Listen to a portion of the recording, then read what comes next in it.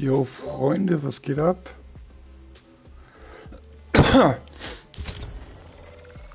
Heute ist Finale. Wollen wir mal rein ins Finale, oder?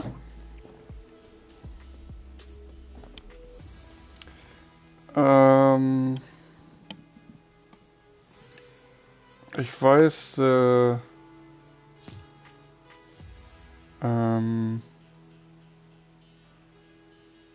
Stream am Freitag war nicht so, wie ich das geplant hatte. Aber das ist halb so wild.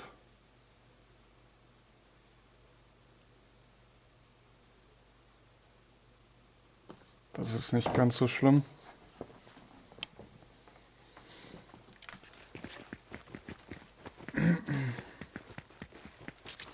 Was ist das buggy hier? Stream ist schon an.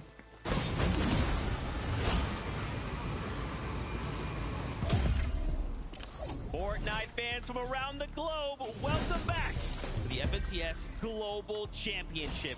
This is it. Das können wir auf Fullscreen machen. Das hat am Freitag irgendwie nicht funktioniert. Duos from around the world will battle it out, but only one duo can walk away global champions.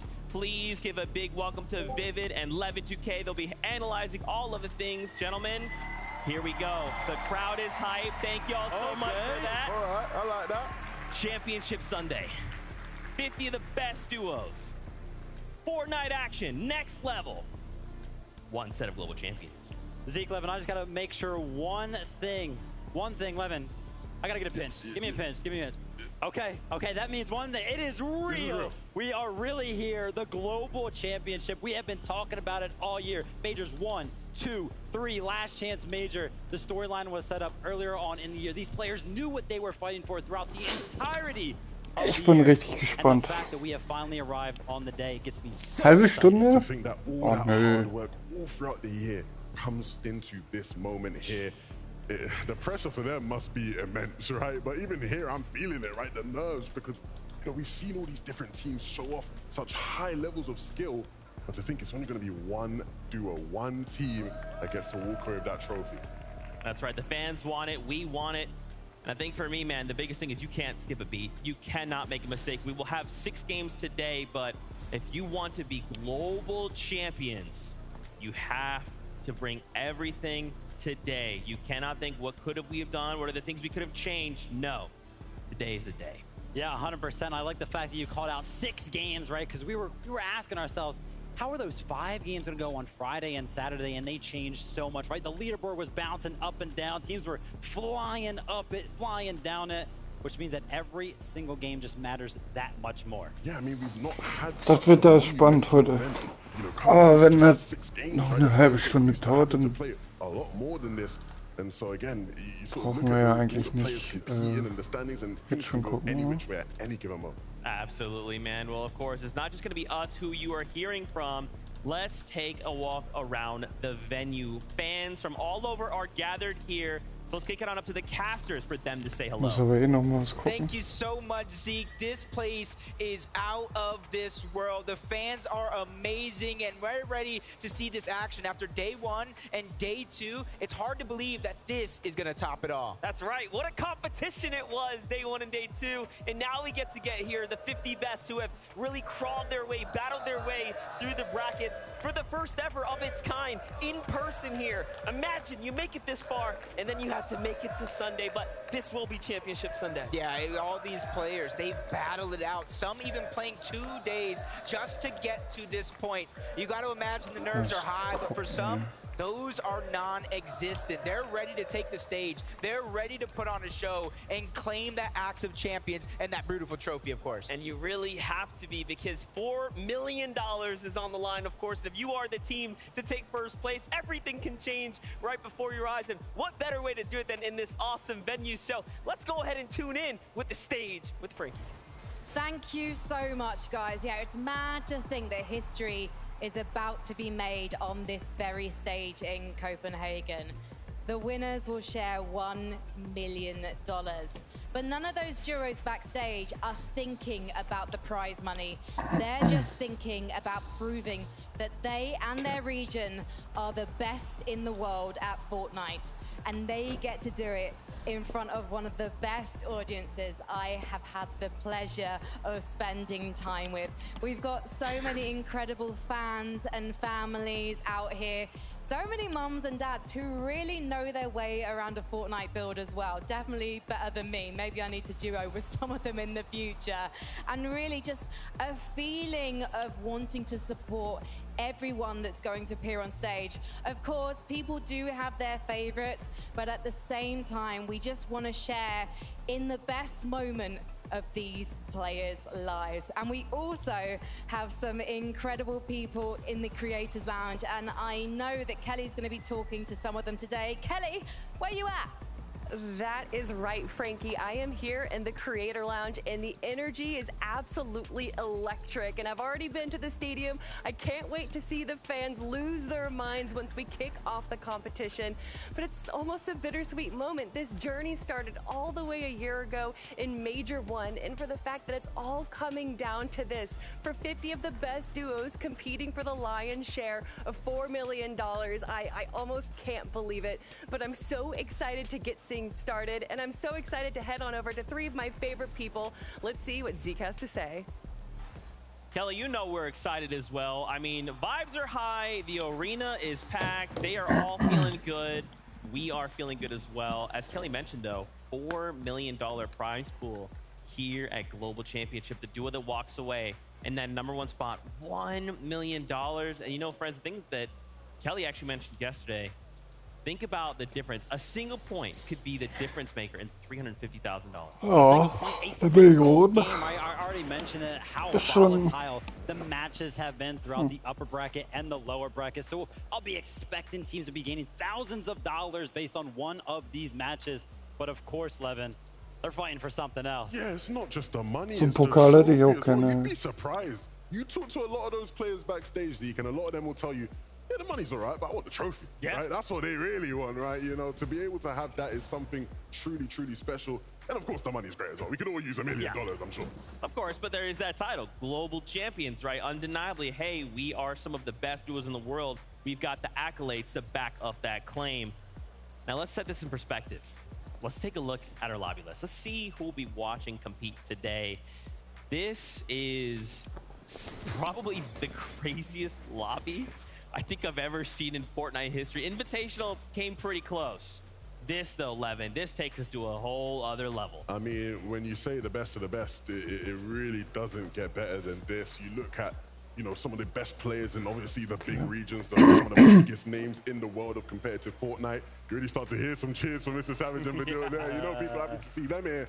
But even then, right, from some of the regions that maybe historically aren't as big as the EU and the NAs of the world, you know, some of their best players from there still representing, still getting a chance to show up on this stage. Love the fact that you're bringing up the representation from other regions. 23 EU duos, 18 NA duos, 4 Asian duos, 3 from the Brazilian region, 1 from Oceania, and 1 from Middle East. And honestly, Levin, looking at this list, the thing that I love the most about the format, right, throughout the entire year is that every duo's story is different.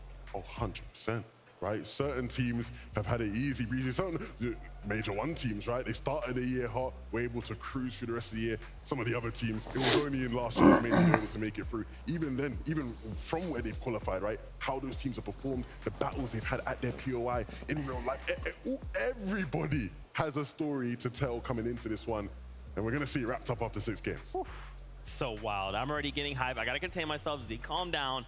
Let's talk about a duo that got a victory royale yesterday. Iamzo and Rise, a duo from NA, a duo that we just all had expectations for. And man, did they deliver. What it would mean to me to win the Global Championship would be my first like FNCS win and feel nice. What it would mean for me to win the FNCS Global Championship would put us on the map as one of the best teams in North America and represent our region on a global stage. Ich hab mal richtig Bock, Alter. From NA, they've been favorites to win pretty much every single major throughout the year.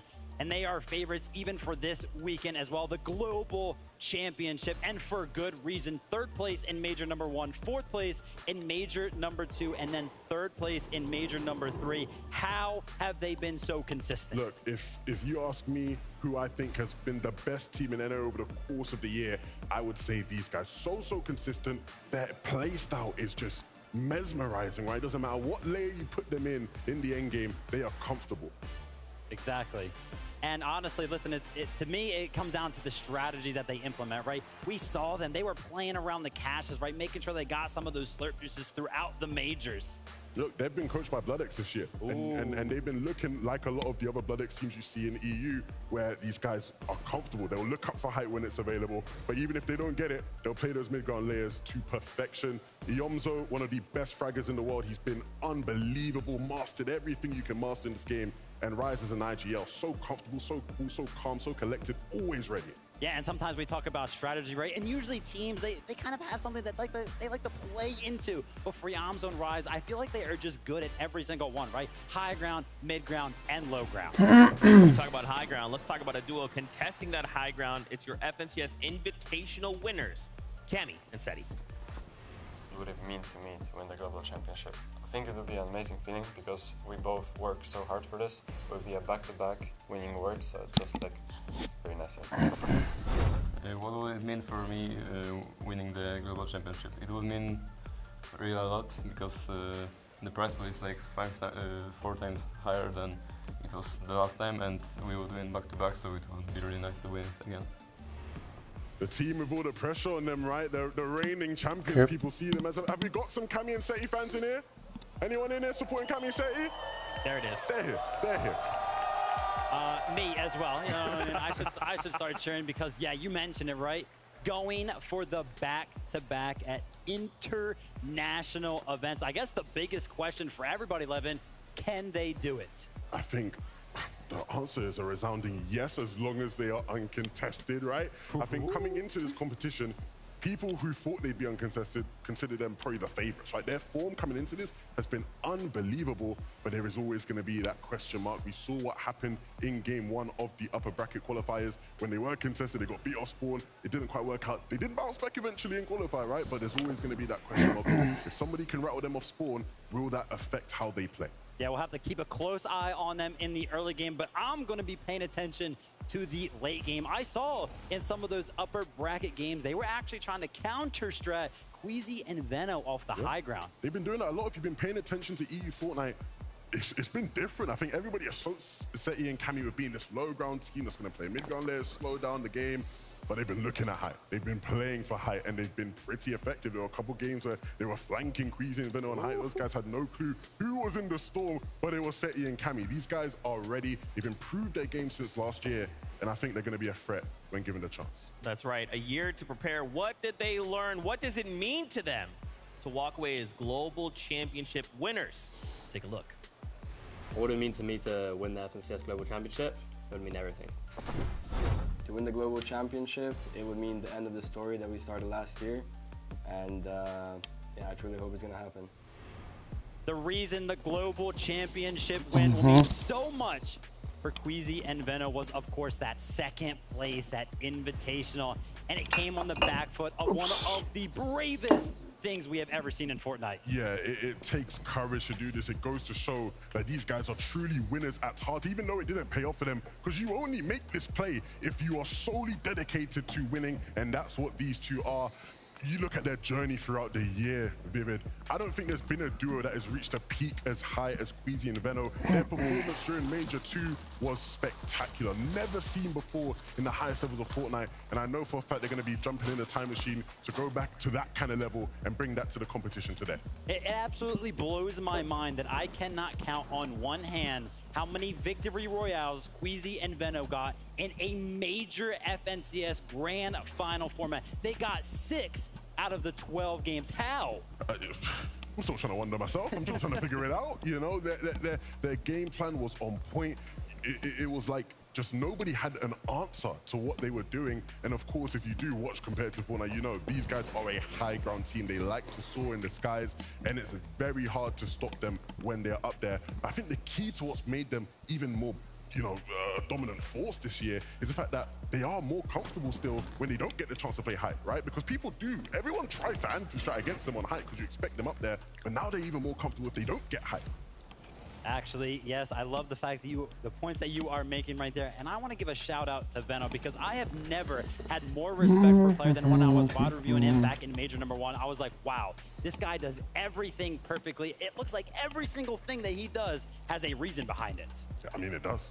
He's just built different. That's Venno. That's Venno for you. It's the reason why he's confident. A lot of people don't like his confidence sometimes. Right? They think he's a bit too arrogant, but he backs it up in the server every single time. That's right. Well, I know you all at home and, of course, here in the arena would love to hear from them. So guess what? Frankie is standing by with the duo right now. Well, I, for one, love Venno's confidence, especially if it means I get to talk to him right now. Let's just talk about Raleigh last year. Second place, not normally spoke about, but it's been talked about constantly ever since. Are you keen to close this chapter out today, Venno? I mean, what's keen for us is to show that there's no rivalry and, show the world what we're made of again. What do you think, though, when you see Cammy and Seti on the high ground now? They were even going for it in the upper bracket on day one. I mean, they've been practicing only high ground this season, I think. And if we're up there, they're going to be on low and they're going to place bad. So that's the plan. And what about you? Do you still feel like a high ground king? Or are you now the flexible kings? I'm the high ground king, 100%. And what happens if someone comes to your high ground today and tries to anti-strat you? We're taking it off them. I can't wait to see players try. I'm not going to try and put any duos off going for you today. Now, talk to me about your victory royale on day one. You set out your stall early, but you came second overall. Are you hiding things from us? I mean, we've definitely hidden some strats, so you guys are going to see in an hour or so, but, we're gonna show the world, like I said. I mean, we've definitely hidden some things, and you're going to be surprised how far ahead we are. Do you think that Major 3 and not making the grand finals was a bit of a wake-up call for the two of you? Do you think it's pushed you harder than ever before? Maybe. Like, that Major was like definitely a rough time, but I think we will learn from it, and hopefully we can show it now. And you know what? 6 victory royales in the grand finals of Major #2. That's no joke. These boys, they're coming for you. I mean, you talk about Venno being confident. Queasy's right there with them.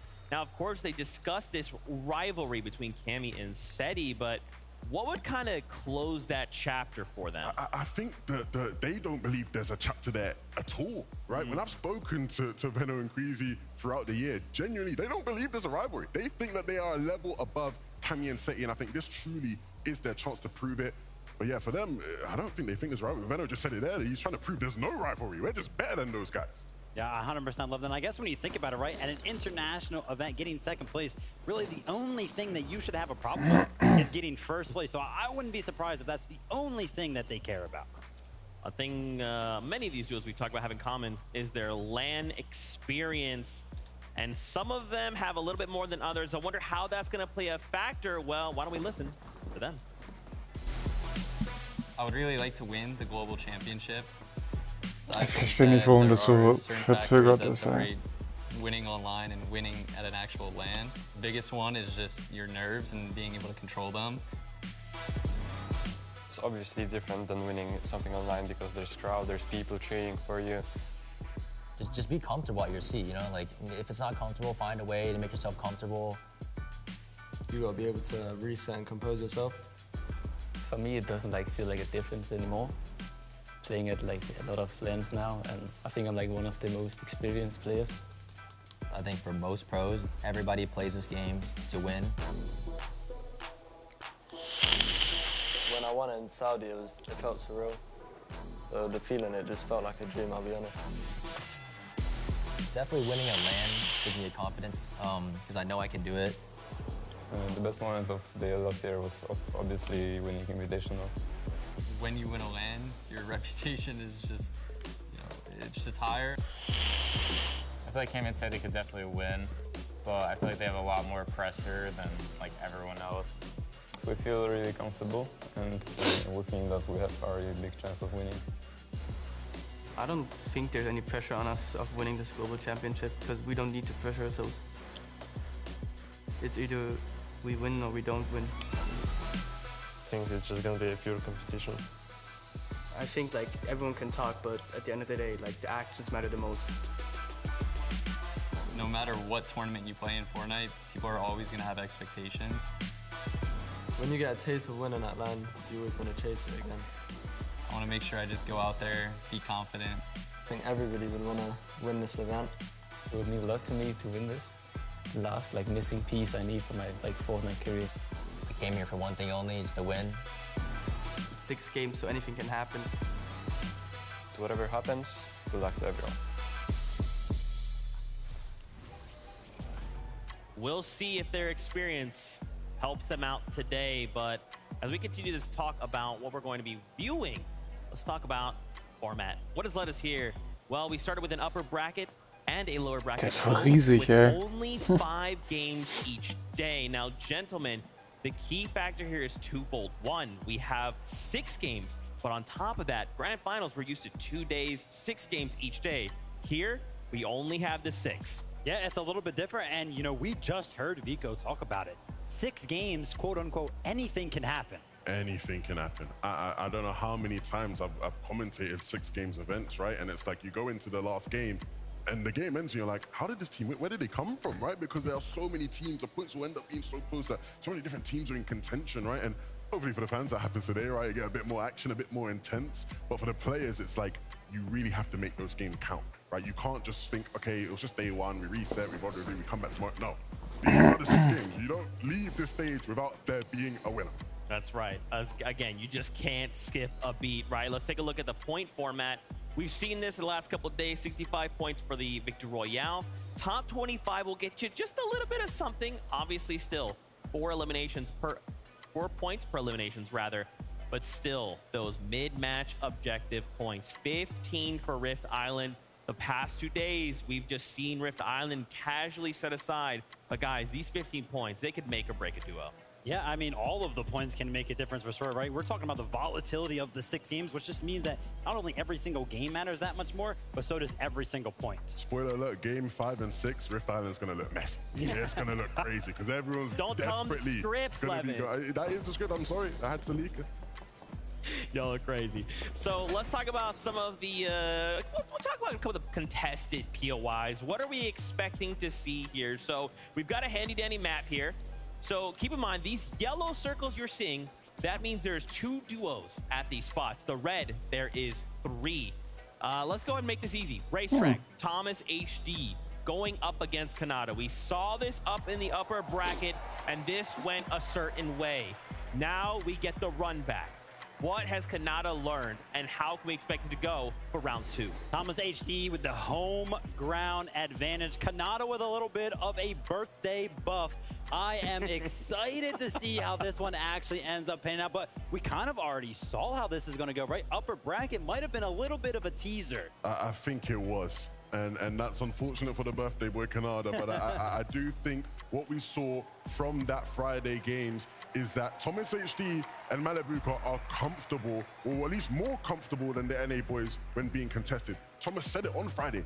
No disrespect to you, Canada, or maybe full disrespect, who knows with Thomas nowadays, but I've played better players than you off spawn, right? And throughout the year, throughout the majors this year, we've seen them be contested at the racetrack, and they've still managed to put on incredible performances over 6-game formats. And so if you're Thomas HD, you're just thinking, okay, cool, we just win our 50-50s. When we get the chance to play a game, we're gonna be spectacular. For Canada and ages though, I don't know what there has been for them to learn almost, right? Because they're going right back into the ringer again here today against a top team that will be relentless every single off-spawn fight. You know, let's be honest, right? It was pretty much a rough day for them, or upper bracket day, right? They mentioned, oh, we made it off-spawn 2 times on socials, but then the snipers came into play, right? So their games are kind of ended short. But the lower bracket run yesterday, when they were uncontested, they got 30+ points every single game. So they know that they can do it. They're coming in with a lot of confidence.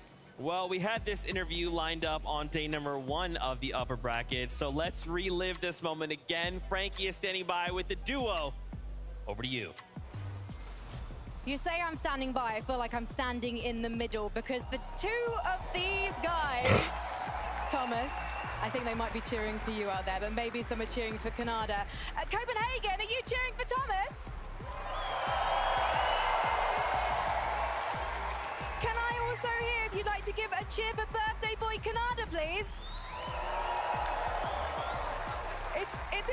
interesting because I can hear a few boos. Are you enjoying the idea of being the villain today? I mean, like, I can't do anything. Thomas is playing home court advantage. You know what I'm saying? I mean, hopefully I got the French guys on my back today. You know what I'm saying? I mean, I feel like what you're also saying is Racetrack's his home. So why are you dropping there? Listen, like, I got nowhere else to land. But, you know, that's just how the game is. Like, I'm just going to have fun today. I've already accepted not winning. You know what I'm saying? But I'm just going to see what happens. You came second, though, in the lower bracket. 40th on day number 1. Thomas, you came 14th. And we need to clarify something here. When you guys had your Osborne battles, what was the score? I would say it's 3-2, but Canada is arguing that it's 2-2 because he died out there. But yeah. So I feel like you still won them because he got eliminated in the air. I think he technically gets the victory there. Kanada, you're saying the game's easy when it's uncontested like yesterday. So why on earth would you want to go back to Racetrack today? I mean, like, to be honest, I don't have the respect that Thomas does in like an international land, so I can't like just go somewhere else and be uncontested, right? And I've already been landing here, and I really believe that I have the best drops at this spot. And I mean, if Thomas really could land, Thomas could land anywhere, I think, on the map. Like, unless it's not like the best teams, he would get uncontested 100%. So you're actually backing him for the win today? I mean, he's not backing anything. I'm just saying, like, I'm just gonna try my best, right? But I'm just here to have fun. All right, and Thomas, what about you? Because I know you've said second place isn't good enough after you missed out on winning major number 1 this year by 1 point. So what are you gonna give this competition today? I mean, we'll just try our best, like try to get as many late games as possible and try not to get Eland or Spawn. So yeah, we'll do our best. Copenhagen, would you like to see Thomas and Canada do their best today? Boys, I know you're going to give them a show. Shake hands as we head back to the desk. Canada treating it somewhat lackadaisically, right? Just saying, yeah, I've accepted defeat. I don't buy that, Canada. I feel like this is a misdirect. I'd like to hope it is. Unfortunately, I don't think it is. Because he's been saying this for a while. Like, I asked him the week like before the tournament, he was like, yeah, I think it's over really against Thomas. And I think for anybody who doesn't really understand, that just shows you how good Thomas is, because Canada is one of the most confident and one of the best players in the world. And he thinks against Thomas HD it's over. So that just goes to show how good Thomas really is. That is crazy. And, you know, I mean, this is prize money, right? Okay, let's just, maybe we just take it slow. Canada, maybe we take it a little slow. But let's shift gears here. Let's talk about Acorn going up against Pink. I cannot wait to see what happens here, because again, it's a repeat of a battle we got to see on Friday during the upper bracket. And it's one that I'm not sure how differently it's going to go, Vivid, because Acorn and Cold, even though they were up against Pink and Vico, they still did incredibly. Yeah, and listen, me and Levin were talking about who we think's going to win the global championship, and I was like, gosh, I really want to say Acorn and Cold, but they're contested, and, you know, my competitive side is like, oh, that's such a disadvantage in a lot of these scenarios for the teams. But then everyone was like, well, I mean, upper bracket day, they won, and it was the same situation. I was like, oh my gosh, wait, they won the upper bracket by 70 points, and it was the same situation. And Pink was in disbelief almost by how impressive those guys were, because coming into the competition, Pink and Vico, they had cooked up so many different strats to try and nullify Acorn and Cold. Pink and Vico are used to being contested in this area of the map throughout the year. Acorn and Cold, on the other hand, haven't been, right? So the mentality for Pink and Vico is like, let's make it as uncomfortable for them as possible. They won't be used to it, right? They won't be able to know how to adapt. But even coming into it, using the strats he had cooked up, it still didn't phase Acorn and Cold. And after the tournament, Pink was like, I guess he's just a GOAT, because nothing phases, and I don't know what we can do to really stop this guy. I mean, that is a lot of respect to give to somebody that you are contesting. But I mean, like, Acorn and Cold deserve it, right? Cold always talks about Acorn being the best IGL in the world. And then I think everybody knows Cold is definitely one of the best fraggers. Sometimes you can just be like, hey, can you go find me an Elim? It's done in like 5 seconds. Yeah, easily. If you were going to make like a Player of the Year award and you had to have a top 3 shortlist, Cold 1,000,000% would be in that top 3 throughout the course of the year. This guy has been on a whole different level. Absolutely. Well, I'd love to get the perspective of Pink, and who better to get that perspective than Frankie, who is standing by with him now. It's been amazing to watch Pink and Vico over the past couple of days, because on day number 1, they came in 33rd position. But day number 2, after an epic victory royale in game number 4, they managed to race up the leaderboard to 12th, and now they find themselves in Championship Sunday. Pink, tell me about the momentum you found to take that victory royale yesterday. It all started with the kills of Spawn. So we had kills of Spawn and we were feeling confident. We knew we needed a change in, I guess, confidence. So we just kept getting kills, and then it just, once we have confidence, it's kind of like over. What happened to your confidence on day one? I remember you telling me that Acorn and Cold were griefing you. Did you think that maybe once that was out the way, you could just focus on your game? I mean, day one and day two, it didn't really change. Day two, we had a team landing north of us and a team landing south. So I'd say day two was even worse than day one, but we still managed to make it happen. All year you've had the same drop spot. You call it pink split. In fact, the community in Europe calls it pink split. Why do you think that teams are contesting you on it at the moment? I mean, it's just, they land there on NA, we land there on EU. It's just a LAN. Sometimes you're con, sometimes you get lucky and you get uncon. It's nothing personal, things happen. Do you feel prepared for off-spawn battles today? Yeah. And do you feel ready for the victory? Because there may be some people out there who are underestimating you, given the results so far, but it looks like you're on an upwards trajectory. I mean, at the end of the day, it's 6 games. Anything can happen. If you have your day, you're $1 million richer, so I hope God's with me. Well, hopefully you are going to have a fantastic day today. Thank you so much for talking to me, Pink. Now, we need to head over to the Creator Lounge because I know Kelly Link is there with a very special friend of the FNCS. That is right, Frankie. But this personality right here was too big for the Creator Lounge. We had to do it up on stage. Life with Panda. Thank you so much for joining me here. Hey, listen, it is great to be here in Copenhagen. Give it up, people! It's already been an incredible 2 days of competition. What has been your favorite moment so far? Ooh, listen, beside hanging out with you, Kelly, I have to say the Duke 1v2 clutch, beautifully done. Or maybe that Savage Vidal finish yesterday. I don't know. So many great moments going on. I can't wait to see what's about to happen today. Well, speaking about what's going to happen today, we're going to be crowning a champion, and I'm going to ask you the difficult question. Who do you think is going to walk away in first place? This is not difficult at all, guys. It's Queasy and Vino. They're going to take it, redeeming themselves from the Invitational, baby. It's going to happen. All right, Panda, any last words that you have to say before we send it back to the desk? Well, one massive shout out to my wife. It is our 3-year wedding anniversary, and we are here in Copenhagen. So shout out to her for letting me be here. Panda, thank you so much. Thank you all to the audience as well. Let's head on back to the desk. Happy anniversary, Pandas. Thank you all so much for hanging out with us on your anniversary, of course. But, you know, he makes some bold claims. I love Panda. We all love Panda. Queasy and Veno. That is a bold claim. Is it? So, ich werde mich jetzt stumm. Ihr könnt dann weiter gucken. I think they're shooting to be a favorite today, no? Ja. Is it finally Ich wünsche euch viel Spaß. the point where we put in our official predictions? Bis Oh, guys, später. listen, I have to go Acorn and Cold. I really cannot doubt them after that day one upper bracket performance. I think they got it. Okay, well, you hear what their thoughts are. Why don't we introduce your casters, get their thoughts on up to them.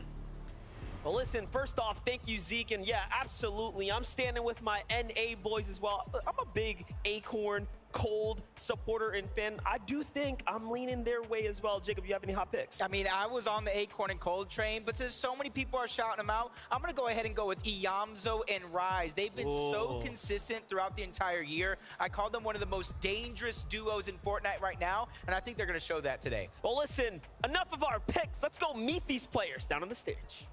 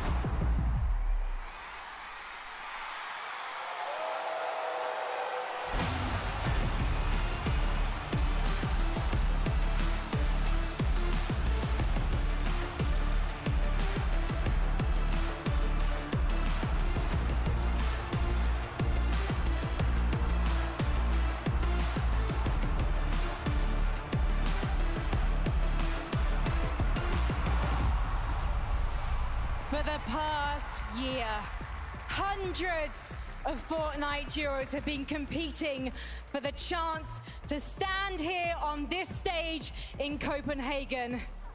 And now just 50 remain in the running to lift the trophy, to own the Axe of Champions and call themselves the best Fortnite players in the world. Copenhagen, are you ready to see history made?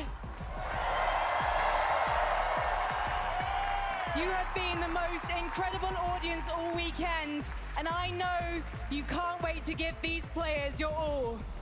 So, for the final time this year, please, Copenhagen, please welcome your players!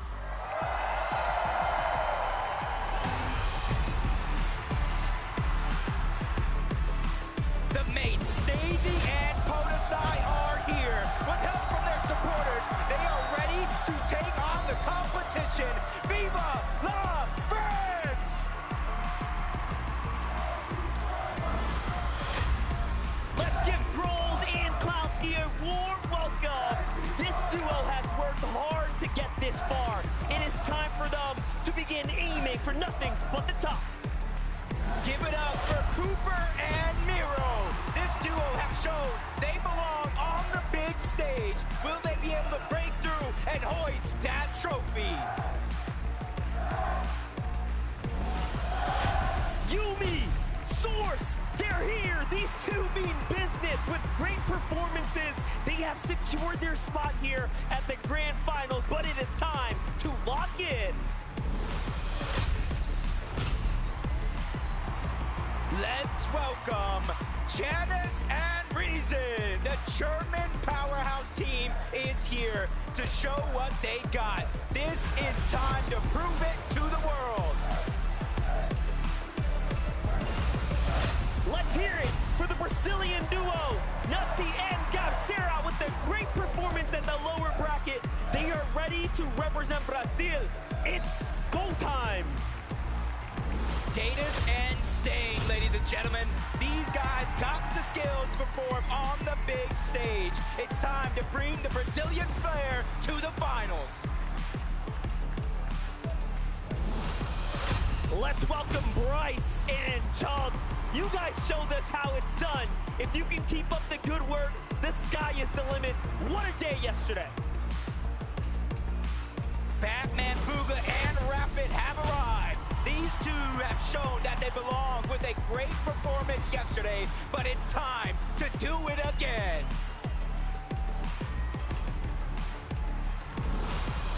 And now, Steno and Lucy. The Danish Dynamite is here. They're at the home turf. Let's hear what you got for them, Copenhagen.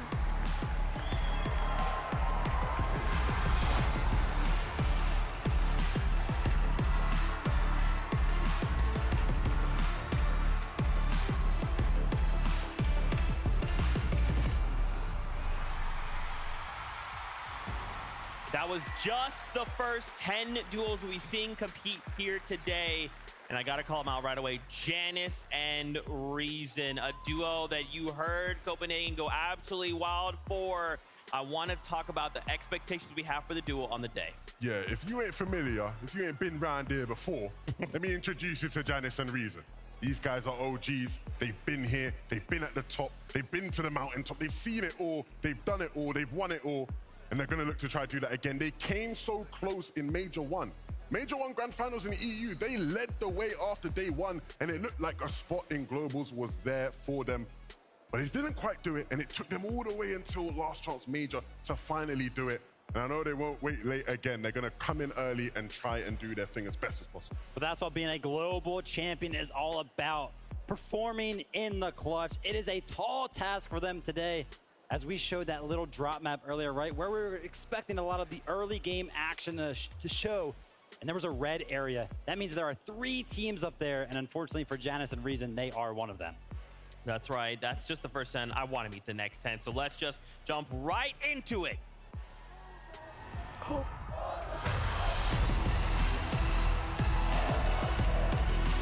Give it up for Merstash and Tayson, one of the best duos to ever do it.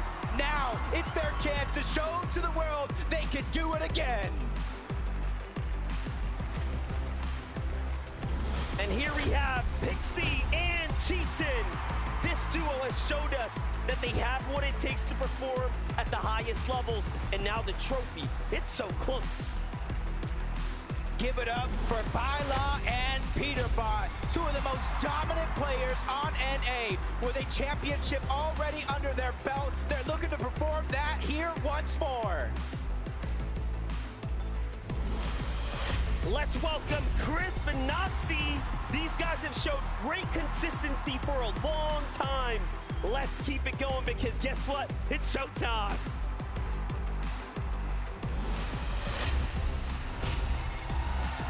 Kitos and P8 Zin, the Brazilian champs are here. They know the feeling of winning. Can they do it again? We know the Brazilians are cheering you on.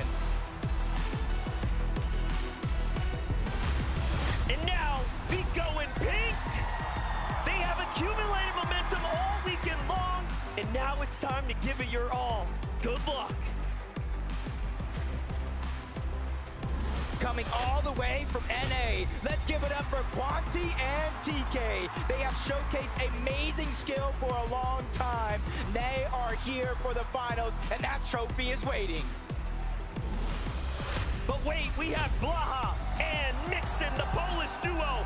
Let's make some noise. It's time to crown some new Polish champs potentially. Let's bring on the heat. Stand up and get loud for Roman and Axforge, making sure they only needed the upper bracket to qualify to the grand finals. Can they keep up the momentum? Now let's hear it for Booga and Threats. These guys aren't playing around and do not plan on leaving empty-handed tonight, but will the trophy go home with NA?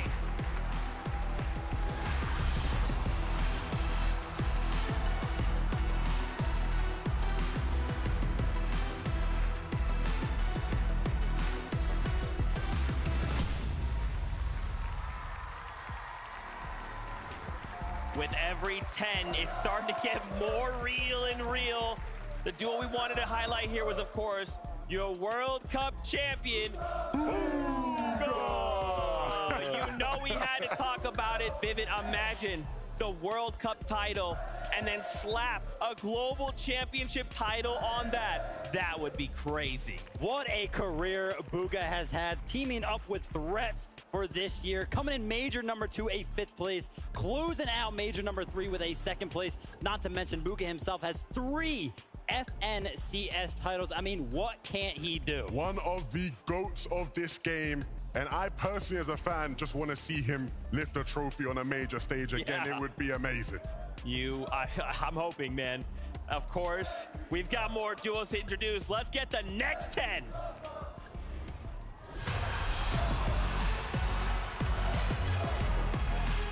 This is Acorn and Cold with a dominating performance in the upper bracket. These guys are here and they're looking to take home that trophy. Now let's make some noise for Peppo Clip and Zagu. Representing for Asia, they are ready to fight for the trophy. It's time to bring your A game. Representing the Middle East, Mshari and Rue might be the only team from their region, but that doesn't stop them from winning. These guys will do whatever it takes to succeed. From NA, we have Thoric and Bolts proving that they can take home FNCS wins. They have championships under their belt, but can they do it one more time? Misha and Teeny, ladies and gentlemen, do not feel safe regardless of where you drop on the map when these guys are in the lobby. They are here, and they are here to win. Here we have iDrop and Mappy. The Scandinavian duo is now ready to bring the trophy home after qualifying hot out of day 1. Let's go. Make some noise for Crybaby Flixie. Slowly been climbing the ranks for seasons. Now is their chance to make it big and solidify themselves among the best. But wait, Fastrokey, Kylie, they have landed. They are here, dropping right in from the upper bracket into the grand finals. They are making an impact on the leaderboards. A big round of applause for Muds and Paper. These guys are used to being high up on the leaderboards, and they only needed day one to make it here. Now it's time to finish the job. All right, give it up for Mr. Savage and Badil, making the lower bracket look easy. It's exciting to see if they can do it again here for the grand finals.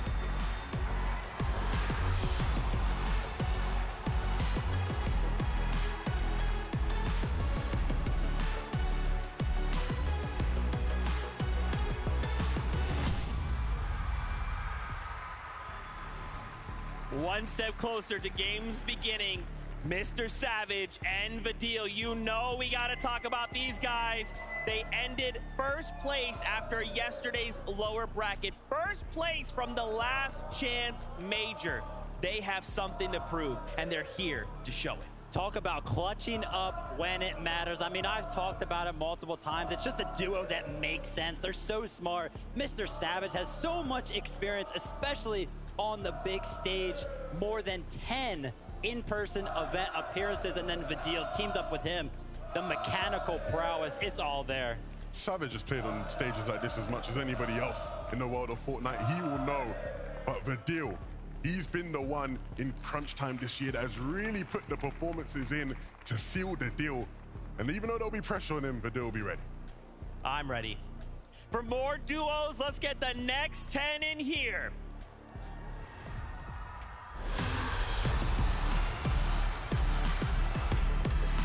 Let's get a big warm welcome for Yopso and Rise. Consistency is key here, and they proved it all year long. Now is the time to finish what they started.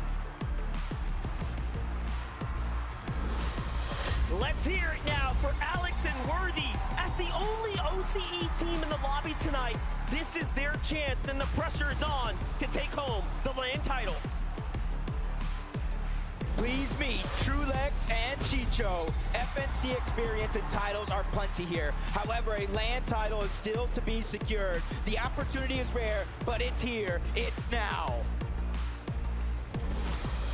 And this is Shari and Giros coming smoking hot out of day number one. Now they're focusing in on today. There's no time to waste. This is it for them.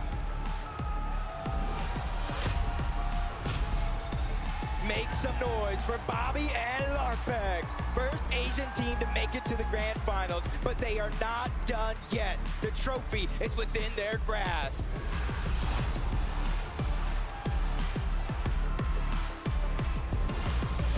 Pars in Baka, everyone. With a solid performance in the upper bracket, these guys have to be ready now more than ever to take it on in the grand finals. Here we have him, Ashedes and Striker. Brazil is not to be messed around with. These guys are here to prove they can challenge everyone on the international stage. Boyo and Sphinx are not to be messed with, taking home a victory royale in the upper bracket. They are now here to show if they can do it again. Pressure is on. Give it up for Queasy and Beno! Today's menu says comeback. Second in the Invitational, second in the upper bracket, but now it is time for a first place finish. And here we have Kemi and Seti. These guys are used to lifting trophies this weekend. They are looking to add another one to the collection. Of all the duos here, we could say they have the most pressure.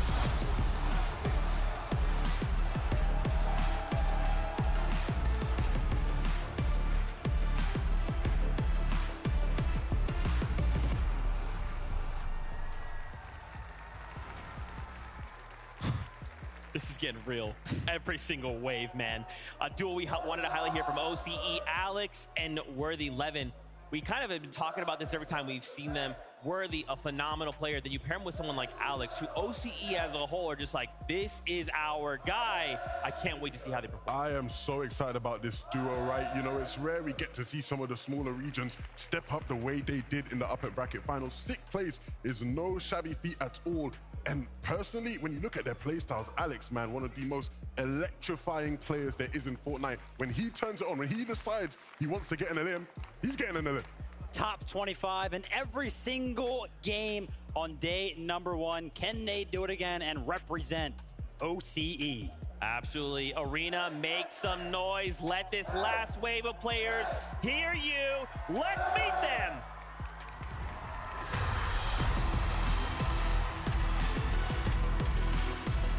Double odds, Re and Rituals are in the house. NA is their home turf, but after upper bracket, Denmark certainly looks comfy for them as well. Can they keep up the pace?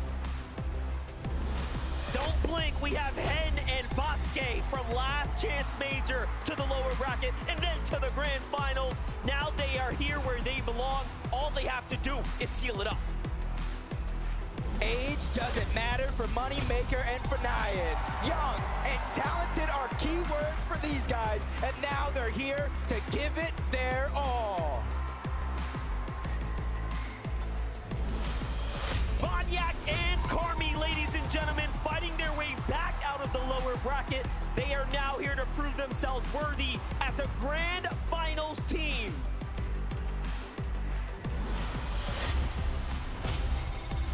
Put your hands together for Duke and Edgy! With an NA Major 2 title in the books and a massive clutch on the day too. It's time to add another one. Tonight is that chance. Here we have, straight out of Asia, Shalom and MK Papa. This team right here has popped off, making their region proud, but they need to continue to make their mark. Welcome Kaizen and Clement. Making it to the Global Championship Grand Finals is an achievement in itself. However, there is still plenty up for grabs for this team. Let's hear it for Scented and Polarized. All of the FNCS experience has been put to use. It's now or never for these guys, and here they are to show it. This is Kanata and Agers, dominating the NA region and now ready to dominate Denmark. Eyes are on the prize for these guys. Last but not least, Denmark makes some noise for Malabuka, Thomas HD. They are holding the fans high, and they're missing only one thing. That's an FNCS title.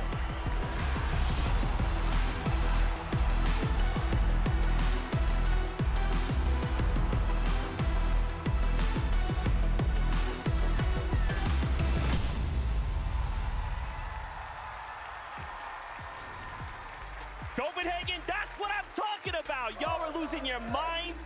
You guys are in the same place as we are. We want to see games. We are so close, but man, this feels so good. There's so much electricity in the air. We saw them start first. Reet and Ritual out of NA. We've seen them perform well. What can they do here? We've been talking a lot about how everybody has been placing in some of these games. Well, what about the eliminations? On day number 1, both of them, a part of this duo, finished in the top 10 for individual eliminations, 10 and 11 respectively, for a combined total of 21. They were popping off, right? And that's the kind of thing, especially when, you know, we want to see controller players represented. You know, he's a controller player. For the throwback on for that one every day. But look, I think when it comes to how they play in this server, they need to stick to what was working with them. Be aggressive as possible when you can. That's right, guys. I'm getting word we are so close. So let's kick it on up to Jacob PR and MDF to keep this moving. Thank you so much, Zeke. Let's keep this show on the road. I'm so excited here. It's game 1 in just a few moments. The expectations are through the roof. That's right, and you already know it's going to be explosive. So as we start to gear up now, let us do it, because game 1 is ready.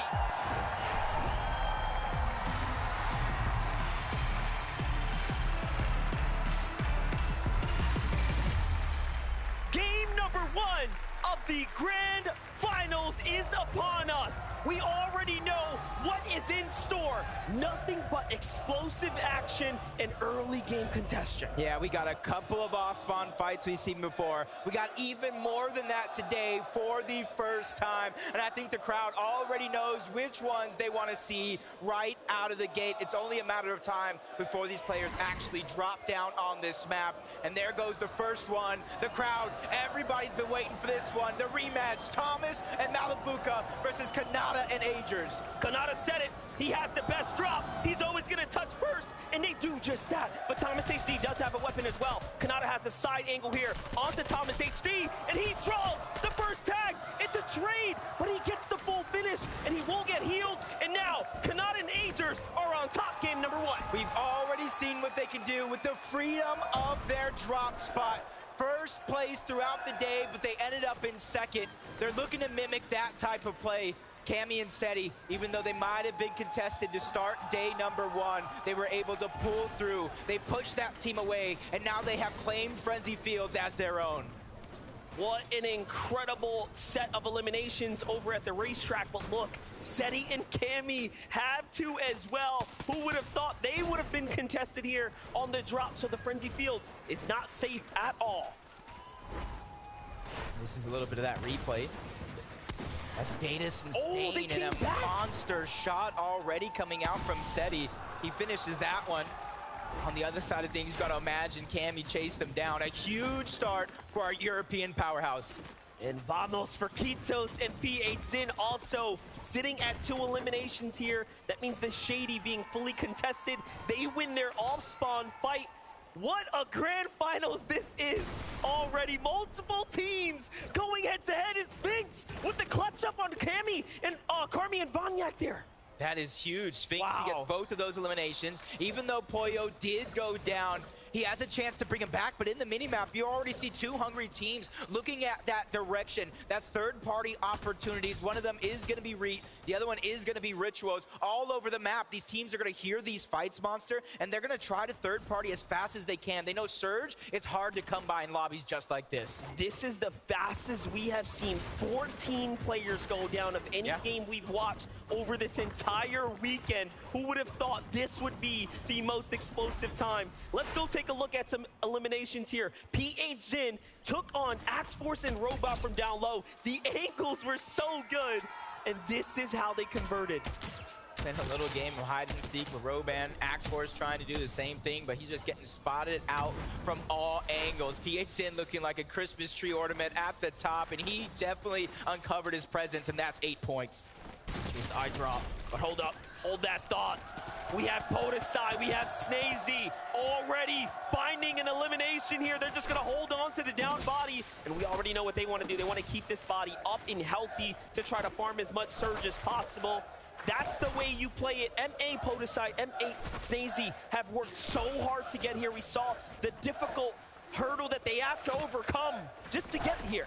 Yeah, I think they're looking for some barrels, anything that they can use to try to keep them alive. We've already seen this strategy on day 1, thanks to Zagu and Peppo Clip. It was mimicked in day 2, and this is why you know teams know that Surge is going to be a hard thing. They're med-misting the down body. They're doing everything they can just to give themselves a little bit of an edge early on in this game. Even using the kinetic blocks. Every single tool in their tool belt is coming out early. Hey, listen, we know that pro players keep strategies hidden, but my gosh, everyone is putting this to use, and we have to honestly give all credits to Peppo, Clip, and Zagu for revealing it early, but I think they put this strat on the map. Yeah.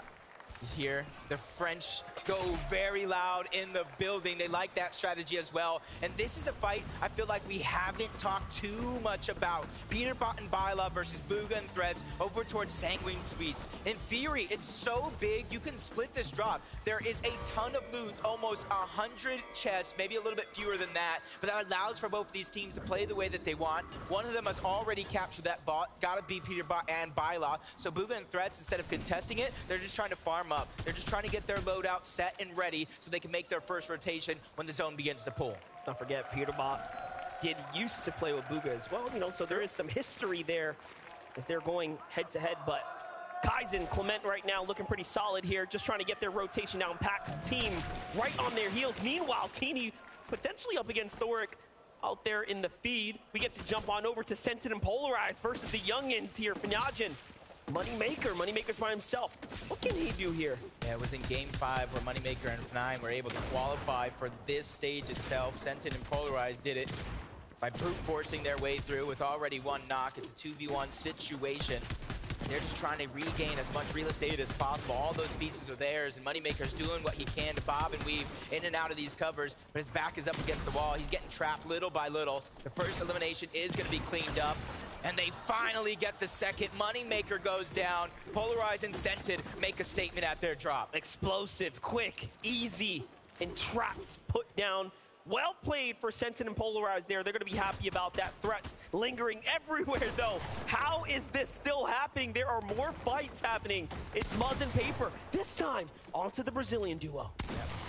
Muzz, a duo region champion from both OCE and NA, teaming up with Paper. Paper's probably a very, very aggressive player. He knows how to play smart as well. Just a full-on balanced play style. They switched up their drop spot from Breakwater Bay. They wanted to be uncontested, but quickly find themselves in yet another fight. But you see all these teams in the minimap. They're converging on their location because they want to try to get that free surge of what they think it is. No one wants to fall behind, but now we get to look at Teeny and Misha jumping inside. This is how Thoric was taken down there. Thoric and Bolts have a difficult task in front of them now that they have Misha and Teeny.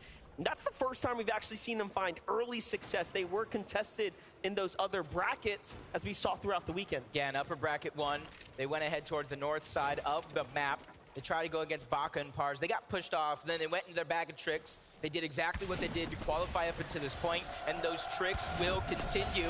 And how long has it been, Monster? A couple of minutes already, and they're still farming that surge onto Striker. These guys are setting the bar high when it comes to Storm Surge. There's going to be very few teams that will be able to keep up with them if they keep at this pace. Yeah, they're trying to get themselves well and far ahead of the competition. It's an excellent strategy, and it's hard to replicate. You have to put yourself in that position. Notice how far they had to rotate just to get there as well. So positioning for that, setting up for that is no easy feat. You have to respect it, but this is high-level Fortnite. Here we go, though. Burstash, Tayson. Big fight here. Chicho and Trulex on the other side of the Slappy Shores. Already gonna need a move here shortly, but Metal gotta cap out first. Yeah, and this was another drop, or at least the south side of Slappy that was contested. Trulex and Chicho versus Quanti and TK. Either Quanti and TK rotated out fast, or they got dropped off very, very quickly by Trulex and Chicho. Find out about that later, but Acorn and Cold, probably one of the most dominating performance in the upper bracket. In the international stage, for all that matter, they're looking to try to continue that run, but right out of the gates, we knew they were contested by both Pink and Vico, and it looks like both of these teams might have decided to split the drop. It's only game 1 of 6, so that could change very, very quickly, but they're trying to feel this lobby out. It's a much different set of players than they faced in that upper bracket. Extremely proud of what Team Dignitas and Agent have been able to put together with their rosters. The performances are amazing, and again, grand finals, of course, is what matters most. We'll see where everyone ends up, but Flixie, Gripey here, seem to have been getting into a little bit of a hustle, a little bit of a fight here against our favorite Mr. Savage and Vadil.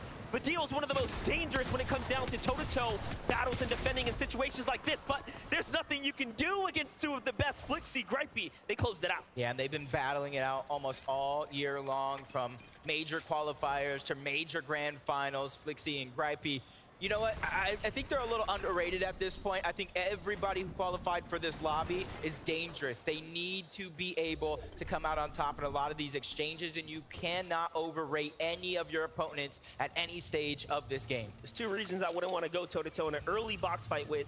It's anyone from the previous NA West, now, of course, NA, but also EU players, and unfortunately, that's exactly who were the ones asking those questions. Pixie and Cheatin', however, though, are going to fend off several pair of EU ones themselves. This is match 1 of the grand finals. Things are already heating up. 81 players remaining in the lobby, and Pixie gets punished. That's a huge amount of damage. Both of them getting dropped down low. Luckily for them, they do have the med miss at the very minimum, so they can get themselves up to tip-top shape. Mixon and Baja are the ones dealing a lot of that damage. They have the early game high ground, and they're willing to stay in Storm a little bit, even though they don't have any HP heals, because they realize how hard it is for Surge. You can find bandages, you can find berries, you can find a leftover med kit, but it's that Storm Surge that you're not going to be able to find for free. They're very behind on material, so we'll see if they can bounce back. Duke and Edgy, what a performance we saw, arguably stealing away a moment of the weekend. The clutch from them, honestly solidifying their position, their placement here amongst the best. What are they going to be capable of here this weekend? Duke. That clutch was just absolutely insane, and how hyped, how supportive Edgy was as well. Just shows the chemistry between these two and why they are an NA FNCS champion, why they are playing in a lobby just like this. A lot of the players here know how to win in their region. It's the international stage that takes just a little bit more effort. Kaizen and Clement quickly trying to rotate. They're one of the teams. They just don't want to get stuck too far out in the zone. And I think if any of these 2 days have shown you anything, is you don't want to get stuck behind the rest of the lobby when they're trying to hold you out. It forces you to waste your heals. It forces you to waste all of your resources just to make it into the zone very, very early on. Super proud of Worthy and Alex, again, representing for OCE, the only team and duo from the OCE region to make it to the finals stage here. And they already have an elimination. Something to be extremely proud of. They're on the move here. Gonna get dead center zone 3 right now. They've scored 30+ points in every match coming out of day one. And day one, by the way, was the most difficult of the 2 brackets. Yeah, and kind of shows how impressive it is, because Kanata and Agers did the same thing. They got second. And I believe Alex and Worthy were somewhere like 6, at least into the top 7. Reason and Yanis here over towards Breakwater Bay, and they've been traveling a lot. What they're trying to do here is they're trying to go to the slow side of the zone where the least amount of players will be sitting, trying to hold them out. The only worry that I'm going to have for them is where they're going to get their surge from. Have they got enough with those 2 eliminations already? Because as we know, those off-spawn battles, they don't give very much Storm Surge compared to what you're going to get through the mid and that late game. Yeah, and it's picking up the steady hands augment there as well, just waiting to really decide what direction he's going to take his augments in. You have to also now look to study those decisions moving forwards. But here we have AJS Moby, AJS Larpex, of course, joining up together here. The Rumble Ruins is their home at the moment. And they're just looking around for surge tags, nothing yet. NA options in the distance. EU options here on the mountain with Vask. What's it going to be? Here comes the Rift Island. Ooh, this is going to get good. In day one, we didn't see too many teams try to contest it. In day two, it was like a house party on top of Rift Island. Everybody wanted to join, and it does look like Hen and Vasque might be the first ones to try to contend it. They did get it in game one of the lower bracket, and that was a huge part of their success very, very early on. They were able to keep up the pace and eventually qualify for our grand finals here today, and they're looking to try to mimic that. And you see, there's not very many other players that are going up towards Rift Island, so that might be a free 15 points and very, very valuable slurp juices. Exactly. For those of you in attendance here, for those of you looking back at this island is worth 15 points if you can secure the objective. It is going to draw in the lot of the players. If you can get 15 points, that is the equivalent of 3 or 4 eliminations worth of points there. So it really can set you very far ahead. This becomes a very interesting time to play the game now for Miro and Cooper, because they have decided they want to fight for it, and they are a very dangerous team when it comes down to them making a decision and sticking to it. They'll commit. Yep, does look like, though, Vasque and Hen were able to capture it. They were there first. If there's 2 people going ahead and capturing it, it goes much faster than if it's just a solo. So Cooper and Miro, they're ready for that extra prize, the alternative, the height, the elevation. That way they can get Surge. But Peppo, Cliff, and Zaku in another fight against Rue and Mshari over on the other side, just battling for those pieces. Mshari just sitting high up on that mountain. He's not really worried about his teammate. He trusts him to play safe, and that's a massive amount of trust in a lobby just like this. I can't believe it. I can't believe he didn't go down there to try to support. He says, hey, man, you have this. Defense comes out of Rue, plays very well, and now they're above this Surge as Mshari is finding tags here in the process too. Meanwhile, Zagu Peppo, 475 damage above the surge. They are in an excellent position right now. They shouldn't have to move any much further. Yep, in the feed though, I did see Kanata go down. I saw Mishi go down. Ooh, here. Yeah. And that's the battle that they were having. You see Agers is solo against Teeny over on the other side.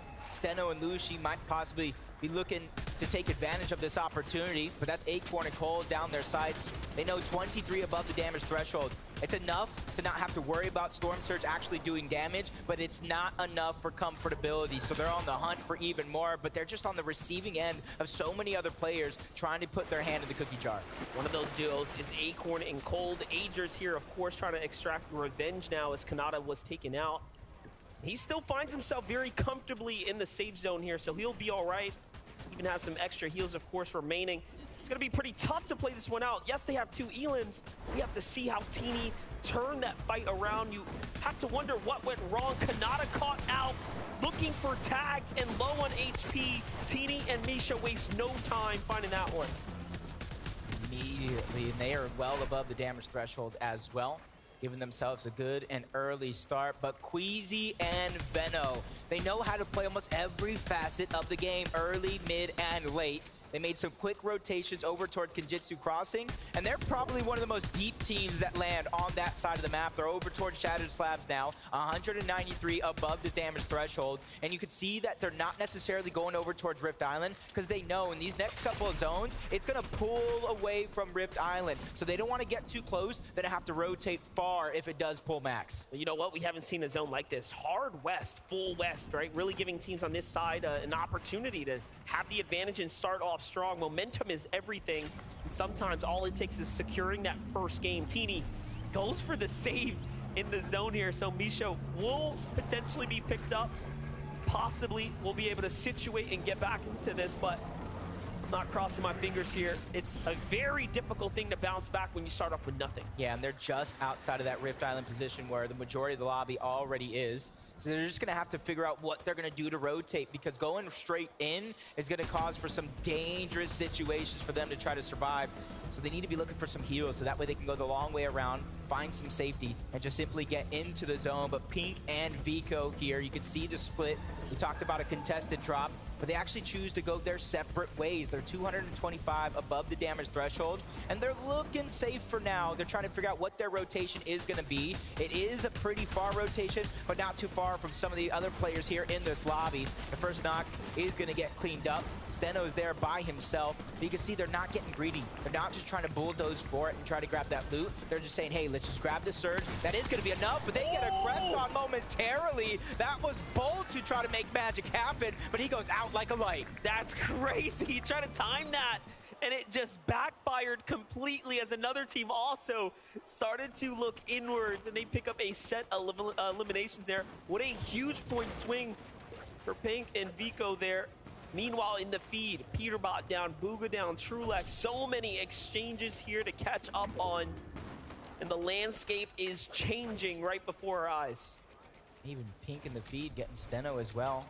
Him and Lushi look like they probably went down. That was 3 straight eliminations on that side of the map. Yeah. Threats being a solo, though. I'm not really worried about Threats being a solo because he clutched up big for their qualification spot. He got a second place. They had 9 eliminations as a duo.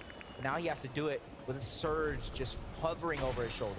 A lot of players on the move right now. If you look at that right map, all of those arrows flying.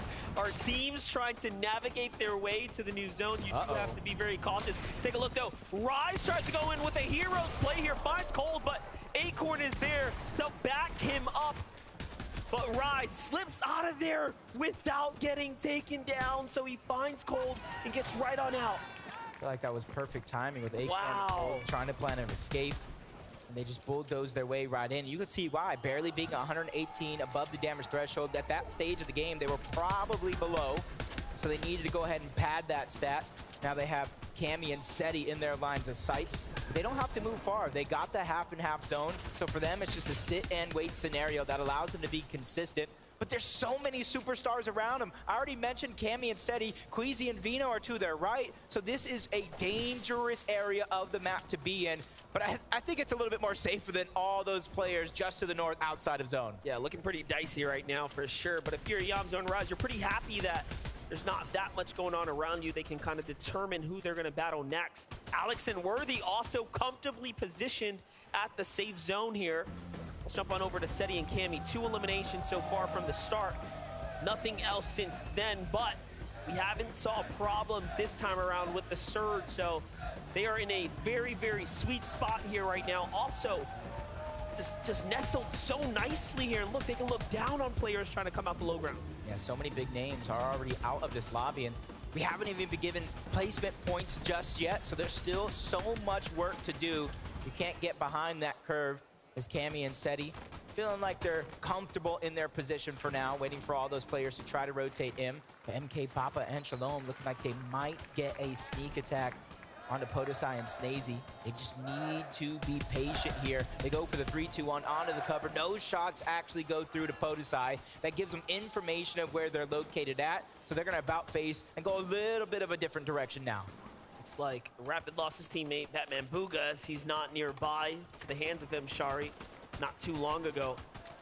Here's Papa. Here's Shalom, though. Still looking around, playing the bush. Very nicely done. Everyone else is nestled pretty far off, so we get to jump in with Vino and Queasy, see how they are doing. A little update, a single elimination, so not really turning online too far yet. As far as the overall heal situation, I'd say they're middling in the pack. Material count-wise, is it enough for them to play for high ground? I think yes, and they're probably thinking we should go for it. Yeah, they're probably just gathering all the information around the map for now. Figure out what's the best position, who's already on height, how do we chop them down and make it our own. We've seen that happen to start our tournament on Friday. They grabbed high ground, they looked down and never looked back as they took the game. They actually qualified off that game, 93 points when 91 was the threshold. They kept playing out because it's all about bragging rights, proving that they are the best, just like Iamzo and Rise. And they quickly move to the front side of the zone, so that way when it does begin to move, they secure their spot and they look back and try to hold anybody out and get eliminations. Well, they're here early, and now they can start to determine what they're going to do. Everyone's on the move here once again. Rocket Rams coming into full effect. Meanwhile, on high ground, Cammy, Seti trying to be the first to set up. The base is wide, the base is strong, and they get the first dibs already. There are other teams cranking up, though. They don't want to just give them all this elevation for free. And the fact that they're committing with Meadow does mean they will have a problem. Meanwhile, Acorn does fall, so Acorn and Cold now taken out of this game. Chicho left by himself to play this one out as a solo as well. Those were his last remaining builds. He's trying to do it by himself. He's trying to play patiently, waiting for anybody to run past him, not knowing that he's there. Try to hit a little bit of a peekaboo. And that's going to be a massive refresh because not only is it hoping it gets the Siphon mats, it gets the Siphon itself to get his heals up. And that's going to be big. Duke by himself, though, on the other side. Which, honestly, I don't have too much of a worry. We saw a 1v2 clutch from Duke yesterday. We know anything is possible here this weekend. And now placement points are finally beginning to set in. It is very few for now, but there's still more to come if you can survive. That was an excellent time to update the standings, updating in real time right now. So from here on out, as teams fall, placement points will be rewarded. It is really about surviving this gauntlet of action to come right now. The Surge is equally active. Worthy's going to find the solo Shari. Big pickup for him. And Flixie and Gripey leading here with 5 eliminations now. Front side of the zone, team gets right in front of him. He tries to see for the box up, but no. It's more important to stay safe right now. Look at the rotates here. You love to see it. Excellently done.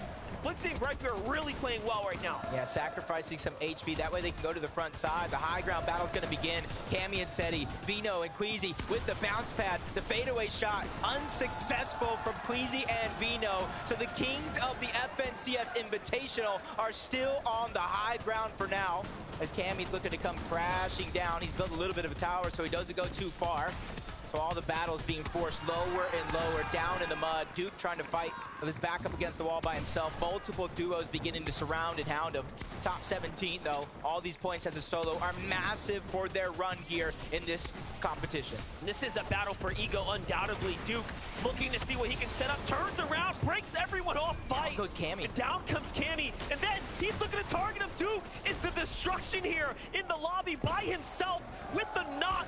What a beautifully timed landing spot there, but Cooper hot on his heels here next door. They know he's here. Miro comes in, they're trying to hunt him out, but he's off to the races. Finds Pixie, big tag. You know Duke wants to finish this one. Can he get it?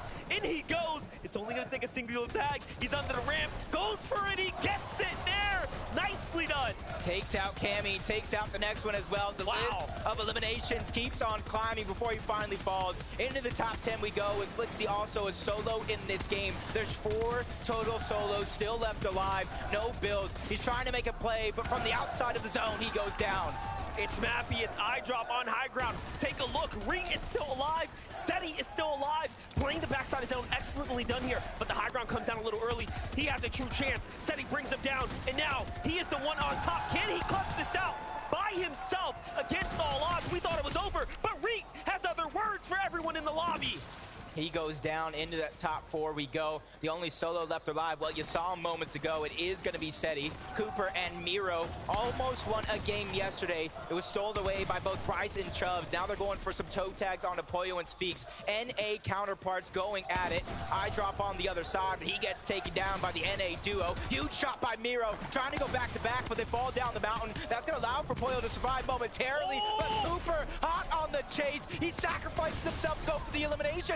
Seti out of nowhere. Final 2 teams. Miro's trying to stay alive, but there's one duo still left alive, but it's actually a knock. Miro versus Sphinx. NA versus NA to take game number 1. Incredible that NA will secure this here, but talk about the turn of events here. Miro taking down Seti, putting his name in the conversation. People forget what Miro is capable of, but now it's a 1v1. Old blood versus the new, basically. Miro showing, hey, I'm the big dog of the region. Sphinx says, I want to prove that I can do it. We already know he's got the mouth in him, but can he put the bullets where they need to go? He needs to put some respect on his name. Miro running out of builds. That's his last chance. He falls all the way down. Miro goes out. That is Poyo and Sphinx. That is their second victory royale on the weekend.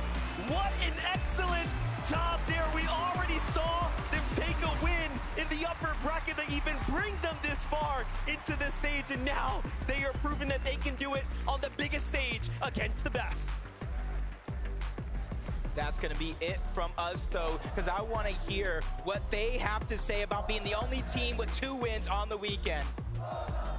Boys, you proved you can get a victory royale on LAN in the upper bracket, and now you proved you can get a victory royale in the grand final.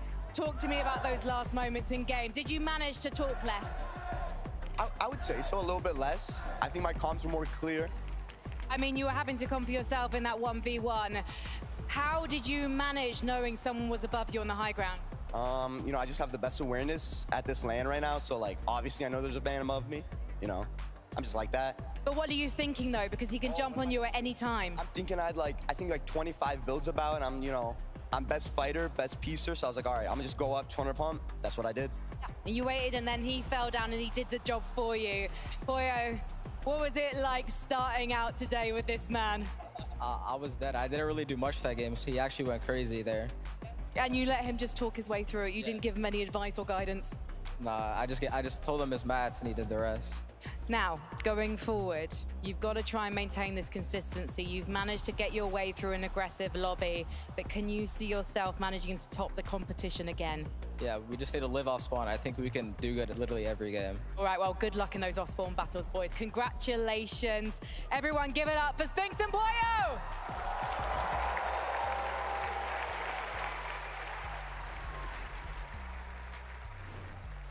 Poyo and Sphinx looking to set the tone on the day. If there's anything I learned from game number 1, these next couple of games are going to be chaos. I mean, that game was pretty much everything that we wanted, right? We saw the matchups happen towards that end game that we really wanted to see, but it was the clutches, right? We always talk about being on the global stage. It requires you to go ahead and clutch up when it requires, and honestly, Sphinx right here, this shot on the Cooper, this was the one that sealed the deal. Yeah, that changed the tempo of the end game completely. From that moment onwards, it's like he said, he's just like that, you know? He's gonna go through and win the whole thing. And I mean, it wasn't an easy finish, right? They were going back and forth a bit. It was only the materials that was able to let Miro down, and Sphinx was just had a bit more left in the tank. Even though, actually, you can see he had none. He just was playing around with the stairs, and it wins him the game as well. of course, again, a team that has already shown they can win on this stage, and they do it once again. Just being able to stay calm, cool, and collect in that situation. Many duos would look at their material count, what they have in the tank, and just go, this is it. Let's start Hail Marrying. I don't know anymore. But Sphinx just said, no, no, no. I've been in Grands before. I've been in these types of situations. Take a step back. We know they're up top. Let's break those builds. Let's bring them down. And unfortunately, Cooper and Miro did fall, but still a second place for them.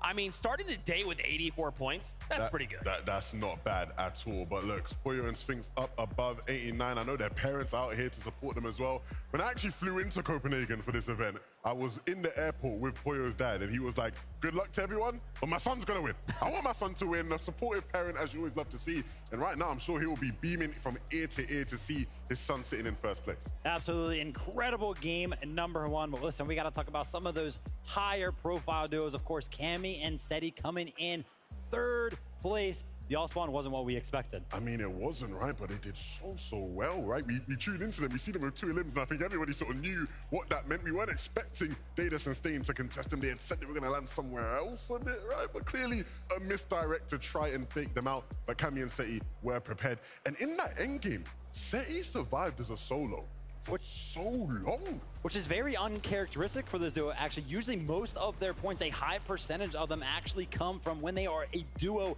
alive, right? Usually their points fall off whenever there's a solo clutch opportunity, but Seti's showing up. Yeah, you don't associate either of them, as great of players they are, you don't associate either of them with mega solo clutches, right? You look at some of the other elite EU names, a lot of them, you think of them and you think solo clutches. Thomas Malabuka, right? You know, Venno, even Queasy, you know, these guys you expect to solo clutch.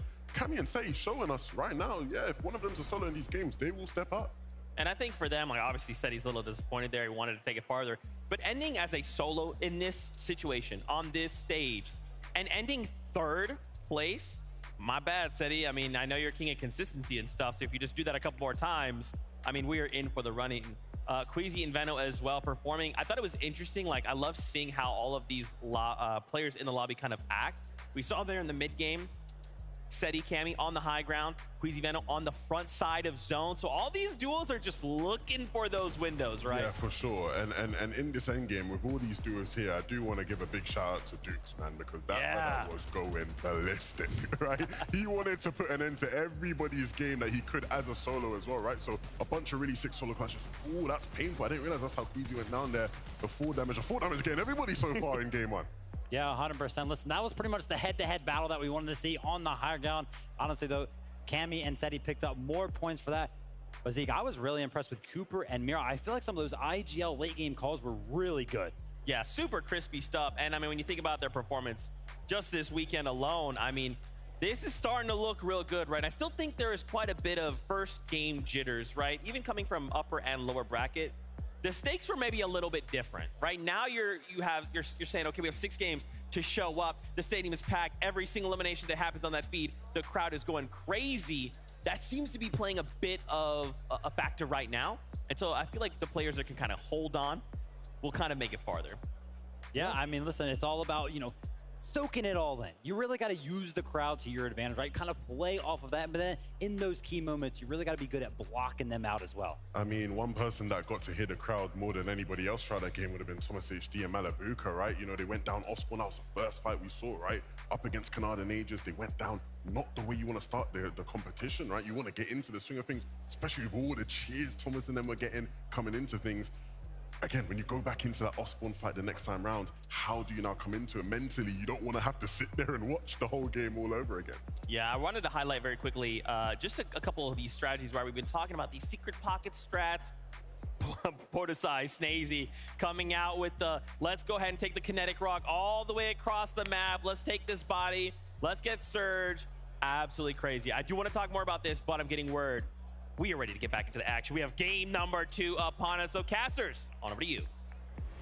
Games, games, games. That's all we want this weekend is more games. And that first one, Monster, that was so exciting to really start off the day. It was perfect. EU versus NA, and the big names really showing up. We saw the rivalry for high ground, so already the early story starting to begin. But most importantly, 14 elims off the early game. Let's see it here for game number 2.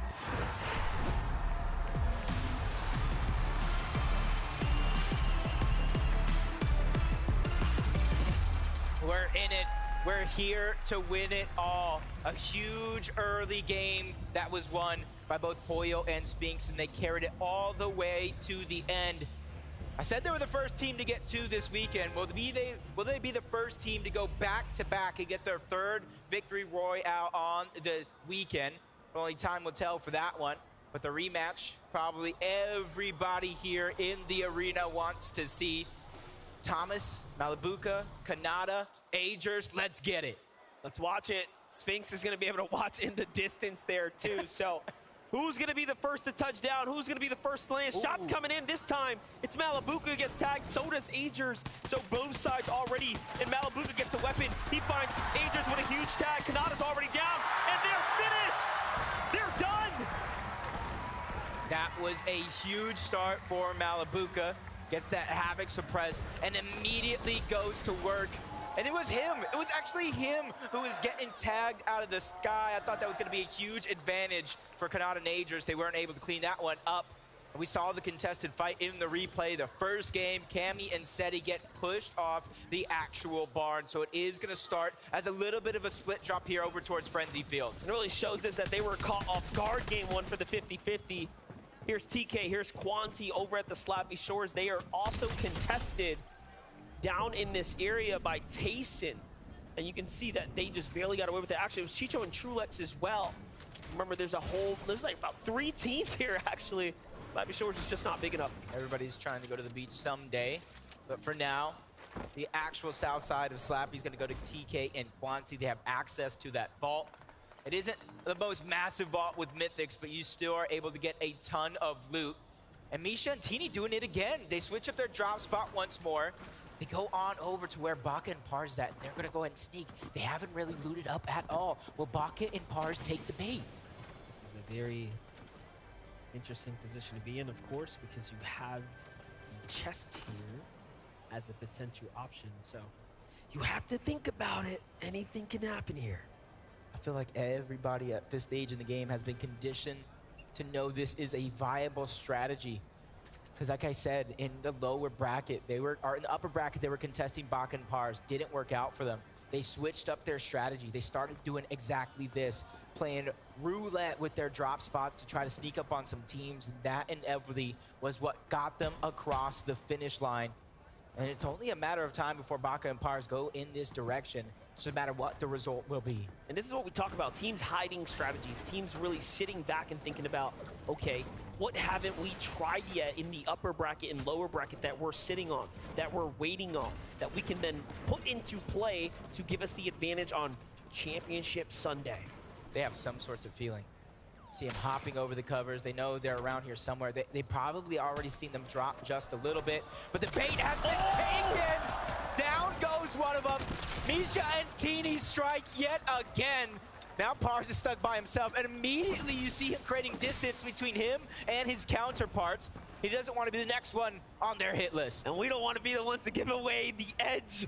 So to keep it low, to keep quiet there was a tough one, but take a look at that. Misha and Teeny, 2 games in a row. Surprise, surprise. They have made so much adjustment from the upper bracket to today. It really has shown so far in the last 2 games, but now Teeny has to still close this out with Misha. Yeah, they went from 2 builds to 53 thanks to Baka and that elimination. Pars is trying to fight with his back up against the wall. Shots also coming in from the third party. Everything comes crashing down.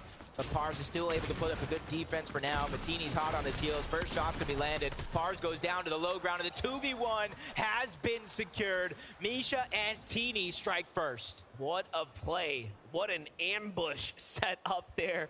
Definitely highlight worthy. Meanwhile, we jump in with Vico, Pink. Their drop spot split by Acorn and Cold. You can see that they have lost a fair amount of the advantage of the general area, but it hasn't affected them that much. They have still maintained a very, again, more or less successful setup. In the feed, I saw that Cold might have picked up Scented there, so already down south, some action going on right now. Acorn and Cold here looking very much solid as they're going against Polarized. Polarized by himself, getting pieced up, boxed up, now forced onto the back foot here. This is a favorite here. Cold does get punished, but He's got his teammate here to back him up. Yeah, trade in shots, bait and switch. Acorn is trying to alleviate some of that pressure, but Polarized keeps trying to break his way into the box, but he gets denied entry more than once. Now Acorn's simply going to try to hold the covers, peek through, try to figure out where Polarized is at. Give Cold time to heal up. Zip line, that one's going to be noticeable. Now Acorn has to make the decision. Do I just go straight up into him? Do I continue to play my game out? And I saw third-party shots coming in. He hits it. He goes right back up. Zip line once more. Polarized goes down, but it's not the team you thought. Cooper steals that one away. Man, that's the worst feeling right there. You put in all that work, all that damage, and 4 points slip away. Meanwhile, Poda, Sai, and Snazy, the M8 boys, are back at it again. Oh no, but they couldn't save Striker this time, so lost damage, but the strategy was still there. The idea still potent. They've been performing so well this weekend. 90% has to be them, 10% has to be the crowd on their side, fueling them. Anytime they feel like their gas tank is empty, you see a loud cheer from the crowd, and that's a little bit of a refresh in its own mind. But with 1 elimination, they get their surge plan started over towards Shattered Slabs. There's at least one team towards the north side. But we got a surprise, we got a treat. We got a little bit of a listen-in of an off-spawn battle. Wait, where are they? Take guns on left, take guns on left. Yeah, I got these guns. 6 white, 9 white, other one. 6 white. Good job, mate. Good job, good job. Big set of eliminations right there. You can hear the comms clear and concise. But for a second there, they didn't know where they actually were. Yeah. That's how tough a 50-50 can actually be. Slight, bus route deviation, all of a sudden, you're coming in from different angles. Yeah, that's one thing is you can have the best drop, but when everyone's going for the same weapon, Malibuca's the one who won out, which forced Kanata and Aegis elsewhere, but our game 1 victors, Poyo and Sphinx, who probably got a front row seat for that battle. You saw them flying through the sky when that contestation was happening.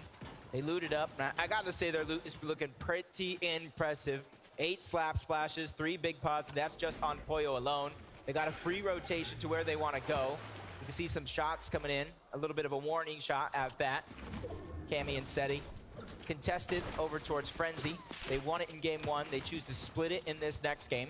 And they're going all the way over towards the western side as somebody gets beamed from afar. That's just helping their surge plan all together. But they're just trying to rotate to where they think it's going to go, to where the least amount of teams will try to huddle up.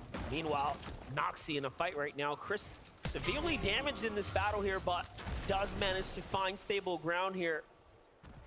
This is going to be a tough one to close out if they allow Asa to bounce back. It does seem like he's got a chance to do so. Even though he is by himself, we've seen so many teams and players make magic happen. Noxie and Chris, they see him kind of run away. They got to question themselves, is it worth going ahead and pushing forward? You continue the game plan, which you set out up into this point. This zone for now has pulled over towards the western side with a little bit of a north lean. And that's why you see a lot of these teams hovering over towards Shattered Slabs or in this vicinity altogether. And you can see, this is actually pretty unique. You see Kit's Boombo in his inventory. That's something I don't see very many people pick up, but if you have the accuracy, you can do a ton of damage on players nearby. Definitely one of those things. The option has always been there. Yeah. But yeah, you don't see it come into play. A lot of variety already starting to turn online. We'll see what he's capable of with that. Yamzo and Rise, pretty strong game 1. Had some late game appearances there. Another western pull here. This time we're going a little bit more north, up towards the Eclipse State. We'll see how this influences the majority of the lobby, but north teams are pretty happy right now. And this is why you saw early in the game, Cammy and Seti rotating in that direction. They had a feeling it was going to go on that side as Yamzo and Rise just sitting on top of their normal spots of the castle and the gas station, trying to pad up on Surge. And there's going to be a lot of opportunities from teams trying to rotate from the eastern portion of the map as the zone continues to pull on over towards the west. Cooper, they got that early game surge, but it isn't going to be much because they did take away that elimination from Acorn and Cold, who did the brunt of that damage. So for now, it's just about farming up. Miro's the one that's in charge of trying to get those tags on top of that building. So impressive.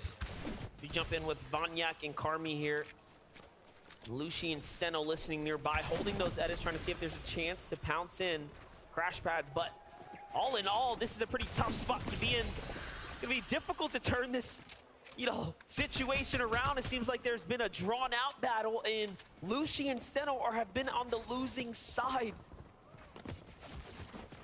See that already 7 teams down and out. It's not as active as it was in that last game up until this point, but it's definitely very, very close. You see the augments all out, Fast Fisher, Glider redeploy, Keymaster if they're able to come around to it, and then that first shotgun. It's going to be huge for a lot of these teams that are able to use that Fast Fisher, because we're going over to some of the water spots on our way over, which instantly fishes. Whether you get a flopper to kind of stagger yourself in the zone, or a slurp fish, or any of the shield fishes to go ahead. You see Booga has one as well. That's instant shields. It's 10 less than a big pot, but it's faster than a big pot altogether. Definitely important to have those quick heals. Threats on the move right now. They're not happy with being on the outskirts of the zone here. They want to get a little bit more center before other teams start moving in and decide to do so. In the meanwhile, though, they also have to bounce back with some material here. There's a metal reservoir down low, but it's Pollo and Sphinx potentially holding that one out. Meanwhile, Mr. Savage looking to find his footing here. Last game was a tough one. He gets the siphon for Vidil and keeps him in the game. That's Trulex. And now Chicho is hurt. In he goes. Still on the hunt. Nicely done. And Savage and Vidil clap back for the first time today. They have some wind in their sails. And this is big, because we already seen at least one of the teams in our top 5 go down. That's iDrop and Mappy. And as long as a couple more of those teams at the top of the leaderboard go down, that opens the game up wide open for any of these teams to overtake that spot, since it is very, very early on. Mr. Savage and Vidil showing what they can do out of Naughty Nets, which a lot of people don't necessarily like that spot, but that just goes to show how good they actually are. Not only are they on the low ground, they have to cross a river. There's a couple teams they have to get through, so they're doing everything right up until this point. Already we've seen our first team inside the top 10 fall, which was Janice and Reason there. Oof. Getting caught on this rotate here, seeming like the west pole wasn't good enough for him. Saw Booga's HP there as we were flying by. Very hurt as they were coming just past Pollo and Sphinx, but Rift Island spawns in beneath Stain and Datus, a team that absolutely needs to make a comeback. What a better way than to find points other than to take the Rift Island for yourself. Will they go for it? I already see that they captured a weapon cache with the Slurp Juice in his inventory, throwing a bush directly on top to cloud their space. That way they can fire freely. Not very many players able to kind of tag them back.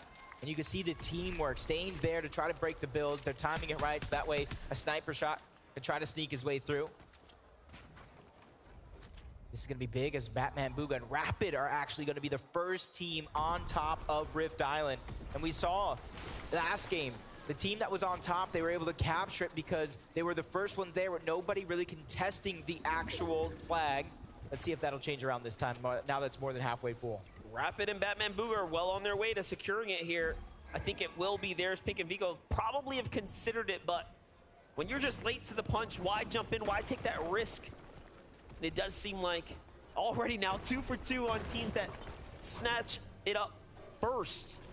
But again, the Rift Island is going to be 15-point swing in any direction if you can grab it. Like you said once before, that's almost 4 eliminations without actually having to put yourself in a risky situation.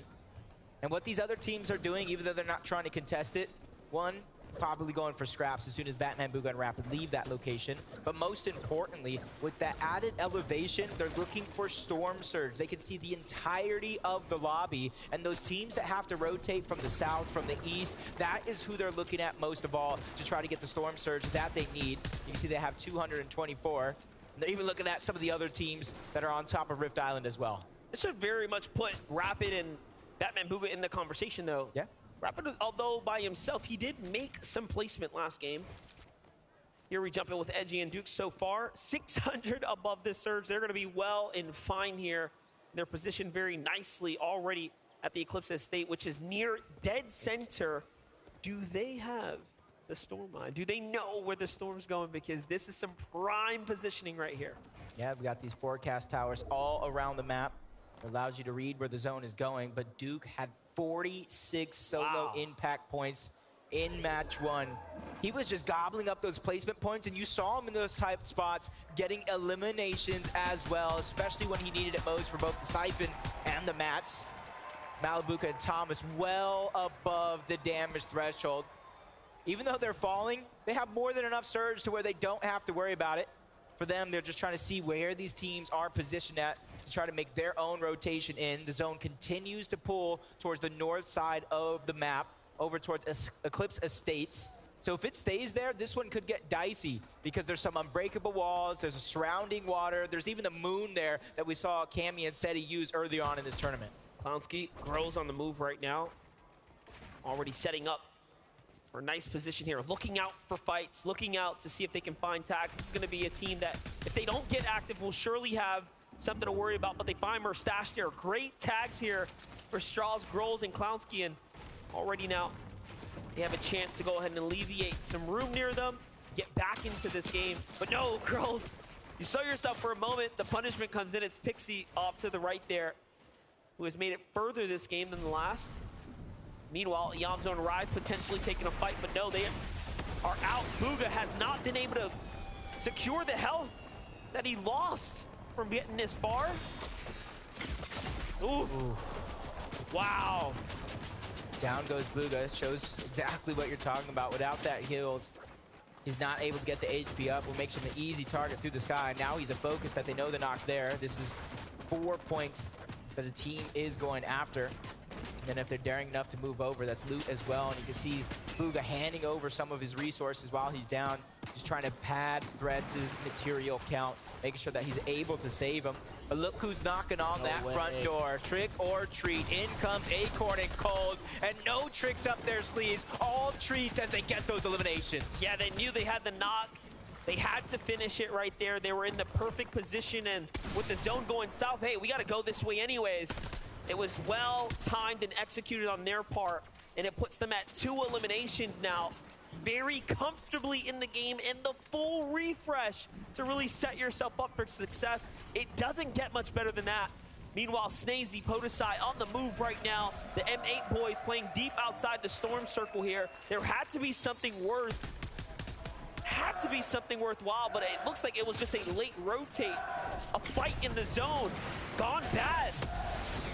Yeah, probably that early game strategy. If they're not able to get that surge off of those players that they do get the knocks, that puts them behind on not only timing, but on materials and resource gathering as well. The time is running out. Podesai needs to be able to get in, but he goes down. Snazy found a little crevice that he can hold on to, and even though he is full of shields, he only has 15 HP. If the lobby begins to target him in this direction, where some of them are going to begin to rotate into, that's going to be a very dangerous situation for him to be in. What's crazy is Mshari had no shield, so talk about a opportunity revealed to him, and he finds shield just off the elimination. Look, he also did not have any heals. It's just a perfect star aligning moment for Mshari and Rue here. One of, again, the few representing for the ME, so making them proud so far. Still got the top of the leaderboard still alive. Pollo Sphinx, Miro Cooper. Rue and Mshari trying to join him on top. 106 and counting, above the damage threshold. But on the other side of things, Vasquez by himself, 140 below. Daring enough to go for that Rift Island very, very early on in game 1. That's helped their position on the leaderboard. And being able to survive here a bit longer will be huge. We saw Duke in his solo points in game 1. Vasquez looking to mimic that here in game 2. But he really does need at least 7 players to go down before he gets a single placement point. Yeah, and this is definitely going to make him uncomfortable here, as he is really dependent on the heals here, and he's got a long rotate to make. No one's moved just yet. It's just tough all around. Meanwhile, he gets punished by Tayson and Mustache here. So if it wasn't already pretty difficult, now he's surely on the back foot here. He's going to have to use everything he's got. Meanwhile, players around him looking in his direction, they can tell that some damage is happening here. They can hear the sounds. They're wondering, where is this player? Can we find elimination? It's a big opportunity if somebody wants to go ahead and take that risk. And He needs a handful of players still needed to go down before that Storm Surge does go off. And without any more heals, he's going to have to go for it eventually. Vidil is out. Savage still alive. He's one of those players that makes the sneaky plays, trying to make sure that nobody spots him out. More than enough materials, but he has to figure out where he's going to get these heals from. 8 HP, 50 shields, 58 combined. His material count is looking pretty healthy though, but slowly but surely falling down the Storm Surge ladder, having to figure out where he's gonna get it from. He turns around and goes down to Reed. Yeah, he was wondering, he saw something there, but unfortunately it wasn't anything, and he couldn't get the tags he needed. Reed's gonna go in and jump himself up 4 points there just because of that, and now placement points just moments away here. 27 duos remaining in the lobby. This is it. Match 2 of the grand finals is now starting to approach its end. Things are gonna turn up now. Boyo, Sphinx down on the low ground. If they make another big splash inside the top 5, they will surely start to take away up towards the top. Gripey Flicks here, not trying to make it easy though. They find Sphinx, a great knock there, and Boyo is now by himself. Tags coming too. He's big time punished and finished there. Spoken too soon, down they go, and now to the bottom, they fall.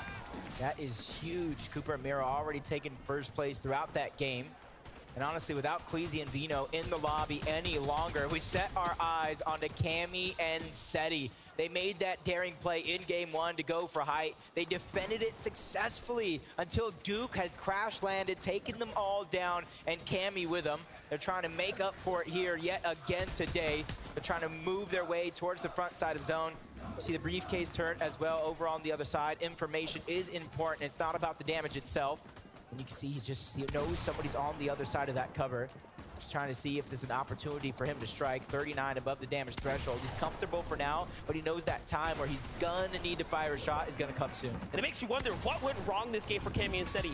Low on the surge damage, low on the heal options, not many material, right? This is a very tough game, and it's not like the zone went very far from where they land. It's just a little north and to the west here, so something must have went terribly wrong in that outskirt rotate. The resistance there a little too strong. Meanwhile, on hike, it's Striker and his duo. Asha from Team Monaco here. Asha's looking pretty solid right now. I do like the position that they are in as they're trying to play for height here. Yeah, and who's daring enough to go ahead and contest them? A lot of our heavy hitters are either weak or out of the lobby, so it could be free taking for them. Fortunate enough, there isn't a twin mag. He just has that suppressed Havoc AR. It could deal some fast damage, but it's not as fast as some would think. 148 above the damage threshold, and they have a far rotation to go, just like Thomas and Malabuka. But they are so healthy right now in terms of materials and in terms of resources. And if you weigh their game versus Kanata's, they are doing far and beyond better. Yeah. They have 4 eliminations. They're actually in the end game, and they have everything they need to succeed. That is what you want after you survive a drop. But let's look at Peterbot. Peterbot forced to play by himself. He's known for what he can do as a solo. He's one of the most capable players on NA, especially when it comes down to fighting. He needs to finish this here. He's already got the knock onto MK Papa, but no, he says, I have to play for myself here. Goes around the outskirts, reading this perfectly, but he is running low on material. There's another elimination. It falls through, so the points will be his. And he's on the hunt. He's like, where is that solo? Yeah, he's just trying to figure out where he's going to get even more siphon. But it's not so much for the heals as it is the material, because he's running dry. Cammy, Seti, they don't got the high ground yet, but they're going around the outskirts, trying to bypass a lot of the teams, recycle some of those builds. And if you look at them, they're going towards the front side of the zone. With Thomas down, that leaves the pressure of Malabuka, of the entire duo, on his shoulders. But he's another one of those mechanically skilled players that sometimes when you lose your duo, that gives you freedom to go ahead and move around, make moves you wouldn't normally make if your duo was still alive. Regarded as one of EU's greatest. On high ground, though, it's Axe Force. On low ground, it's Malabuka. It's Peterbot on the mids. Peterbot still up, looking for the fight, jumped into a box. He's playing spoiler. Was that Cammy there? He takes out, potentially in the exchange, in the full finish too. Peter Bot has shut down Cammy's dream and hopes of making it far, but Seti is still up. Once again to left to clutch. Malabuka turns things around here, goes for height, even though he's by himself. What is happening right now? We saw Axe Force by himself on height. Malabuka's taking a page out of that playbook, but he instantly drops down low into the mud, trying to go ahead and survive as a solo, and he gets to the front side of zone yet again. Now this is his chance to look back, but a whole different page. Also a solo, but less heals, less materials to work with. Peter Bot is continuously on the hunt and finds a monster of a shot onto Acorn. Even though he's not going to get the spoils of all that he's done, at least there's another heavy hitter out. But Cold wasn't happy with that. He tries to hunt him down. Peter Bot is on a slither of HP, barely anything. The Siphon finally comes through, and now he's in a well-fighting position. Meanwhile, Malabuka still doing it. This is the game of solos right now, and there is just a single duo in here, potentially. It is Cooper and of course Miro there on the front, but Malabuka's got work cut out for him. 3 solos left in the game. One of them is going to be Malabuka, continuously dropping down low. He's letting all those players above him fight it out for him to try to survive, but Cooper and Miro are ready to end that run. They get into the box, and they send Malabuka back down to the lobby. Cheatin' and Pixie have the high ground. It's a 2v2v2 now. Things will start to settle, but our solos have gone incredibly far. Miro, Cooper, try to do it again here, looking to make the redemption run. They got a hurt team in front of them. Off to the side they go. These are points that need to be earned. Cooper is earning his strength, but Miro is here to back him up. He holds it down. The Siphon comes in now. This is it. This is a 2v1 situation. Pixie and Cheatin', they're trying to go ahead and go against him. That's Chari there as well. An all-solo endgame. Cheatin' trying to join Polo and Sphinx as a team with multiple wins this weekend. Back-to-back shots. He's already been able to get one. Miro out for redemption in that last game, but he has no materials. Zone is taking him out until the final shot is in. There it goes. Pixie and Cheatin' take the game. And they do it in spectacular fashion from the high ground. Securing the dub, securing the win. What an excellent performance. An excellent performance indeed. Let's see how they're feeling. Frankie, take it away. We're seeing duos come back to prove that their victory royales were not a fluke in the past couple of days, and they're doing it again against the toughest competition. How does it feel to get yet another win? It's feeling really great, bro. We are full stacked again like yesterday, and we just played it all again. Do you think that these duos are letting you have it too easy? Yeah, of course. It's interesting because you guys were not a duo at the start of the year. You were with different partners. You had to find each other. Why do you think the two of you have come together and managed to dominate this LAN so far? We're both really smart, good fighters. That's all we need. Do you not need brains as well? Nah, we have enough brains. You've got enough brains, but really you're all about the firepower. Listen, I want to give you the opportunity to talk to your fans right now. I know that you've got quite a few in the audience as well. Have you got anything you'd like to say to them? Thanks for everyone supporting me. And would you like to say that in Polish? I don't know. No? Okay. Would you like to say anything? Thanks for my family who is watching right now and everyone who supports us. Well, thank you, guys. Congratulations. Let's see if you can keep it up as we head back to the desk.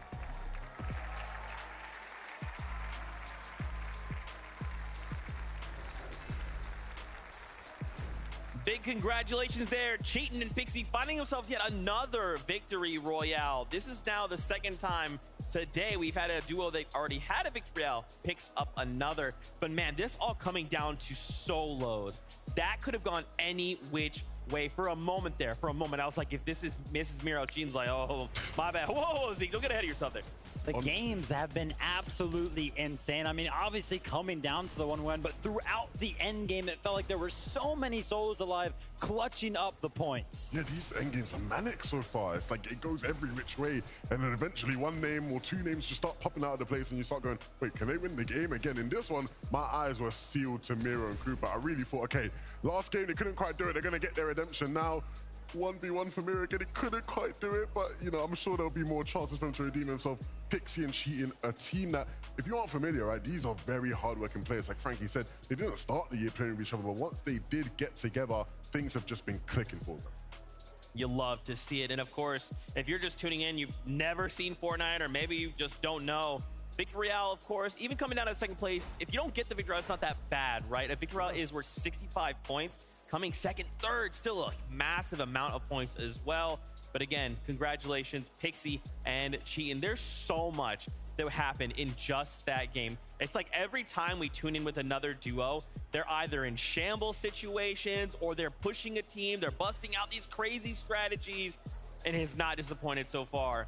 Now, Viv, as we bring up these standings, take a look. Cooper and Miro, they're overtaking. They started with a little bit of a lead, and now they have just said, you know what? We're jumping out in front. I mean, back-to-back second places at the Global Championships. Both of them by Miro, solo clutching to that point in time. And Levin, whilst we were watching that game, right, we were getting close to the end of it. You asked me a question. What was that question? I said, are Cooper and Miro about to win globals? It's looking like it. They're sitting up on the leaderboard looking comfy, 2 back-to-back second places. I mean, if they keep playing like this, we're going to get to game 4 and it might be a done deal. The consistency. That's you're gonna hear us say that a lot today over the next 4 games. But man, if Miro and Cooper could keep this up, they very well could walk away champions. I did want to take a look more at the standings though. Let's highlight a few more duos up on this board. I'm looking at Vico and Pink. They're in 3rd place. Yeah. I mean, with how their weekend's gone so far, I think a lot of people in here were obviously supporting Acorn and Cold after how well Acorn and Cold did in the upper bracket finals. I don't think many people would have expected Vico and Pink to be above them, let alone sitting in the top 3. I mean, they have found some comfort on the stage. Cammy and Seti maybe feeling a little bit uncomfortable with a big switch up coming in today. Both games so far, they have been contested, but game number 2 was a little bit different here. They actually decided to go ahead and split their drop spot, but it didn't really end up mattering as they still made it into the end game. And honestly, it was the refresh during 9th zone that kept them alive for so long. And the thing I was saying during that end game was it felt like vintage Cammy and Seti. None of this high ground nonsense we were seeing from them too much. I say high ground nonsense. They've been very good at it, don't get me wrong. But, you know, it felt good to see them in an element where they were a bit more comfortable. And, of course, again, another instance of Seti getting the job done. Oh, of course, you know, they had to come into the higher ground meta, right? They had to kind of learn it, so they still have all of those other play styles in their back pocket. Just makes them so good. And what terrifies me the most, even after this kind of shambles game, they're in top 5. That's not where you want them to be. They're way too close to striking distance. But that's enough for right now. We have Kelly standing by on the stage right now with Lois. That is right, Zeke. Fortnite veteran and Danish native Lois joining me here right now. I gotta ask, you've been competing in Fortnite for so long. What is it like to be here at the Global Championships in Denmark? I mean, normally I sit here with the players, but the fans have been absolutely incredible, especially the French ones, and I also hear some Polish ones over here, so big shout out to the fans.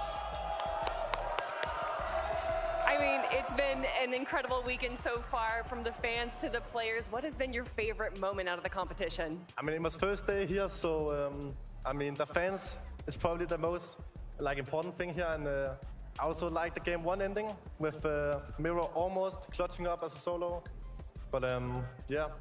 Well, then he almost did it again in game number 2. So with that being said, I gotta ask you, who is your favorite to win? I think right now, I think Miro is gonna win, but I obviously hope for my Danish boys, Thomas HD and Steno and Lucio. Flois, this just means so much to me to be able to talk with you. I've been watching you play for so long. And what is it like to watch just all 50 duos here competing on this stage? I mean, it's absolutely insane. Like everyone from the other regions, I normally only play in EU, so to see people like Asia region, Middle East, and also shout out to the one OC duo, Alex and Worthy.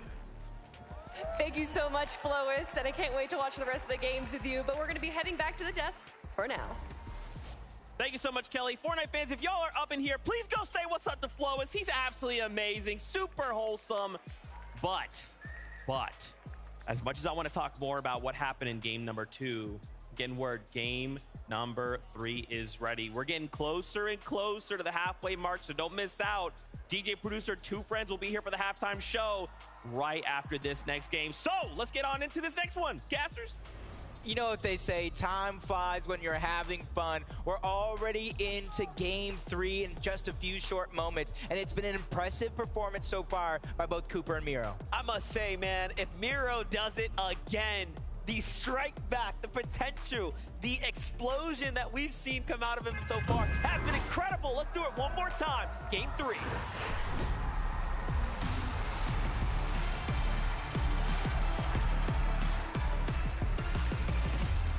Game 3 of the grand finals is here. It is time to see how this one's gonna play out already. We already know that 14 players have fallen both games back-to-back in these early moments. That means 7 duos have it out for one another.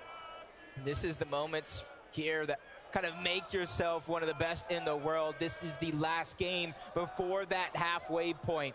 You gotta get as high up on the leaderboard as possible. You don't want to leave it to those final moments. But you know what it is from games 1 to 3. Kanata and Agers, Thomas and Malabuka yet again. You even see shots coming in, but Kanata takes damage. Oh. Thomas is already half health, and the fight has barely just begun. Kanata gets the first strike. Thomas goes down. Malabuka by himself. He's on the chase for Agers. Agers doesn't look like he has a weapon. It's all up to Kanata, and he strikes while the iron's hot.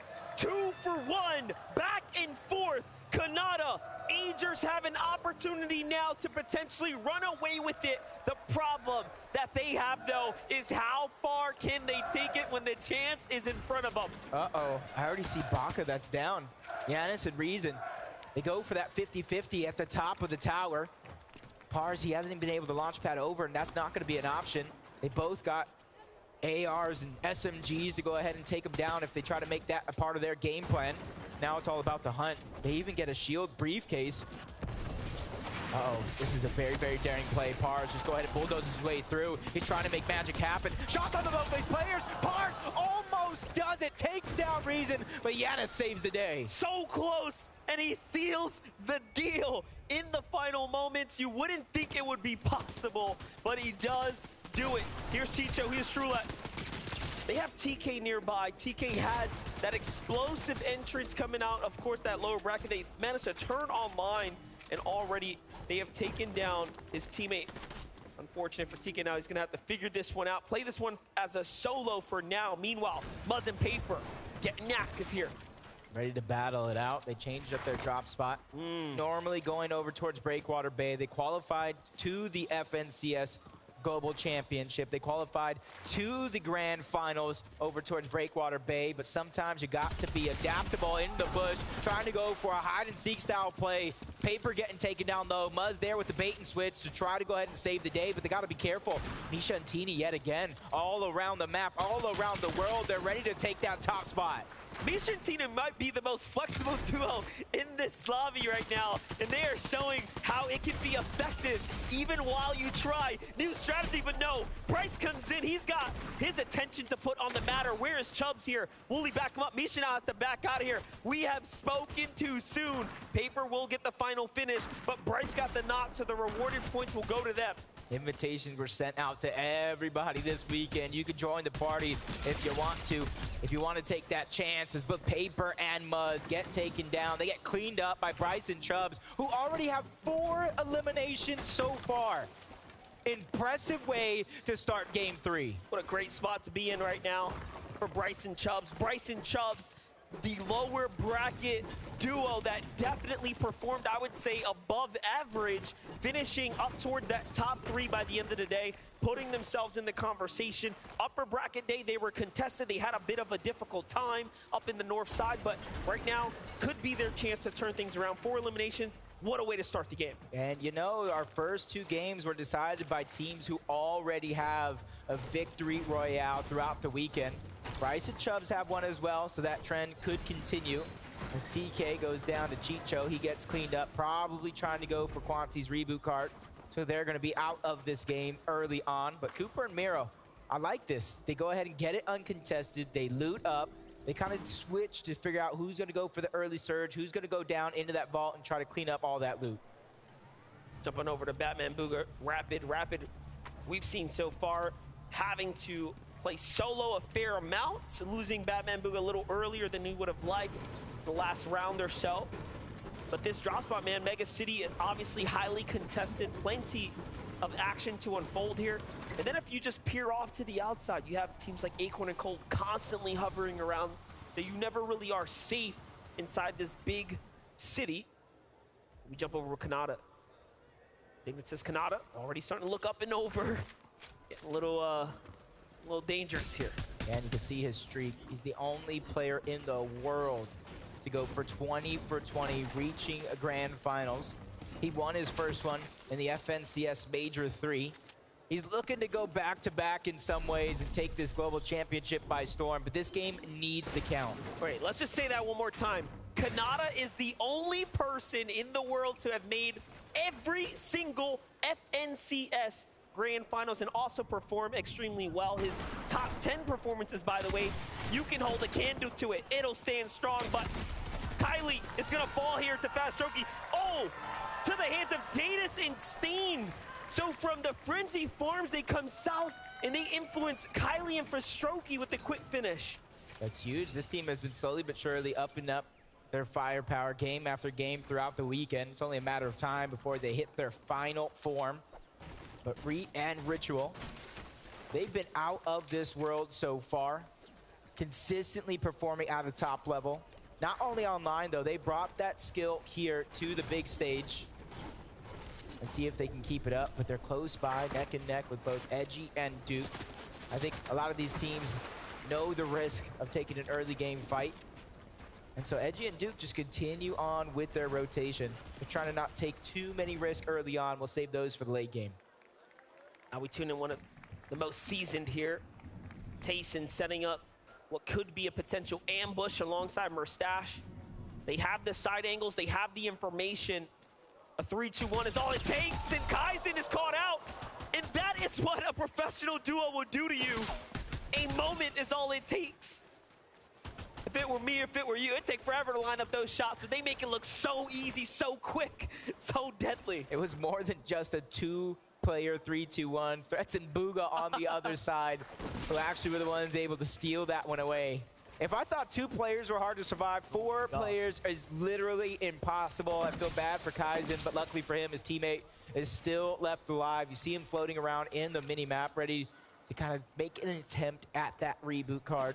Fighting alone is not something anybody wants to do, even if they're separated like this. Cammy and Seti going for that forecast tower, which is a huge part of their game plan. But not only that, they just took down MK Papa. Ooh. So Shalom is by himself up in this box right here. Cammy making a move for it, potentially thinking he can go in to seal this. No, they're just gonna move along here. In the meanwhile, we should look at how this happened. Take a look. Scoped weapons in hand. MK Papa slides across. Oh, they were trying to get that forecast tower themselves, but no, caught out in the open. They get burned. It's just one of those things, man. You don't necessarily plan for another team to just be hiding in bushes all around, but I feel like that's one of the most simple strategies you'd see some of these teams do, but it's honestly the small things that you tend to forget on the biggest stage. We talk about rotations. Queasy and Vino moving on over toward the west before they're going north towards Frenzy Fields to try to find their spot in towards the zone. They're easily one of the teams that can pick up multiple VRs throughout the day and kind of make up for lost time, boost up that leaderboard. But Vanyak and Carmi are going against their EU counterparts. I drop a Mappy on the other side, getting denied piece control a few times. A quick peek-a-view opportunity coming out from iDrop. He gets denied yet again. All of that real estate going over to Vanyak. Feel a little deja vu here. Kanye down to the low ground. Vanyak cannot quite find the shot there. iDrop playing off the heels, backing up by himself. The last time we were in this situation, it was Sensen and company on the hunt. This time it is Carmi. Will they close it a little faster? I wonder. They are drawing the attention of teams nearby. Should wrap this up quickly. Back he goes. Not many other options for him left here now. That's, I feel like, what iDrop, best case scenario. Let another team come in this direction, start to fight off both Vanyak and Carmi. That way he can try to slither his way out, but no opportunities are coming. A big shot fires through, running out of resources. iDrop has to think outside of the box and get out of it as well. Multiple angles as Carmi finally goes in and finishes the job, letting nothing go through. It's a huge way for them to kind of start their own game. Tayson and Murstache the quick elimination there onto Waves Vidil. Unfortunately, Mr. Savage now has to back out of this drop here. Mr. Savage and Vidil have been staying late into Slappy Shores, but I don't think they expected Merstash and Tayson to still be here playing their drop. Let's take a look at that one more time. Merstash swings around the top. They're already hurt. Into the box he goes. Vidil wasn't quick enough to defend himself there, and it was a very clean pickup. Meanwhile, Pink and Vico move right past Carmi there. Vanyak. Pink and Vico inside the top 5. Chilling around 4th place at the moment. What a different story compared to the upper bracket. Also taking their learnings out of the lower bracket into today. Yep, and that's one thing I feel like for some of these players, you know, Vico probably one of the more mechanically skilled and gifted players on the EU region. Pink, one of the best IGLs. Sometimes it just takes a day to warm up. You know, you got the jitters, you got the nerves, different setup, different desk heights, different chairs, and sometimes you have to go through the ringer against a team like Acorn and Cold before you go ahead and say enough is enough. You start to go ahead and play to your full potential, and that's why you see him at the top side of the leaderboards. Stacey and Podesai, they're kind of making a very, very similar rotation that they have in Games Pass, going on over towards the Creaky compound, just boxing up. They're, I wouldn't say slap dab in the center of zone, but they're as close as they can be at the current moment, using a lot of those berries and just trying to see who rotates nearby. They just don't have a good line of sight over the lobby as of now, so that's why you see them rotating to try to get a better position, because information is critical in lobbies like this. So many trees as well really hides how much danger is lurking nearby. Take a look at all the duos as we pan out here, including Cooper and Miro just nearby. Meanwhile, to the south, Cammy and Seti, of course, wrapping things up at the Frenzy Fields. Still danger nearby, though, so you always have to be careful. With that, let's get a word from Minnie. Thank you so much, Monster. Now, let's take a little look at Cammy and Seti's off-spawn situation. We know it's a little bit dicey for them at the moment, but in this particular game, they have managed to take control of that main Frenzy building. Of course, that gives them access to the north side of the map. And of course, what is there lurking at the north side of the map? It's the forecast tower. If you don't know, that gives them access to know when the next zone is going to be and where it is going to be positioned. So, of course, that's absolutely vital information for them. We can see them taking out another player here as well, and thankfully for them, they actually get access to this forecast tower. Hopefully for them, it'll be a good game like game number 1. Thank you so much for the pivotal information, Minnie. My zero build carry, I should say, when me, Vivid, and Zeke all squad up. And it's just very, very sure that we keep our eyes on both Cammy and Seti. They're one of 3 teams in this lobby that will have the awareness of where that zone's going to go thanks to that forecast tower. And if you're one of those teams that may have seen them, may know that it's a chance for Cammy and Seti, you might want to try to follow them around without getting targeted. But Rift Island, you know how competitive this has been. And now Mshari and Rue are going to be one of the first teams going up to it. And that's been the trend throughout the first games. If you make it to the island first, you more than likely capture it and get those 15 points. You really have to. It's a way to turn the game around for you right here. And honestly, Mshar and Rue kind of needed this. They've been struggling here. They've had a couple moments, so this will surely put them right back up toward that top 15 bracket now. Potentially even edging their way to top 10, as this island is worth 15 points if you can secure it in time. We jump on over to Duke, though, for a moment here. Edgy is hurt and hasn't quite recovered just yet. I wonder what's happening, as he's getting pushed by Chubbs and Bryce. A little too much happening down low. Duke comes to the rescue, though. Great tags there, and finally Edgy gets his heels off, puts him right back into the game. He was waiting for those mushrooms to pop back in there. This is what they do best. They're just slithering by for now. You know they can fight in the biggest moments of them all, but it's about using your brain, using your smarts, using a lot of the strategies that even got you to this point, and then very many more tricks up your sleeve to keep that train rolling. Ari and Giris, 531 damage above the threshold. You see them currently positioned in 12th place on the leaderboard. And this being the last game before the half, I feel like it's pivotal for a team where they're positioned, if they want to be in the conversation and not force themselves to have massive games, to do well here in this 3rd game. Looking at that top 10. Now into the top 15. Look at how close it is. Points barely separating one another. Mr. Savage finds himself in a little fight. Some action here. Fnajian with an incredible shot. How do you hit that before he even can realize? And now Vidil has to clutch up here. Vidil cannot allow him to wait this one out. And by the way, they need this damage. They actually have to force these fights here. So should he save up, should he clutch up here, it'll be okay. You know, Fnajian wants to turn things around and get the full finish. So Vidil does have to be careful. Ooh, even third-party shots coming. Oh, he saves him just in time. Outside of the zone and inside as well. The breacher for Fnajian is going to be the huge moneymaker here, but a nice shot from Vidil trying to make up for him going down early on. In the game. He burns! Fnajian says, you are out of the lobby! Oh my gosh!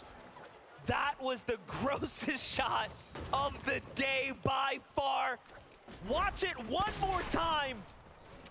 Look at how quick this was. You think it was over here, but he hits it just in time. Didn't even let him pop the slurp juice. He didn't even give him enough time to heal. He just went in trying to finish it off. But those are the risks you take. When you get rebooted, you're forced to get surged yet again. That's exactly what happens when you can't control your own destiny. But an actual contested fight for this Rift Island. It's the game before the half, like I keep saying, so a lot of these teams realize how valuable these points actually are. But these teams, if they don't have enough heals, you can only stay up here for so long. You see the zone is pulling away from Rift Island, so it might be one of those teams that have the heals down that are willing to expend it. It makes sense that Bask and Hen are here, as this is a part of their strategy. Secure these drops, secure the Rift Island, get these other points, these extra points. There's a lot of different ways to secure the lead. Datus and Stain are also here again too, constantly finding themselves in the vicinity. So far, so good. Gripey and Flixie are alive. Kanata and Agers are just nearby as well, so trying to make do, trying to make the best of this game.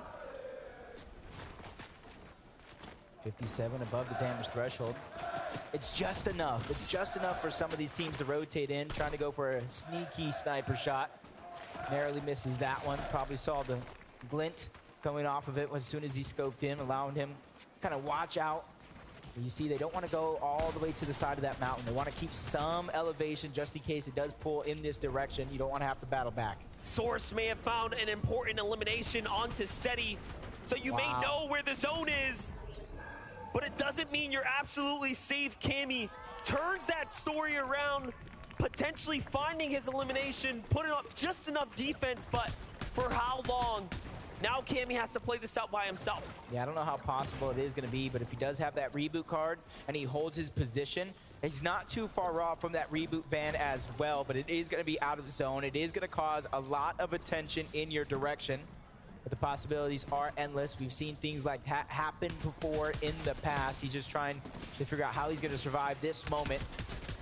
Forget about those later plans, but for now, I think it's going to be go for that rocket ram. Forget the reboot, forget all the loot, and even that team I was fighting. Let's just go ahead and go in towards zone, and you can see it's the least congested side as of now. Nobody's really begun their rotate from across the water. What's crazy about this as well is Cammy was considering taking more mobility in crash pads, but because he was spooked out of his spot, he actually couldn't even secure it. He couldn't change his loot up. He had to just leave. So this isn't even the most ideal situation for him as of right now, as he was fumbling through his builds. But Cooper Miro, the problem children of NA right here, setting up shop. Forget that. The problem children of the Globals right now, they are second and second back-to-back. This is by far the toughest game for them, as they don't have much of a material count to play with, and they've been found out. This is big, because if Miro and Cooper end up with the top finish yet again, they're 39 points ahead of the next best player in team right now. Placement points have not even begun to set in, so if they can continue that trend, they will be the team to beat in the second half. This is kind of crazy, though. Take a look at how this situation is playing out. There's not a soul on this side of the map. Very rarely this late in the game will you even have a chance to farm loot so casually in a competitive lobby. And things might have just aligned for Cooper and Miro. We could be seeing Destiny line up. If they somehow win this game, get a top 5, you have to rewind the tape and think of that moment right there. That one. Chance to breathe and stabilize, refarm up, just like you're saying. It is going to be huge, but there's even teams rotating nearby in their direction. But from outside of the zone to the inside of the zone, Pink and Vico, they're waiting for them to go down because they're one of the teams that is at the top side of that leaderboard as of now, waiting to take away that spot. And honestly, consistency is key, and they've been one of the most powerhouse teams on the weekend, if you're minus day 1, of course. Well, if you look at that top 10, there was definitely room at the top as 4 teams have fallen just beyond 5th. Peterbot has a chance. Byla has a chance. They're just right there. This game already 2 eliminations, put them inside the top 10. That solo run from Peterbot in game number 2 was incredible. This is exactly what we came to see and came to know out of Peterbot overall. The Invitational played with somebody who isn't Byla, and I feel like that's the thing. It's business for them.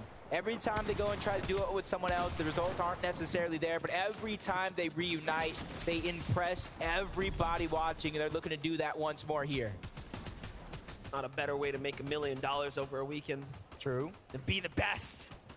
That's going to be something to celebrate, but no celebrations here for Miro and Cooper. Not looking good right now.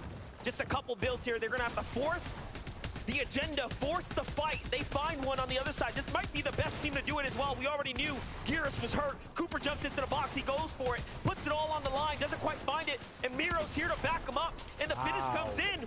The refresh was massive, and they're right back in the game, but do they have heals? Did Cooper find anything there? It's the little details that matter, because now that he has materials on the side of Miro, of course. Another one. And able to heal on up. Oh, there goes his teammate as well. Geras goes down. Wow. And now they're both looted and booted, ready to go ahead and continue their run. Their point lead is just growing larger and larger through most of the game.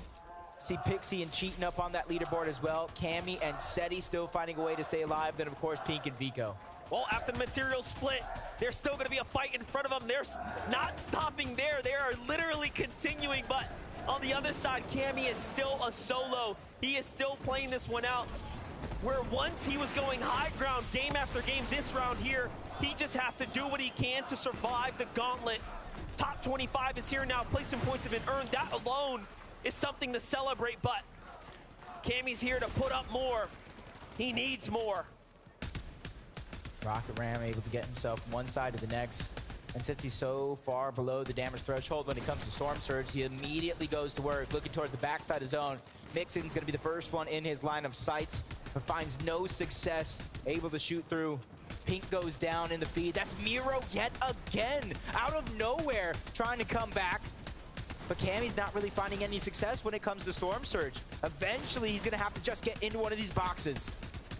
It's really starting to heat up here. We get to look at that one more time. Don't forget, the reason they were hurt was because Pink was looking at him from before, and they finished him just like that. And another refresh, but more importantly, it's more points, and that's a top 5 team. Pink and Vico have been truly heating up here today. But Miro and Cooper are just the unstoppable force at the moment in this lobby. Now they've made it to the point of the game where you're getting placement points for every team that goes down. And this is where Cooper and Miro really do shine the best. In these end games, being able to be a little bit more aggressive and take those risks. Peterbot and Byla, I can say the same thing about them. They were in the situation that Cooper and Miro were in not too long ago. They have to take a page out of their playbook, but that's Kanata and Agers over on the other side. See Peterbot trying to take the space, but finally moves back, reunites. He hears a lot of teams crashing in, and he doesn't want any part of any of that. Byla and Peterbot still on the move right now. Meanwhile, Peterbot is finding more and more. He gets the finish, but there's duos down low. It's not safe by any means. Starting to run thin on material. Plenty of teams down low. He's got to get out. That's Duke. He takes down, so fragmenting a team there. While Iamzo finds Edgy, high ground, unsure. Cooper by himself now as Miro's fallen to the hands of Vico. And they are on a run right right now. The point lead is insane. And as teams fall, they are doing more and more. A team falls right in front of Cooper. Wow. Cooper's got to be careful. That was a close one. That was a close call, but Miro just trying to go for the mats. He needs those resources. Wasn't able to really grab much. Queasy's still alive as well. Talked about a big game needed to keep them within contention so they don't leave it up to the last moments. Quickly redeploys on over to the other side and goes for the shot, but narrowly misses his opponent. He's able to escape, and we're quickly into the top 15. Chubbs and Bryce are online right now. 7 eliminations and almost the top 10.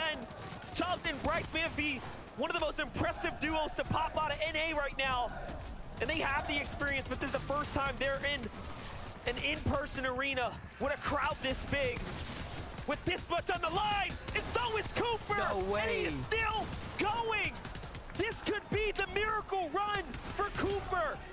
Already you're seeing the point spread. It's only them and Pixie and Cheatin at the top of that leaderboard, and 40+ points already separating them thanks to that elimination they've been picking up, but they're on the high ground. They could be the first team to try to get 3 VRs on the day. They already have 5 eliminations, more mats than they know what to do with. Oh my Another God. elimination almost grabbed up by Cooper, and this is a chance for both Pixie and Cheatin to try to pick up the points. A 2v1 situation. They got their 7 eliminations, and it's Carmi who's already outside of the zone, and he doesn't even survive a chance to fight the 1v2. Pixie and Cheatin take their 3rd victory royale of the weekend. It's not a back-to-back for Pixie and Cheatin. Yeah. Are they just on fire right now? I want to repeat what our casters just said. Are you on fire right now? Yeah, of course. Yeah, of course. I mean, you're a man of few words, but you do have some Swedish words for the audience right now. Would you like to say anything to everyone who's supporting you? Tack för alla som supportar mig. There we go, nice and simple. Thank you, everyone, he said in Swedish. So tell me about that end game then. Yeah, full stacked again and just play it out. Like, we had so many mats and stuff, and we just full tapped to the end game. We looked at high, and then we looked up, and it was free, and we take it. So do you think the key to your fantastic end games is actually you're having great early starts as well? Yes, we get like good search, good mats, and just get into end game. And what's the secret to this? Have you spent a long time preparing your game plan, or is this just in the moment when you sit down, you just know what you want to do? We have prepared a lot of strats, and then we just play from there. And who is responsible for those game-winning strats? We both. We just both looking for strats together, and then just yeah, looking for our game plan, and yeah, and then we just play our end game game plan in the finals. Well, the target on your backs, boys, is growing ever larger, but hopefully you can hold off the competition. I'm going to let you go and get ready for game number 4, but right now, everyone, Pixie and Cheating!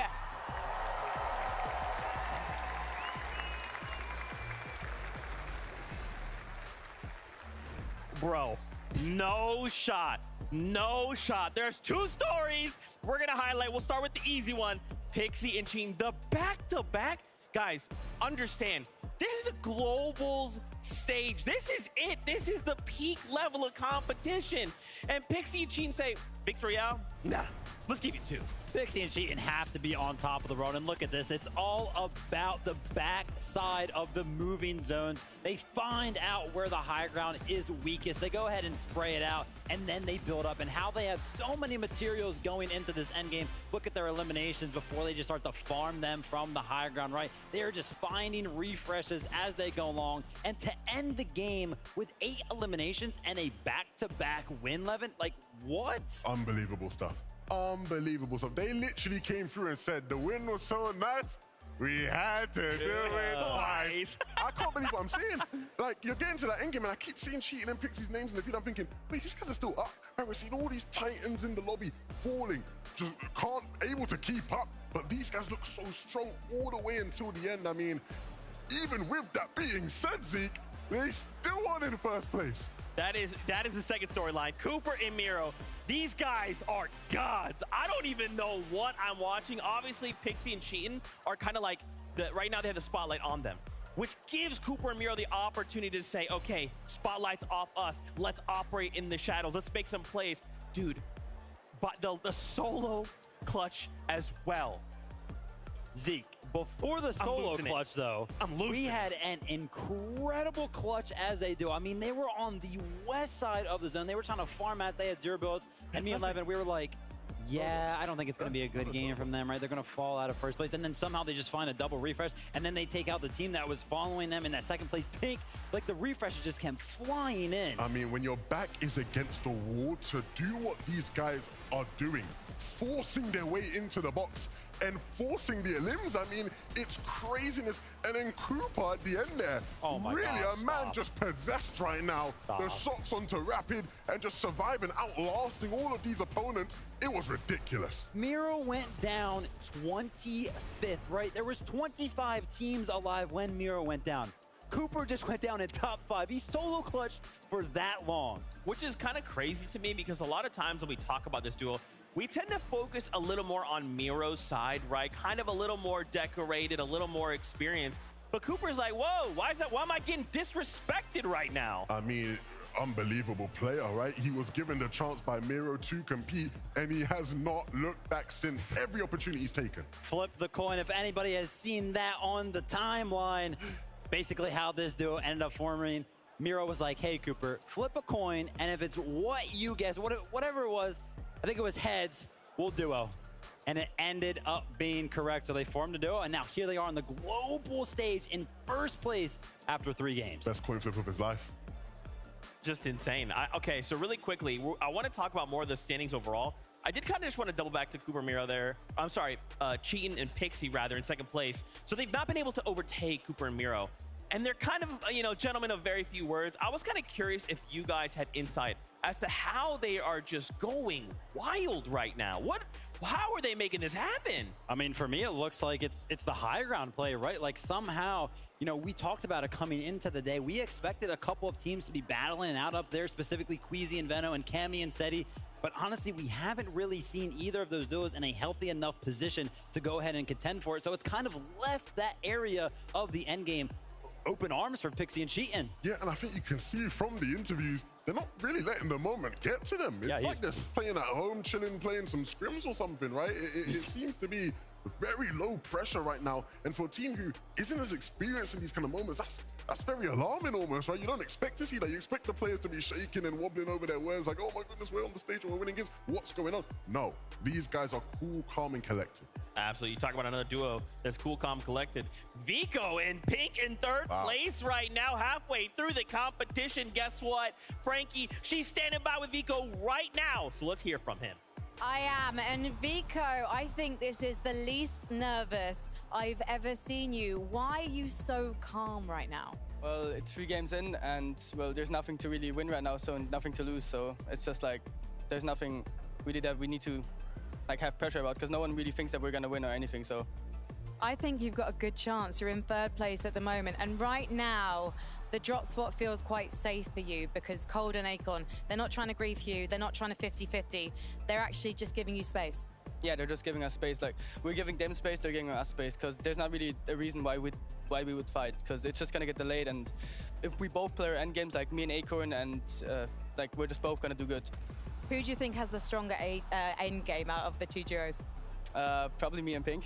And why is that? Because we practice a lot. Like, in these last 3 months that we have played together, we've practiced like almost every day, or like almost every second day. So we have a lot of prac in between us. So I just saw your coach Bloodex walking past as well. He told me I haven't had to teach this guy anything, but there must be a reason you're working with him. So what's he brought to your duo? Basically everything. Like, he's teaching me how to actually understand the game and actually play the game. Like, there's a lot of stuff that I didn't know before having coaching from Bloodex. So what has he really taught you about playing the game then? What does it mean to play Fortnite? Well, there's like stuff like you need to understand like how to play mid games actually, and like look for surge and all that stuff. And that's like something that Bloodex is really good at. And yeah. It's one of the things that's ever changing about Fortnite. Given that you are in this 3rd spot, you can go either way now. You can go up, obviously you can go down, and you can go all the way to that trophy. What are you feeling right now in terms of your chances? Do you already see yourself lifting that trophy on that stage? Well, I don't see myself lifting it right now because there's a huge point difference between 1st and 3rd place. But these next 2 games, they just show everything. Like, Mero and Cooper can choke, as well as like 2nd place. I think 2nd place is Pixie and Cheatin. They can also choke. It all depends on these next 3 games because a lot of people will get nervous. Exactly, and yesterday you did get a victory royale where you scored, I believe, over 100 points. So it might be 100 points separating you from the top, but I know that you can pull off a big game. So Vico, thank you so much for talking to me. Good luck to you and Pink, and let's head back to the desk. Can I just say, I don't know where he is in here, but BloodX is the biggest liar there is. For him to say, I've not had to teach Vico anything, I've been there. He's had to teach Vico a lot, like Vico just said. And my, oh my, we're grateful he has, right? Because look how Vico's playing, look how he's improved. It hasn't always been the smoothest, it hasn't always been the easiest of rides for that duo to get to where they are now, but it's the perfect time for them to be peaking. Absolutely. I mean, and I think too, him being able to kind of take that step back and humbly say, look, I still need to get sharpened, right? I still need to focus myself. That's how you improve. If you're just assuming I'm at the top, I can't do anything, I'm the very best, you'll never actually improve. Now, we kind of talk about the standings, a couple in the top 3. Let's talk about the duo in 4th, Seti and Cammy. Again, I'm just terrified, man. I feel like this happens all the time. Cammy and Seti, though, they might have this like, they haven't quite made it up in the standing. They haven't got a victory on, not even a top 5, whatever. And then they end in 1st place, right? From this position. And we're only halfway through. In 3 games, they can make it happen. So far, for me, Cammy and Seti's performance has been about hanging on, right? Giving them actually a chance to go ahead and hoist the trophy at the end of the day. Because so far, as I was talking to Levin about while we were watching that game, we really haven't seen a good game from them yet, a solid one. Usually this duo is very, very tight-knit in the sense that they are both alive late into these end games, but we have just seen solo clutch performances, which, by the way, is very, very rare for this duo, to just hold on to that 4th place, which is why that 4th place, to me, is so impressive. Yeah, no, I want to really emphasize that, because you're spot on there. They have not had a good game by Cammy and Seti standards. Like, the best is still yet to come from these guys, and the fact that they're in 4th, and you could argue their performance hasn't been anything amazing by their standards, just says everything you need to know about this duo. You know, and we're talking about it a lot, right? Obviously, of course, right now we are on a break, so there is some time to maybe sit back and actually talk with each other, kind of figure out what's going wrong. So maybe this is the reset that they need. I think so, right? I think all throughout the year when they face hurdles, even at times when it maybe looked like maybe this duo would split up and things weren't going to work out for them and it was going to be the end of Cammy and Seti, they've been able to work things out. They've been able to get together, get on the same page, and it's paid off every single time. Absolutely. We saw 3 games, right? Anything can happen. They just need one insane game and they could suddenly overtake that #1 spot. There's a point differential, but we can't focus on that, right? We have to focus on the job we have to do. As we turn our attention back over to the standings, let's just take a look here as well. I'd love to highlight Carmi and Vanyak. They're in 5th place, up 22 places. Again, it takes one good game, and then suddenly we just shift the entire leaderboard. You know what's impressive to me is that I'm looking at the objectives, right? None of the teams right now in the top 10 seem to have secured Rift Island a single time. So I kind of wonder what's going on with that. Maybe it's actually kind of hurting some of these teams for whatever reason. But I mean, listen, that lead by Cooper and Mira. You know what's very, very interesting about Mira? Of course, he does have 5 FNCS titles under his belt. Did you know that in 4 of those titles, he didn't actually win a game? So those back-to-back second places are just very much so his style. So basically you're saying, maybe you got to just wrap it up now. It's over. Like, if he's winning games now it's just over. We might as well just pack it up, we'll go home. There we go. I'm going to stay. I want to stay. I want to see this halftime show coming up shortly from DJ Producer, 2 Friends. We'll get there momentarily. But yeah, I mean, with halfway through, now it is more important and more critical than ever. We can't be slipping, right? We have to keep moving forward. We have to kind of shore up these mistakes as quickly as possible because there's a championship trophy waiting. You know, why don't we reference some of the other in-person events that we have had, right? We had Invitational. Now, of course, that was 12 games, so a little bit different. But we checked out the day 1, right? After 6 games, which, of course, was that halfway point. And since we're at that point now, I think it would be very, very relevant to talk about it. Whoever was at the top of the leaderboard is still switched up very much so after we played out the second half of the competition. So I really do feel like there's still so much that could happen. Yeah, and look, again, as much as a lot of these players very much need the break, they need some time to cool down and relax. It could be a bit of a heat check for Mira and Cooper, right? They might come back, sit down, and they're not really feeling as hot as they once were, right? So hopefully it doesn't mess up their momentum and their flow. You talk about momentum, we got to slow things down. We are halfway through the competition, and what I want to see is a halftime show. Who better to prepare us than Monster D-Face? Well, listen up, Fortnite fam. I don't want to completely slow things down. I just want to change things up. We've had a lot of gameplay, but now we're going to introduce some music here for the halftime show. Coming all the way in from California, we have something very special in store for you here, Copenhagen. DJ, producer, musician extraordinaire, Two Friends has something never before heard or seen in store for you all here. That's right, it's a very special Fortnite show, one that's gonna be fun and exciting. So if you're down on the floor, get ready to stand up, enjoy yourself. If you're up here inside the stands, I mean, enjoy it. And if you're at home, don't forget, turn the music up. Here we have it though. We're gonna jump down to the floor. Things are already dimming out, and then we get to see what's in store for us.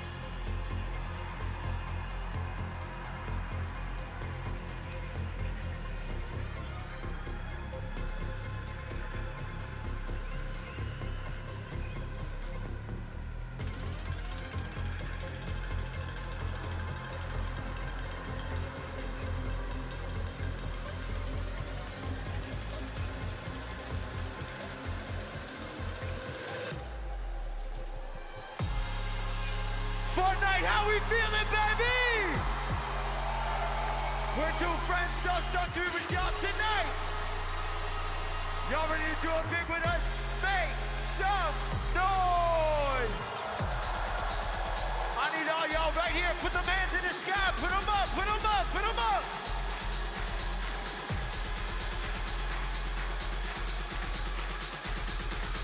Show me what we got.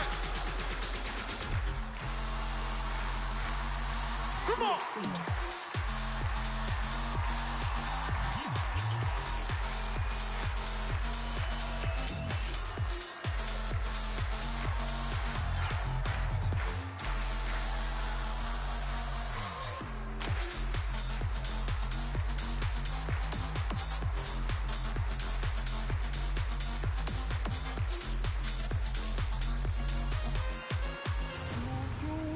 Fortnite, let's keep it going strong right here. Follow us on this one. Got a lot of love, little bit less money. Don't need too much on me. Besides you, met a couple friends, but I never really see them, cause I don't really feel them. They don't look like you. You've been on my mind, 9 to 5 and then 5 to 9, yeah. Up the whole night, dreaming when I'm near your body. I can't shut my eyes with you in my bed, even when I'm tired. The PM be turning to AM and I couldn't rest if you do it like this. So, what's up? I'm wide awake but never sleeping on. Can't close my eyes around you, but it's cool. Cause I be looking at you. Y'all ready to go a little bit harder right now? Looking at you. Fortnite, show me what we got.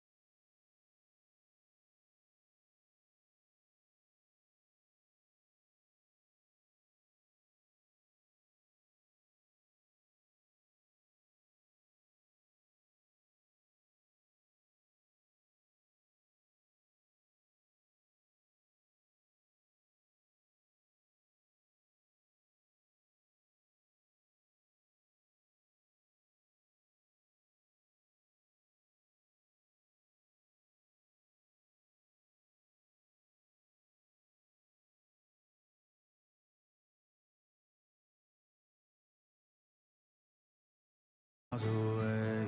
Oh, we never found the perfect time or place.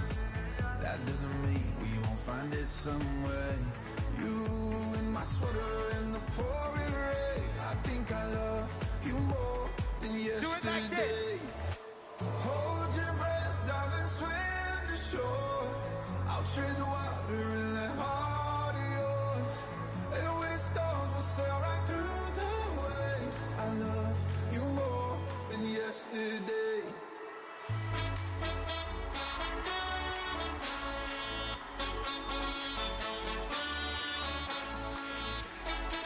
Let me see all y'all got.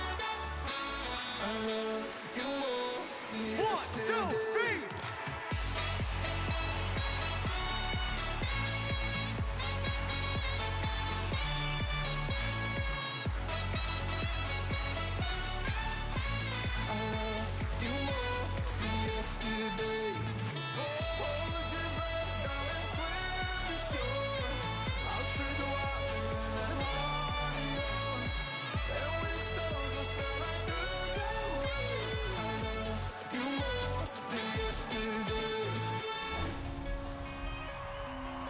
Fortnite, I need every single one of you to lose your voices with us.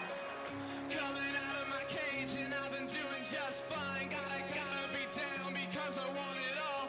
It started out with a kiss. How did it end up like this? It was only a kiss. It was only a kiss. Now I'm falling asleep and she's calling a cab while he's having it and she's taking it. Now they're going to bed and my stomach is sick and it's all in my head. But she's touching his. Now he takes off her. Now let me go.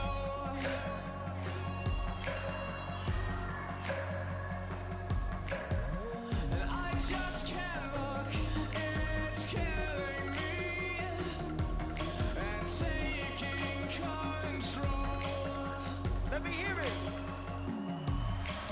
Jealousy turning into the sea, swimming through sick lullabies, choking on your alibis. But it's just the price I pay. Destiny is calling me. Open up my eager Y'all know what to do. eyes, 'cause I missed the bright side.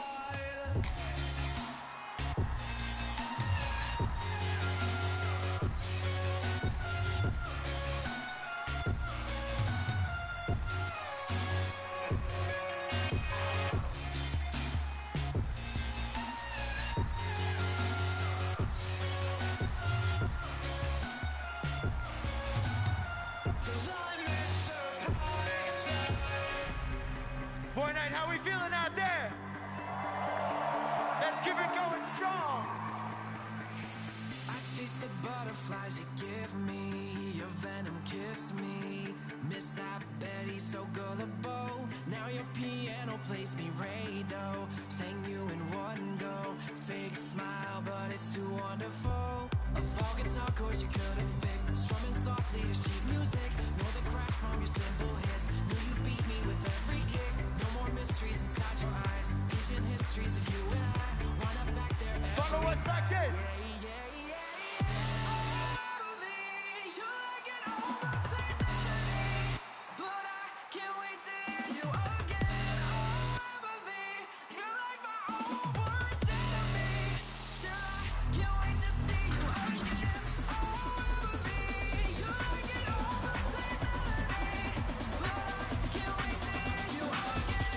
Show me what we got.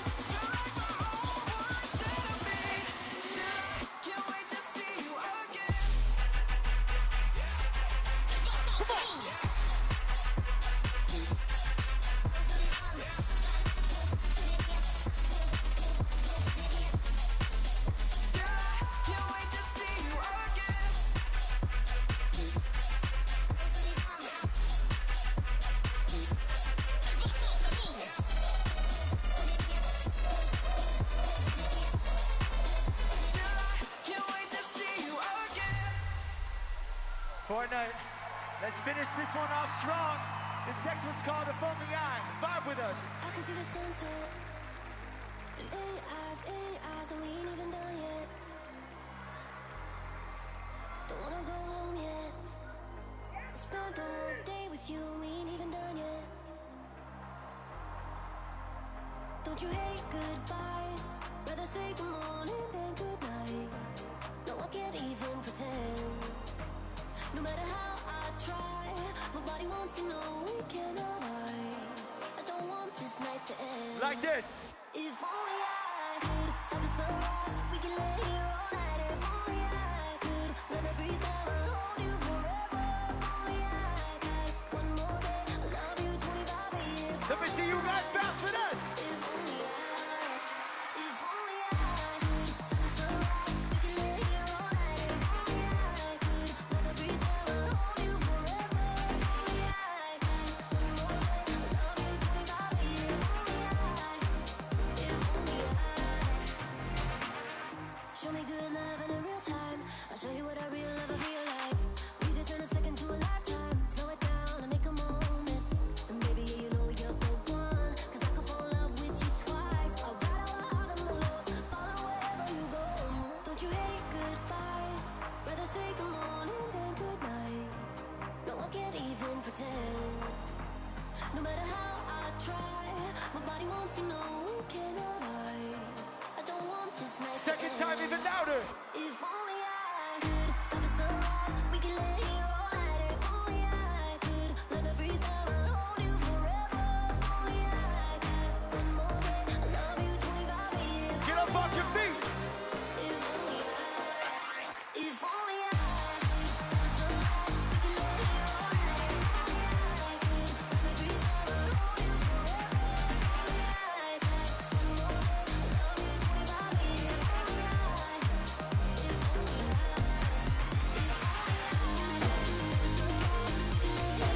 If only I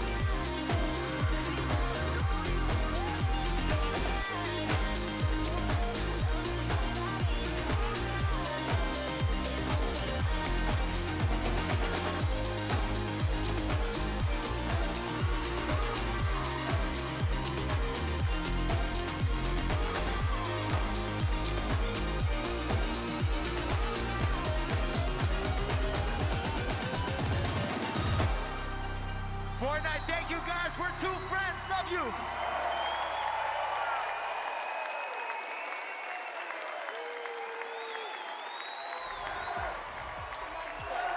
My mind is absolutely blown. I was just watching the halftime show on the screen. We were having a bop outside with the rest of the Fortnite team. Yes, I know no one has referred to it as a bop for about 30 years, Kelly. Well, to age us even more, when Mr. Brightside came on, all of the 30-year-olds in the talent show were going crazy, and then anyone younger than that pretty much didn't know what was going on. Gold star goes to Zeke. Zeke has got some moves. Zeke literally looked like an in-game character doing the dance moves. I thought he was going to bring out the floss at one moment. I was like, Zeke, that is so true. I think he did. I think he actually did a little bit. Yeah, just a little bit. That's how much he loves Fortnite. It's true. Well, how would you describe your moves? Terrible. That's one word. Yeah, I was kind of like a fist pump, little groove on the heel, a little groove on the heel. Can I say my MVP from that performance? Yes. Man with the sax. Oh my gosh, how could you not? And that was live. That wasn't a pre-recorded guy just sax syncing. I don't know what the saxophone equivalent of lip syncing is. He's like literally walking down a stair. I find it so hard to walk down the stairs of the main stage, let alone some narrow stage steps while playing a saxophone, Kelly. Oh, as soon as the two friends guys jumped up there, I got scared. I didn't know if they had any harnesses on. Is it one friend? Is that what you would call a singular of the two friends? That's when one of the friends misses the jump, but he didn't. He's been working on those glutes. I literally need to know his exercise routine because he came out and he jumped, and that's when my mind started to be blown to the point where I don't think I have any brain cells left because literally that performance has made me lose all thought because it was so awesome. I mean, the drummers were also incredible. Yes, they were. Yes, Great they job, were. you The guys. drummers, Thank the you. dancers, everything was thrown at this one. And now our players are going to throw everything at these last three games. Do you like the segue? That was good. That was really good. Thanks so much. Been working on it. 3 games left. And there's obviously a few duos that we have to talk about that are on the top of the leaderboard. Yeah, there are. Do you think that anyone is going to overtake Cooper and Miro? Because they are 100 points clear and they're so consistent in getting to those end games. I mean, not only do they have the highest amount of eliminations right now, but they also have the highest average placement. But you can't ignore Pixie and Cheatin', who, for the first time since the FNCS World Cup, where we had Aqua and Nyrox get back-to-back VRs. They are the first duo to do it again. So it has been years since we've seen that. That is an incredible accomplishment. So there's definitely a chance for that duo there. Well, I can't wait to see what the desk has to say, but I also hope that Zeke is going to show you guys some of his moves. No. Listen, Frankie, you're not going to bait me into that, okay? Look, those moves are way too powerful, okay? But, man, that was a crazy set by DJ Producer 2 Friends. And I got to agree with Frankie. When Casey on the sax came out, I was just not ready. Like, I was like, yeah, this is amazing. And that just dropped, and I'm just jumping like crazy. That was so much fun. It's so fun being in here, right? Because we're standing up here on the desk, and the whole ground is like shaking as this is going on as well. And then the flames start going off, and it's like, whoa. Why can we actually feel the heat from those flames? I want to keep the party going, bro. I don't want to stop. Let's just keep it going. Tell them to come back out, man. We can keep it going, Just keep going while we continue the competition. Just let it run wild. And, of course, I don't know if y'all saw, they had the wristbands. So as they're changing the songs as well, it's just the arena lighting up kind of in like tandem with the songs. Man. That was amazing. Thank you so much. DJ Producer 2 Friends, we appreciate y'all. Casey on the sax, we became best friends. The GOAT. The GOAT. Now, as we kind of get ready here, we have some time before we jump back into the game. The players have kind of taken a bit. They're stepping back, they're getting some food, talking with whoever they need to talk to, and focusing their minds. Let's take a look at the stats by the numbers. Let's take a look at how things are kind of going here in the grand finals. When we take a look at the numbers for most eliminations, you can see Cooper and Miro. No surprise, currently sitting in first place right behind them, Pixie and Cheatin'. Yeah, I mean, you know, first and second place, obviously eliminations are very, very important. But Peterbot and Bilo with 12 sneaking up there for me. I feel like they just started to warm up in game number 3 there. We saw Peterbot, the mechanics were coming out, and that's what he's known for, by the way. So if that can continue that momentum, they might be flying up the leaderboard. Yeah, it feels like a blast from the past from those guys, right? Obviously, back when they won an FNCS many seasons ago, that's the kind of thing we saw from them so often, right? Popping off high elim games, and it's good to see them getting in on the action today.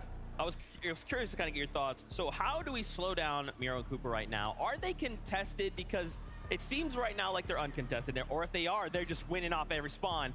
But they are so dangerously far ahead right now. No, I mean, seriously, what it comes down to is making mistakes out of them. And literally game number 3 was that, right? They made a mistake.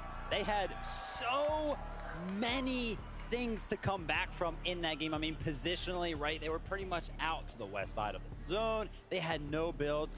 Somehow finding the refreshes in that game tells me that they are even ready for those situations that are tough, especially in Fortnite competitive, to overcome, which just means that it might be hard to stop that Cooper Miro train. Yeah, I think the one interesting for me, no matter how many games we play, no matter how deep we are into this competition, if Thomas actually walks out, the crowd are going to make noise. And that's what just happened a second ago. He's clearly back from his break, and they're all, you know, on top of the world. It'd be good to see those guys start to get in on the action a bit more. You see Manabuka getting ready there, Thomas locked in, focused. These off-spawn battles against Canada and Aegis, they've been going so back and forth, man. And mentally, it must be tough, because even when you win, you know this might be the only opportunity you get to actually play out a game, and there's even more pressure that gets added with that. Yeah, and here we kind of turn attention from 11th down to 20th. I want to highlight 17th place, Hen and Vasquez. We've seen double Rift Island claims. You can see the 30 points. The 30 points, just under half of their total points from Rift Island. And it's still just so crazy to me. More duos aren't just sending it. Because actually yesterday we saw a moment where there was like 4 duos and landed on it, and they're like, okay, look, you got here, that's fine, we'll just let you have it. But at least they went for it. Yeah, and I actually saw some respect there in game number 3, right? We saw Datus and Stain, right? They were right under the Rift Island spawn, and we were like, oh, look, they're probably going to get it. And then they just didn't go up for it when I really feel like they were in a position to. So still a lot of these teams not willing to go for it. Yeah, it's weird, right? Because like you said, they went from showing so much respect there for not going for it. Then the next game they get in a limit and they start, you know, doing the gritty on their opponents, right? So clearly, you know, where they choose to give and not give respect is a bit different, and it depends on who it really is. I'd like to see some more teams get involved in that Rift Island gambit, right? I think, again, for a team to have claimed it twice now in Hen and Vasquez, you can't be letting that happen if you're the rest of the lobby, right? If they now start to, you know, put on better performances to add to those Rift Island points, then you start looking at a team that can start to contend. Okay, I like it. Let's take a look at the numbers for Rift Island. So obviously we highlighted them, Hen and Basket, 30 points. Okay, so Batman, Booga, and Rapid, we did see that not that long ago. And then remember, we've got the Forecast Towers being 3 points each. So Cammy and Seti and Bryce and Chubbs have also claimed 2 respectively. So, and I think the other thing we want to kind of, it's not necessarily gone under the wayside, but that Forecast can be so powerful for a duo. I wonder if that's why Seti and Cammy, though they've kind of been in somewhat shambles situations, have still played so well. Yeah, for sure. I think you look at the game played without Forecast, and they're already a team that positionally is just going to dominate everybody else. Like, they're going to be in good positions, and they're going to make you think, how on earth did they know where to go, right? How did they maneuver their way into the spot? You give them the forecast, how you give them the intel, the insight beforehand, and it's like, yeah, they're just always going to be in a good spot. And even though the performances, maybe there's a bit going wrong in terms of the fighting ability and where they're on the same page there in box fights, they're still going to make it deep into games with those Forecast Towers. Yeah, and if we think about the strength of Frenzy as it stands right now, of course, it is going to be the fact that it is so close to that Forecast Tower. So the fact that they're kind of like splitting their drop spot right now, I really think it's in favor of them. And, you know, we're talking about how, you know, we really don't think that they've had a Cammy Seti-esque game yet. That Forecast Tower has to help them out in that category so much. Yeah, for sure. Well, I'm getting word. As much as I enjoyed that halftime show, games are ready to go. Let's send it up to our casters. This is game number 4 of the FNCS Global Championship. That's right, we're up here. We have Taco joining us right now to, of course, close out the remainder of the day. We already know it's getting intense. Players did have a short break, though. The very first 3 games today have done nothing except deliver action after action after action. So many insane moments, and we're here to get plenty more because game number 4 is ready to go.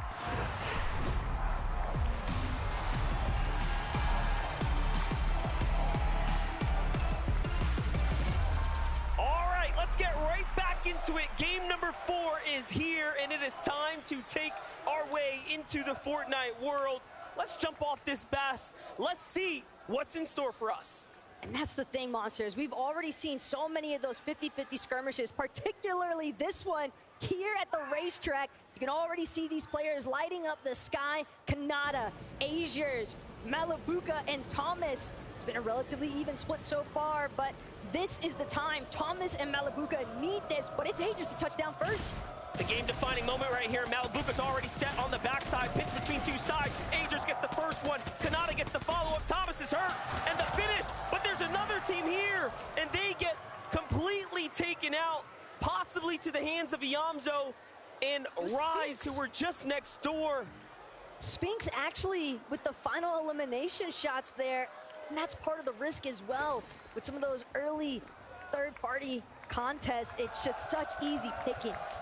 The sad part about that is Kanata has won that drop now more times than Thomas, HD, and Malabuka. So Kanata and Azures also had equal amount of time to run up the points on the scoreboard, and they were doing it, finally finding their stride. That's going to be a huge setback for everyone here. But entertainment for us nonetheless. We get to jump in now with Clement and Kaizen, who already have an elimination. If Grols is by himself, then he's having to run off of the distance as well. Seems as though Par's gonna meet an early demise. Baka tried doing his best to recover, but it's just not enough.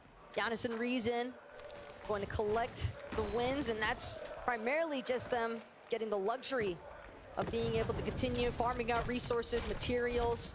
But we can take a look back at the action, and we didn't get a chance to witness the first time around. Reason with a nice drop down from the overhead view. Baka just unable to find those finalizing shots. It's unfortunate, but when you're in those 2 versus 1 situations, it's hard to come out on top. It makes you wonder if Reason and Giannis didn't, come out of the lower bracket. Baka and Pars had such a great upper bracket day 1 just to qualify here, and today have been put on stalemate, put on ice all day long, just no room to warm up. Talking about teams that haven't quite had room. Our OCE duo here, Worthy in a 1v2, but no, Teeny claps back and finishes the deal, gets his elimination points, gets the credit, and finishes it off when it matters.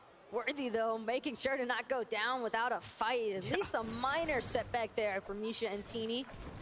But the revive will definitely be a success. Decent amount of action sprinkled across the north side of the map so far.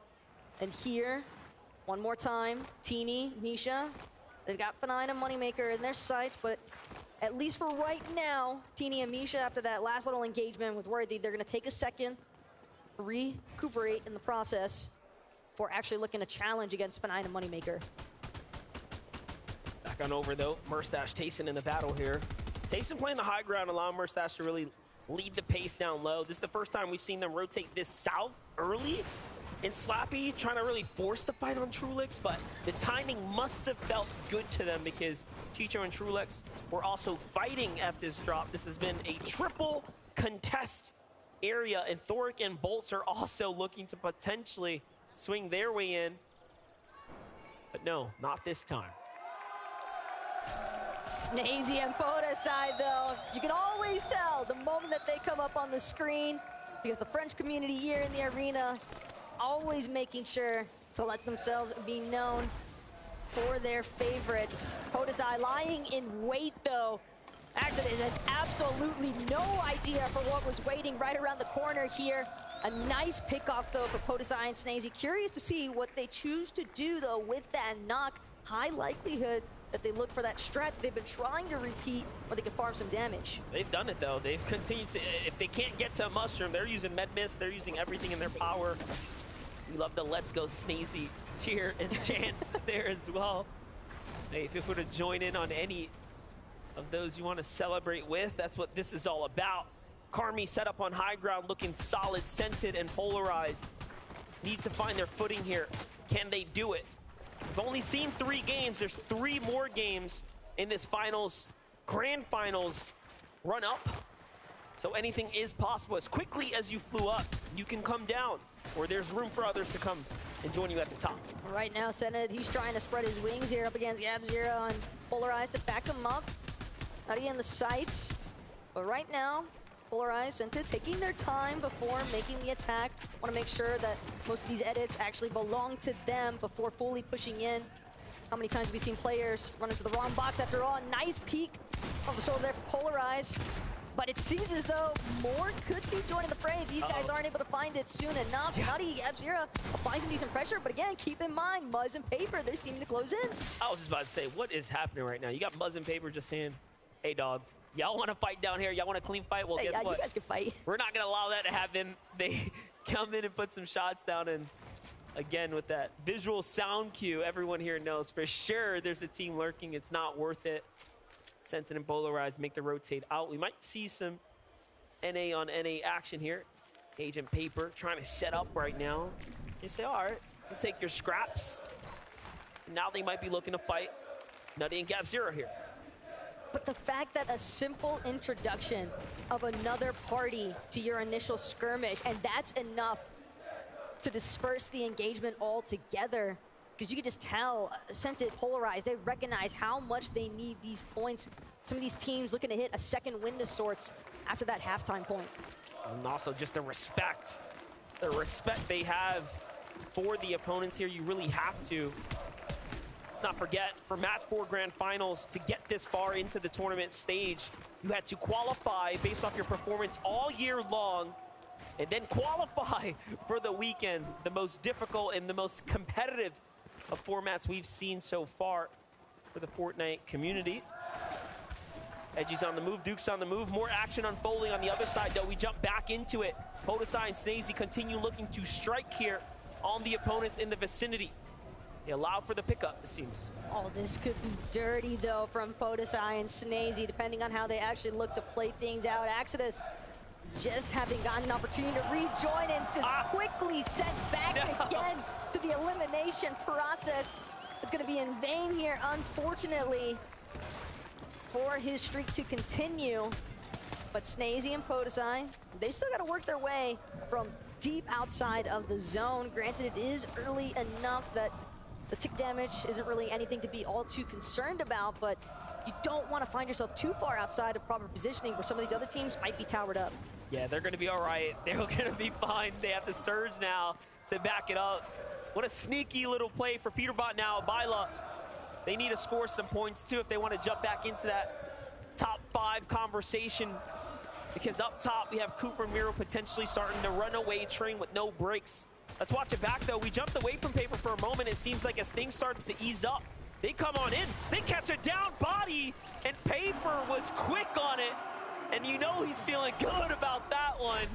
That was an excellent elimination and a great timed fight. And if you're Nutty and Gabzera in that instance, almost can't fault them for wanting to commit. Seemed as though he was nearly through that revive process, just a little bit longer, and he might have been able to make a huge turnaround play there. But Cammy, just inside of Frenzy Fields, finding some nice shots with that twin mag, and that's going to be a decent collection of surge tag damage for the time being. Relatively split right now from Cammy. Seems as though both of them trying to prioritize different directions, but some of these teams definitely encountering some issues running alongside the edge of Storm. It seems as though other teams are already taking note of the way that the zones are starting to pool and just doing their best to try and control the flow of the lobby. Yeah, and it's not just Noxie and Crisp here who have a problem. The team in front of them are in the fight. These are two of Asia's best going head-to-head. Datus and Stain, Zagu, and Peppo clip down low. The FNCS champions of the Asia region have been flexing on the competition, but Seti and Cammy have been keeping them cool as they have been the kings of Frenzy so far. The battles for the weather station have been very evident in this game now. This is that back half strategy we talked about, showing you how many teams want to try to increase their odds. Well, think about it. Zagu and Peppo, I distinctly remember a content piece from yesterday where they specifically stated, we will trade our lives in order to secure these forecast towers, because that is just how impactful having every single visualization of future zones can be. It does make a massive difference when teams are able to control it. And right now, Giannis Reason, they're trying to control what's happening between themselves. Axe Force, Rubab. But it's a lull in the action because other teams just keep taking note of the action. That of the Germans here. Already 2 eliminations for Giannis, showing that they had success at the Slappy Shores. Axe Force and Robot Kebab definitely a strong 2, but then you have Pixie and Cheaton just nearby, ever lurking, hungry for more points, already on 2 victories. We were wondering how have they done it. It's just timing. Their timing has been impeccable. And if they can time this battle correctly, they'll be right there, earning themselves a good number of points. But no, things slow down. The weapons cache might just go to this team here of Axe Force and Robot. Could be massive, though, for Pixie and Cheaton when you consider that their drop is super far north on the map in general. Relatively. Oh my gosh. Yeah, that's all it takes. He's having a hard time. He's been rebooted like 3 times this game already and found by different duos at different stages. What a difficult time it has been. It would have been a lot more menacing, though, if it was Podesai and Snazy somehow. At least it's a different duo this time. But Seti, sure to make sure that Exodus is not going to be able to get revived. He's trying to pressure in as quickly as possible. Does not want to let this happen. Exodus, though, actually managed to get back up on his feet. Another attempt. Success here for Striker as he continues to do everything in his power to ensure that he gets to play out this match as a duo. At this point, just let him be. He deserves to stay alive right here. Seti and Cam are going to take this rock and go ahead and get as much distance as possible. Should be just fine to go ahead and get to the zone, but no strangers, Cammy and Seti, to playing deep zone. We've seen it just about the bulk of the games on the day. Meanwhile, Miro and Cooper have continued to have success in the middle. Let's catch up with these teams. Let's catch up with what's going on with Vivid. All of the games so far throughout the day have featured some very early aggression, but that is not the case for Cooper and Miro, right? They're just landing over at Rumble Ruins all alone. And honestly, one of the best things about this POI is going to be that Temple Vault. So much loot in one spot to make sure that they can quickly get the loadouts that is needed. And the other thing good about this POI is that it is centrally located on the map, so they can get some Storm Surge and some early rotations out. Thanks so much, Vivid. It's definitely clear But their drop at that Rumble Ruins POI is certainly making a pretty impactful mark on their run so far today. And what's even crazier still is when you think about the fact that Miro quite literally has more FNCS title wins, being 5 over Cooper's finals appearances. This is only Cooper's 4th finals appearance, and yet here they are, game number 4, leading the lobby on that first place in the leaderboard. Well, with Vico and Pink on this Rift Island, they're looking to lick their lips, rub their hands together, and pray for something good right now. That's 15 points their way, but they're going to have to fight for it. Moneymaker, Fnagen understand that they have to come back and make a big turn, a big stride up the standings, and that's why the battle for the Rift Island checkpoint is going to be important here. Vico and Pink would love to secure this right now, though. It would really make the difference. It's 15 points. The fact that Hen and Daisuke have managed to secure 2 of these Rift Island objective capture points is insanity, because it stacks so quickly. But Cooper, Miro, they seem to have other intentions, and the game is afoot here for these two as they continue trying to see whether or not they can close in on any of these other teams surrounding the Rift Island that might be a little bit more distracted with each other still. Well, it's going to get pretty interesting. We have 1st, 3rd, and 4th place all nearby. Make that 5th place as well, because Vaniac and Carby are under the Rift Island, so a lot of our very important performing duos so far just to hit here. The first, Tina and Misha. They've had a good game so far. They finally found their footing here, but they're going against Pink and Vico, who were just warmed up after the first 3. Already, though, what can they do? Pink's got to be careful, though. Pink and Nico don't want to wind up as the team being sandwiched with so much commotion happening here at the Rift Island. Still trying to break through these wall edits from Misha and Teeny. But the capture point, it's been claimed. Vico and Pink, that is a massive 15 points bonus, regardless of what happens next for these two. But it seems as though they still want more. They've got the loot, but they want some elimination points to go with it. Yeah, look at this. Now they have everything secured. Weapons upgrade as well. And look at all the other teams looking to scavenge what they can, essentially, from the Rift Island here nearby. But it might just be time to go for most. For Miro and Cooper, they're listening to all this go down. They have the material that they wanted from this low-ground reservoir. And for them, that's a small victory in its own. It wasn't the checkpoint they wanted. That was too risky. But the material count was welcomed. Little rocket ram on the exit there as well for Miro. Sure, he's bound to get some decent utilization out of that. As things continue drawing up towards the north side, a lot of teams now starting to find their way into the zone, and a couple of teams still left over here at Brutal Bastion. It's a relatively large POI, and seeing all of these pre-established edits, it's got to put you on edge. Vino's hurt, Tayson's hurt as well, but they did manage to find the elimination. Team Monaco on Monaco action, and now Rapid and Batman Booga jump in to try to put their touch on the take, and Vino and Queasy want nothing to do with it. You have to heal, they have to bounce back. They are having a difficult tournament run, as is Cold and Acorn, a lot of our favorite picks so far, struggling here. But that was just 3 games, right? All you have to do is play even better on the back 3. You can be very much in the competition, in the conversation. I mean, we've seen just how impactful even 2 games can be. Yeah. And considering that we still have 2 games left to play after this one, would never want to count out, you know, or Queasy in those sort of circumstances.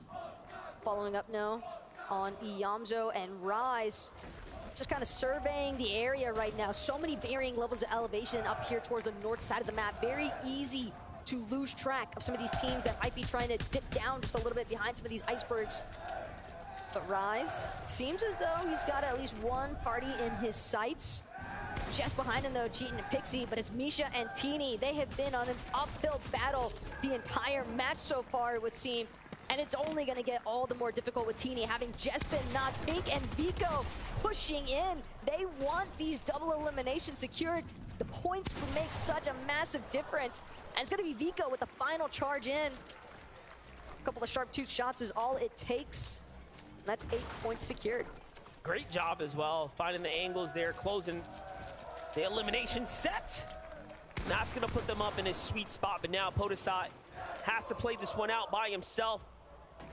He's gonna need the support of his community here for sure, because with only a rocket ram and crash pads for utility and no heals, it's gonna be pretty tough, but somehow he is above the surge. Here it is, he charges it up. Off he flies, out he goes. Shalom and NK Papa, this could be a great team to attack. They're hurt. He gets in, he grabs the wall, but no, slips out the backside. Little does he know, he can absolutely finish them off, and they need a set of eliminations. They need a pair of damage. Podesai changes things around. Here's the damage coming in. Gets the finish, no! Couldn't conclude. More tags from the side. Take him out. Papa will fall here, potentially, if he can't find a little more damage before the zone closes. It's Vico who's in front of him. You can tell MK Papa wants to turn around, but he knows he's got to keep pushing forward. If Vico finds him for even a second, the zip line at this point. Wow. With 8 HP, and he comes across unscathed. That is incredible. Combed up for a moment, trying to get this mini shield potion off. Will successfully find them, but that's up until Basket knocks him out of the field entirely. The turn and burn, though, from NK Papa. Is Basket on the retreat? MK Papa, Asia's last hope of the top 10 right there for now. Taken out and finished, but not before putting up a crazy fight against top 5's Vasquez. But hold up. Now we get to see this. Miro and Cooper starting to find their footing again. They need to fight for it. This is the second game now. Game 3, we saw very much similar circumstances where they came into the game and the mid-game was such a struggle. Material count, health-wise, just in general, very, very scrappy duo. They do find a set of refreshers there. Meanwhile, Seti and Cammy, complete different story. We've already know they play deep out of the storm line, but they're looking pretty fine right now. It's gonna be natural high ground. This is looking like good old early chapter days. Cammy and Seti have definitely found a decent spot just on the side of the mountain north of Brutal Bastion, but they're not the only ones looking this direction. Uga and Threats, box just beneath them. A lot of teams kind of surrounding the edges here. Peterbot and Byla, though, they're trying to put those mechs to work. Byla gonna force his way in, just now getting barely above the surge damage threshold, but Peterbot, we've been watching him do it all day long. The elimination onto Thoric, the revive onto his teammate, and bolts will fall as well. That's the kind of refresh that Peterbot and Byla were hoping for. This is what Peterbot does right here. This is what he does best. Solo play by himself when it comes down to clutching up, and he's got that charge. This thing hurts, it hits hard. He can finish the player off with one charge up. It's Axe Force, though. Will he become a victim of Peterbot? But no. On his first, Peterbot has to dig into his heels now. Decides, hey, I gotta get out of here. Breaks through everyone's build.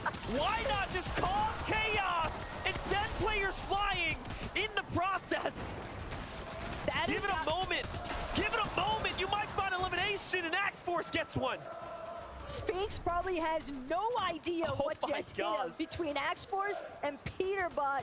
Those were some of the most destructive rocket rams that we have seen all day today.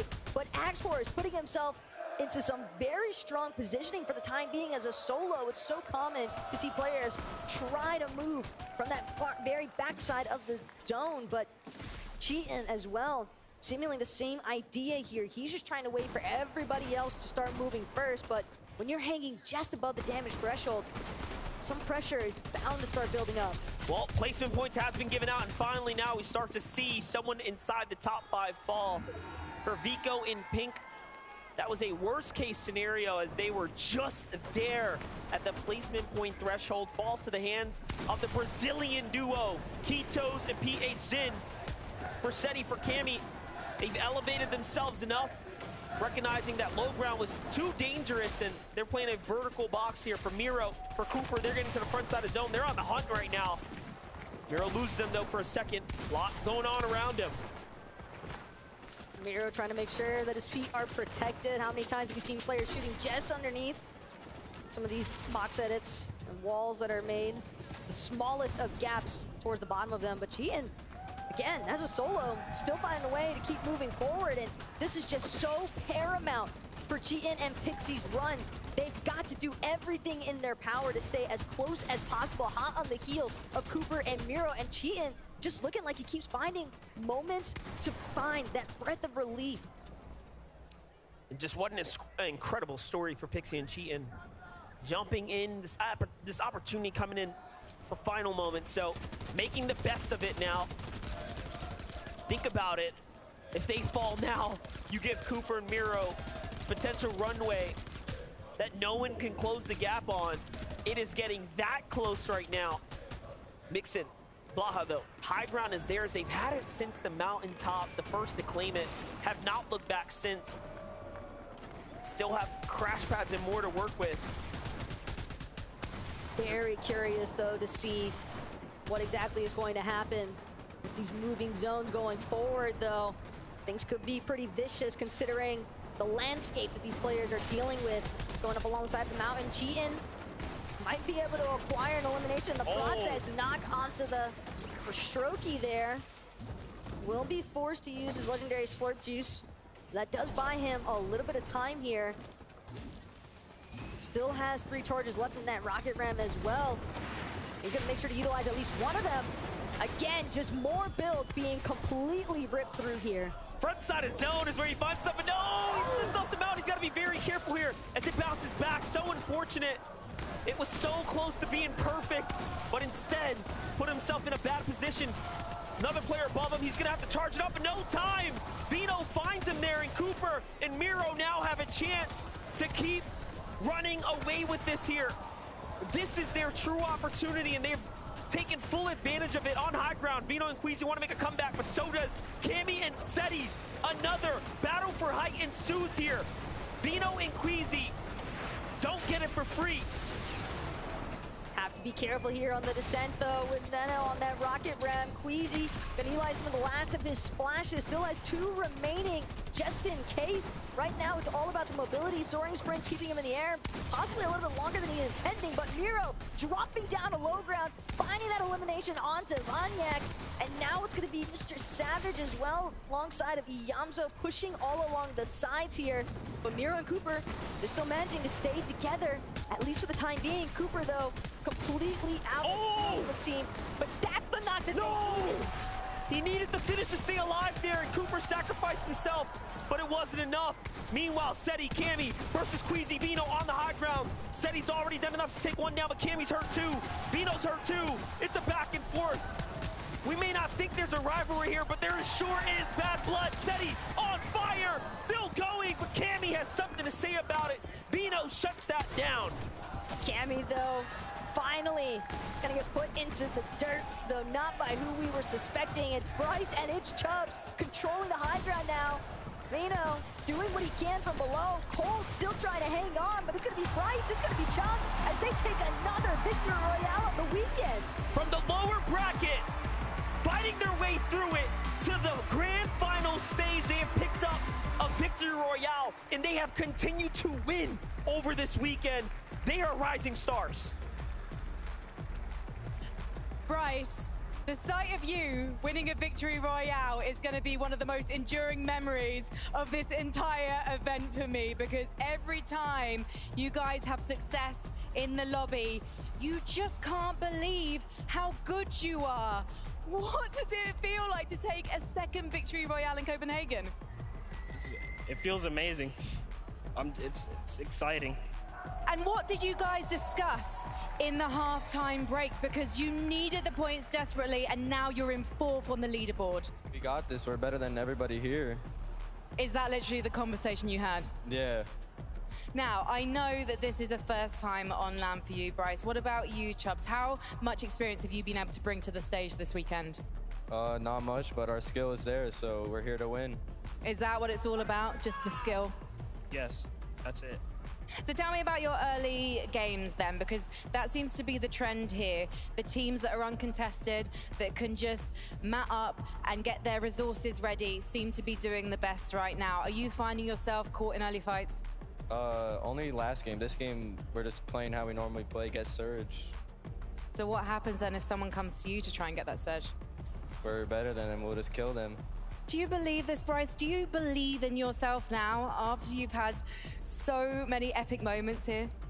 I do. I think we could win. And do you believe in this man, Chubbs? I do. Amazing. Well, I'm starting to believe in the two of you too. Thank you so much, guys. Congratulations, everyone, Bryce and Chubbs!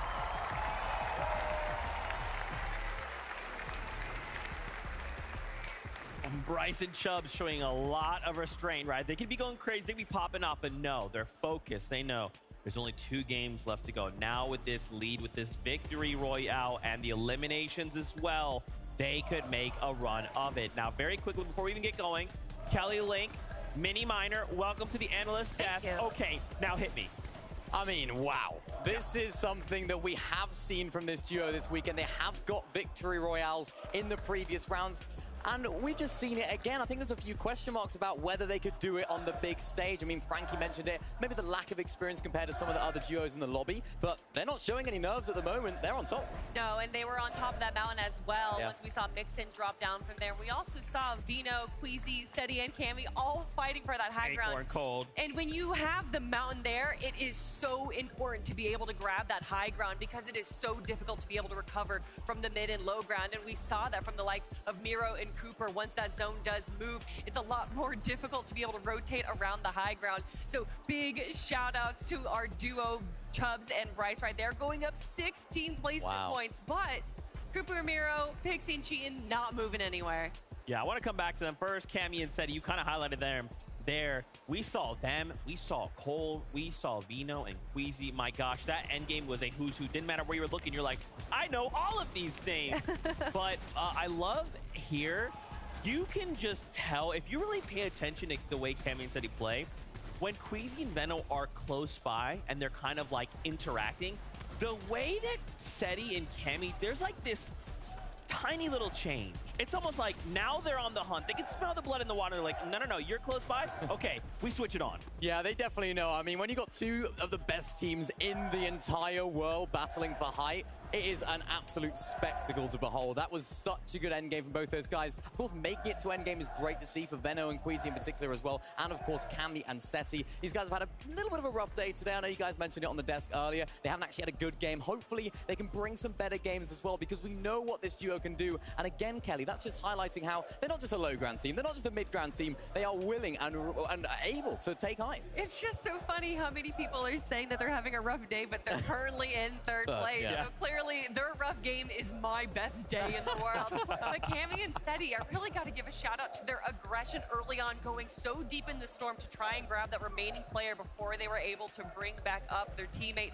However, they realized that once they did, they backed off and said that this isn't worth it. We don't want to get knocked down early because we want to make it to the end game, and they did just that. And that's what they've been doing all day. They've been sitting inside of that storm. That's one of their strategies that we like to see from Cammy and Seti on this big stage. They're trying to get those heals, and particularly when the zone pulls north, of course, it goes into that jungle area where there are those shield mushrooms. Of course, there are those bounce little mushrooms as well that you can use to rotate. And we even saw them in that game using one of those kinetic rocks. And that's what they're trying to do. They're trying to stay back. They're trying to get out of fights and ensure that they can make it to endgame. And another thing that they're doing pretty much every single game except for one is being able to get that forecast tower, which is obviously so beneficial. But we got to talk about the top team, Cooper and Miro. Miro just going absolutely crazy. And there was a moment in that game where I wasn't too sure how they were going to do. You can see here, 102 below storm surge there, and that is such a risky place to be this late in the game. But also, I mean, can we talk about the rocket ram in this game? I don't think I've ever seen so many builds destroyed in just 5 minutes. Yeah, and I think the reason for that was just because of the natural elevation in the zone. The rocket ram is the item just to smash through so many builds and get to where you want to be without anything getting in the way, or at least breaking everything that could be getting in the way. But this is a fantastic endgame from Miro. And I know on the cast there, I think it was Monster, he mentioned that there was like 4 of our top 5 teams all surrounding the Rift Island. That's no mistake. That's no mistake. All those teams are identifying, Cooper and Miro being one of them, is that they don't have to go for Island and claim it to get all of the beneficiaries that offers. Of course, you can have so many of those maps that you can refarm. Easy high ground. There's a reason why all of these top teams are going for it, and Cooper and Miro are showing us how it's done. I swear in the mid game, every single time that we go to Cooper and Miro, they are farming, and it has been every single game, and they are one of the best teams to be able to efficiently farm and use that mid game so that they can have a better late game, and that's what we're seeing. And we've seen a lot of West zones today, right? Games 1 to 3, all on the West side. And of course, Miro and Cooper, they land on that West side. So for once, we're seeing a zone that isn't in their favor. And I was definitely asking a few questions about, I was like, if the zone doesn't pull their way, what are they going to do? Are they going to be able to sort of play to that standard? They've just answered all of my questions. I mean, guys, Cooper and Miro, they have a lead. That's a 100-point lead. We have 2 games left to go. As long as they can stay out of their own heads, we could be looking at global champions. Now, we quickly wanted to highlight Venno. This man's is popping off right now. He is fragging out like crazy. Venno is doing what he does. This is great to see from Venno, and I know their sort of game strategy and their game plan has been so masterfully crafted by his team, of course. BloodX, of course, on the coaching side of things, just doing things fantastically well. And Venno's been such a great player that's developed so much throughout his entire gameplay. He hasn't just been an all-out fragger, just jumping in boxes brainlessly. He has developed into such a fantastic, almost half IGL. He tends to take control in these end games, whilst also fragging out. What can't he do? Well, especially when you're in a solo situation, you kind of have to IGL for yourself just a little bit because you know your situation the best, and that is exactly what we saw from Venno. Guys, I want to break down so much. There's just so much happening in this game, but I'm getting word. Games are already ready. We're jumping back all up into the action. So casters, back on up to you. Thank you guys so much. Always love getting that little bit of analytical insight during the analyst desk segments, but they're absolutely right. We have seen so many pop-off instances, so many different players, and I just want to see if they can keep the ball rolling here in game number 5. Lucky for us, we can do just that because the battle bus is here. Let's go.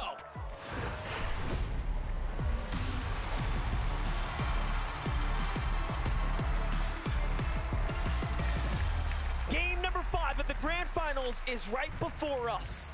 This is where we are now in the final stages of the tournament here.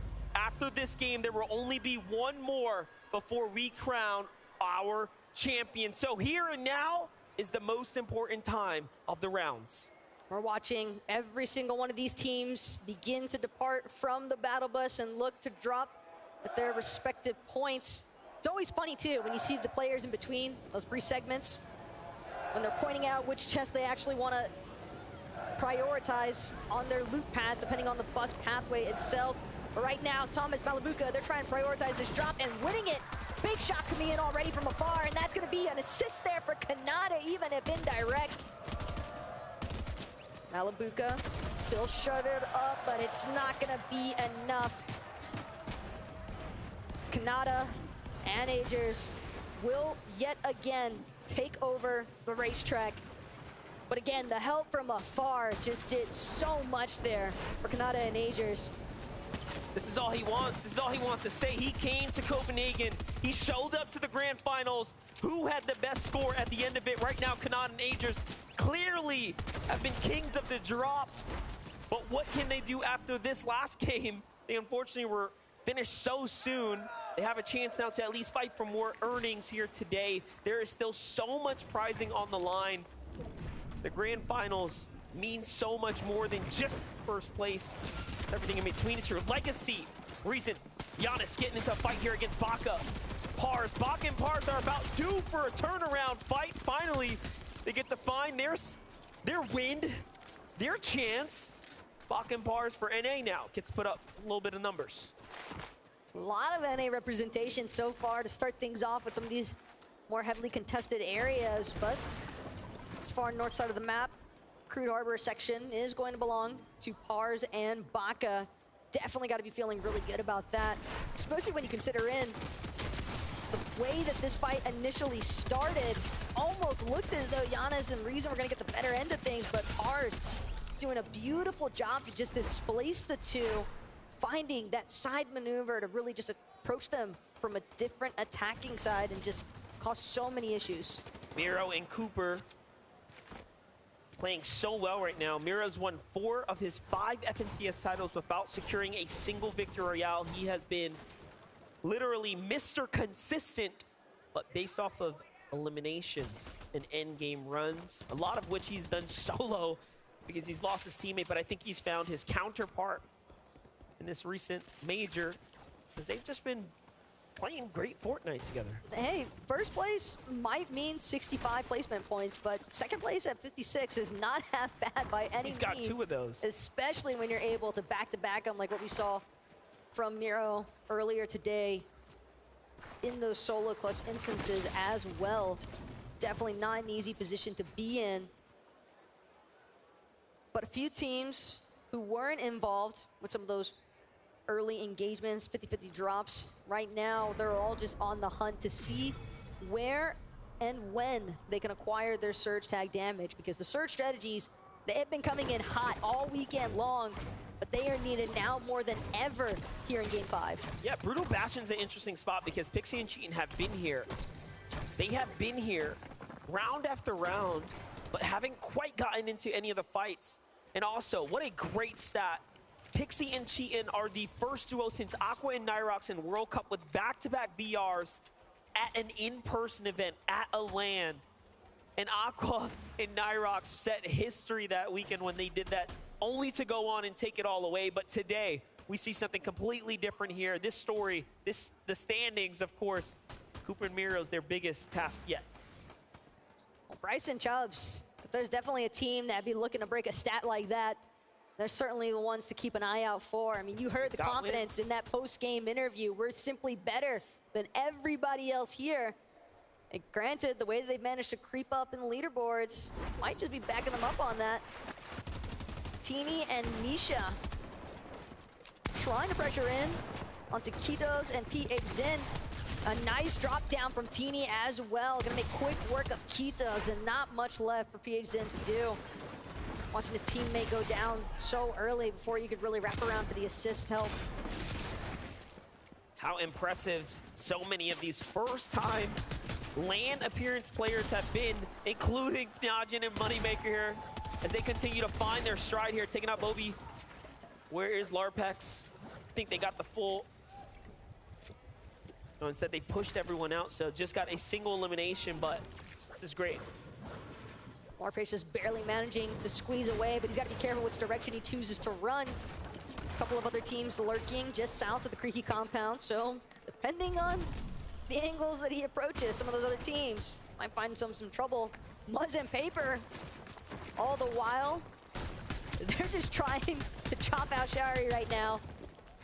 Moderately successful job. Paper looking to push from the front side now. Muzz, another wraparound, but Giras has finally managed to reunite with his duo, so Paper, Muzz definitely reconsidering exactly how aggressively they want to approach this, especially given Paper's loadout. They might need this refresh monster because it'd be nice to have some extra materials this early on. Yeah, Paper just uncertain, making the call. Hey, is there someone up there? I'm not sure. That slows everything down now. Muzz tries to scout for the information, but doesn't find anything from it. That right there will tell them, okay, Giras and Shari on the run. There was no one there. Little pump fake is gonna save them. Now we jump over to Sphinx and Foyo. We saw Moneymaker chasing Larpex, but look at that. It might have cost him now as they run right into the solid wall that is Sphinx and Foyo, already a team that has taken a victory out here today. So confidence is definitely there. Moneymaker, though, won't be able to find a shot just yet. Cancel that. Seems as though he did sneak one up onto Sphinx. A little pause here now. Fnine debating which augment he wants to select. Maybe if he can find one that might help him out in this circumstance. But Foyo and Sphinx, they seem as though they might run in to finish. Well, Moneymaker had started. Larpex not too far off from where this little skirmish is taking place, but again... No, he got finished. It looks like Sphinx turned around and finally managed to cut him off in the immediate process. headshot. Yeah, immediate headshot right as you said that. Sphinx finds elimination, takes him out. Well, there it is. That's 4 points. You like that? From the frying pan into the fire, essentially, at that point. But usually how the story goes whenever players are left in those solo situations. Teeny and Misha, though, how many times have we seen this one before? A curious place to be, though. May or may not work out in their favor, but their patience could also play off big. They're in enemy builds right now as well. I think they're onto something. I think they believe there might be a reboot card here or something worth holding out that will tempt these players to get closer to them. Zagoot and Peppo are clearly rummaging around right now trying to find something. So for Misha and Teeny, the cheeky smile on his face right here. They're definitely cooking something up. And bro is looking devious in that player cam. I mean, you got the fingers crossed. He is waiting to see if he can scoop something up here. For Bryson Chubbs, they've got a different nature of attack. One that's a little bit more towards leading the charge, so to say. here over at Shady Stilts. Just trying to get some good utilization out of the mud that's available for some faster rotations. See if maybe they might run into any teams that they could acquire some surge tags on as well. And seen quite a few teams sort of hovering around the edge of that north side of the map, just trying to gauge whether or not investing into a full rotation would be worthwhile, given some of the elevation that comes with it. It's always nice when you can get a good aerial view of the lobby. Definitely that information download is so important, especially in this game. Stacey and POTUS on the move right now, trying to get situated. The weapons cache for them, but Teeny, Misha, the ambush finally pays off. They catch Peppo out in the open and then come crashing on in with a rocket ram. What a way to start this one off. Very explosive, very aggressive. Misha taking a wall by himself, no builds. What in the world is going on right now? He says, oh, that's wood. I like that. That's weak. Gets right inside. Zagu has to clutch this one out right now. His teammate's hurt. Peppo's on the run. In goes Teeny. Zagu puts up the numbers, though, but Misha finishes the job and clutches out for Teeny. And that was massive as well for Teeny and Misha, because we saw them waiting for so long. They had practically, well, they had essentially no builds to work with because of the fact that they spent so much time waiting. So they needed those materials. But I guess you can just let other teams do the work for you if you're able to find the eliminations. Not looking good right now for Cheatin', though. Very low on HP. Trying to decide, man, what do I do with my augments? More importantly, do I utilize these slab juices now? Or should I wait? Pixie in the meanwhile, trying to scavenge around here, seeing what he can find as he's got more health to spare. The problem is Baka is up on the hill. Duos are in the vicinity, so there it is. It was all worth it. They get to battle for this, and they should get rewarded here shortly with everything they need. Nice. It's going to bounce them right back into this. Our second place runners, Pixie and Cheatin', have a chance now to bounce back. That was definitely the care package that they needed more than anything else right now. I mean, we saw just how down low Cheatin' was starting to look with some of those builds. Pink and Vico, on the other hand, a team that's doing relatively well as far as resources are concerned. But now the question is whether or not they'll get a chance to fully utilize them, because as they make this rotation through Frenzy Fields, seems as though they've managed to spot out on the team on the horizon. Whether or not they're aware of the fact that it's Queasy and Veno is a different story entirely, but given the circumstances and where both of these teams are rotating out of, it wouldn't be unlikely for Pink to be aware of the fact that it might be Queasy and Veno rotating out from Kinjitsu. Yeah, and Kami Assetti right there at the Frenzy as well, just to the left, so a lot of danger in that area. Meanwhile, dead center, Acorn and Cold stick to their tried and true strategy. Worked last game. Up until now, it's been a little bit of a middling performance, but it only took one to jump them right back into the top 10. Had it not been for Cooper and Miro's ridiculous run, I mean, it would be that much closer inside the top 10. But the conversation's surely skewed right now up towards the top. But Acorn and Cold jumped into it. Queasy and Vino have as well. Tayson and Mustache now have room to make their way into these conversations too, taking down Alec and Worthy there. Nicely done. They have the zone more or less not too far, so they'll be balling out here shortly. Can't say I'm surprised to see Mustache and Tayson trying to get a little bit more aggressive into the action here, understanding that they need to make up some points to keep themselves in the conversation of that top 10, top 5 territory. And well played here by Tayson and Mustache as well, just staying so close together here as they charge Oshi's last remaining hope. Unfortunately for Alex and Worthy, they'll have to wait for our final match to make another debut, see whether or not they can catapult themselves a little bit further up the leaderboards. But look at this, Rift Island. We've been seeing a decent amount of action pick up as the games go on here. Axeforce immediately getting lit up, trying to farm some materials off the roof of this big building here on Rift Island. Fortunately for him, he's got Rebob Kabam toss him a couple of heals, but at the same time, Misha, Teeny, they managed to fly right in to join the heart of the action here.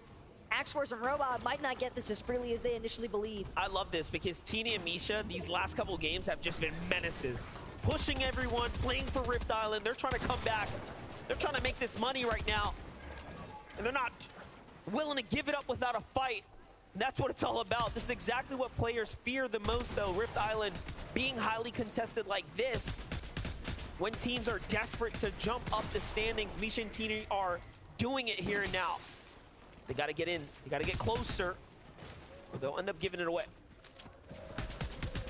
Seems as though Misha and Tini may be hoping that they can try and catch X-Force and Robob on the rotation out, especially if some other duos try to get involved here. But X-Force and Robob, these guys aren't the only ones going up top. But a massive benefit here because Pixie, it's Trulex, it's Chicho running Pixie down, and they find the knock. Trulex gonna look for the finish. Certain that he eliminates Pixie in the process there, and yeah, it's just Cheatin' trying to hold it down by his Losum, but he's locked outside the zone. He's got to find a way to rotate in, but the edge just being so well guarded right now. Surely has to do with a little bit of greed. They were doing pretty much just fine, but trying to go in there to see what they can find out, and they just get met with a team. Not what you expect at all. Cheatin' out, thinking the same thing. Shows himself for a second, and there were players waiting. Bugha and Threats don't drop a beat there. The damage was catastrophic. Cheatin' now has to see if he can pick up his teammate's reboot card and pick him up, but you're gonna have teams like Bugha and Threats just looking in, trying to see if they can get points gifted to them. I mean, even if Cheatin' does get the reboot ban at this point, just how beneficial is it really for himself and Pixie? You have to imagine that Bugha and Threats haven't really strayed too far from their initial position. They recognize the fact that Cheatin' is a solo.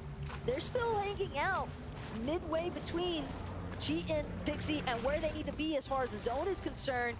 They might just be able to shoot down Pixie before he even gets a chance to land. Pixie doing his best to try and juke inside the air, and well, it does seem as though Bugha and Threats have started to move off now, recognizing that they need to keep pushing forward. But Cheatin' and Pixie, they've got a lot of ground to cover. Does seem like trouble in paradise right now as Misha's turning online. Queasy possibly has fallen as well. Big trades happening everywhere. It's going to be Queasy and Mano that have actually met their fate here in game number 5. They'll have to wait it out as well for the battle bus to depart in match number 6. And who better to be the one to possibly shut him down? It's Bastroki and Kylie. Wow. Applying so much pressure. Queasy and Meno, they were in 7th place here. And now they've got to sit and wait to see where this leaves them on the leaderboard by the time it gets to the completion of game number 5. And that's going to be all it takes. Seti and Cammy sure to have seen that one light up in the elimination feed and possibly got a little pep in their step for it. Yeah, the conversation now for Cammy and Seti is surely, can they start to close this gap and rocket their way on up to first place? They do have a little bit more work to do. Pink and Vico are still up. Cheatin' obviously is brought back into the game with Pixie here. This competition still standing strong. Miro and Cooper, we get to touch base with them. This hasn't changed for them. Miro and Cooper are struggling in the mid game here, but Pixie and Cheatin' are as well. Except one might say Pixie and Cheatin', much worse situation as they were finished off before they can get to safety due to the hands of Threats and Bugha once again, finding them there on the Storm's edge, waiting for them. You could just tell that Bugha and Threats were not going to let that one go easy. And now Miro, Cooper, they've just got to continue to try and play things out as cool, calm, and collected as ever before. Behind them, recognizing the fact that they might have some pressure on their backsides, Miro trying to be attentive towards how they continue to rotate in. Couple of shots, some damage being applied. Cooper, though, pausing only for a moment. Slight regroup needed. Nutty, though, taking a massive shot. The shields are correct. Some well-placed shots there from Cooper. And that's going to be enough to put a pause to Brazilian duo's pressure points. Taco, will we be calling this early? Will we be calling the global championship early, it just might become mathematically impossible if Cooper and Miro have their run right now. Their closest competition is so far away at this point. Cammy and Seti have a chance now to keep this tournament run alive, but the trophy is so close. Maintaining nerves is easily one of the most difficult aspects of being inside of this sort of situation here, especially when you look at the likes of Cooper, who again, relatively fresh as far as experience is concerned, but when he's got such a veteran like Miro by his side, it's no wonder they've done an excellent job so far in maintaining their momentum and maintaining their mental as well. But whether or not other teams are going to get a chance to play spoiler, we'll have to wait and see, because right now, as things continue to evolve, Zone continuing to pull just across Rumble Ruins at this point, and all these other teams to the north side now starting to trickle their way back in. But you have to remember, Rumble Ruins, that's also Miro and Cooper's starting point. Yeah, this is home territory. This is hometown. And they're looking to do just that. But everyone's hurt here. But Miro and Cooper.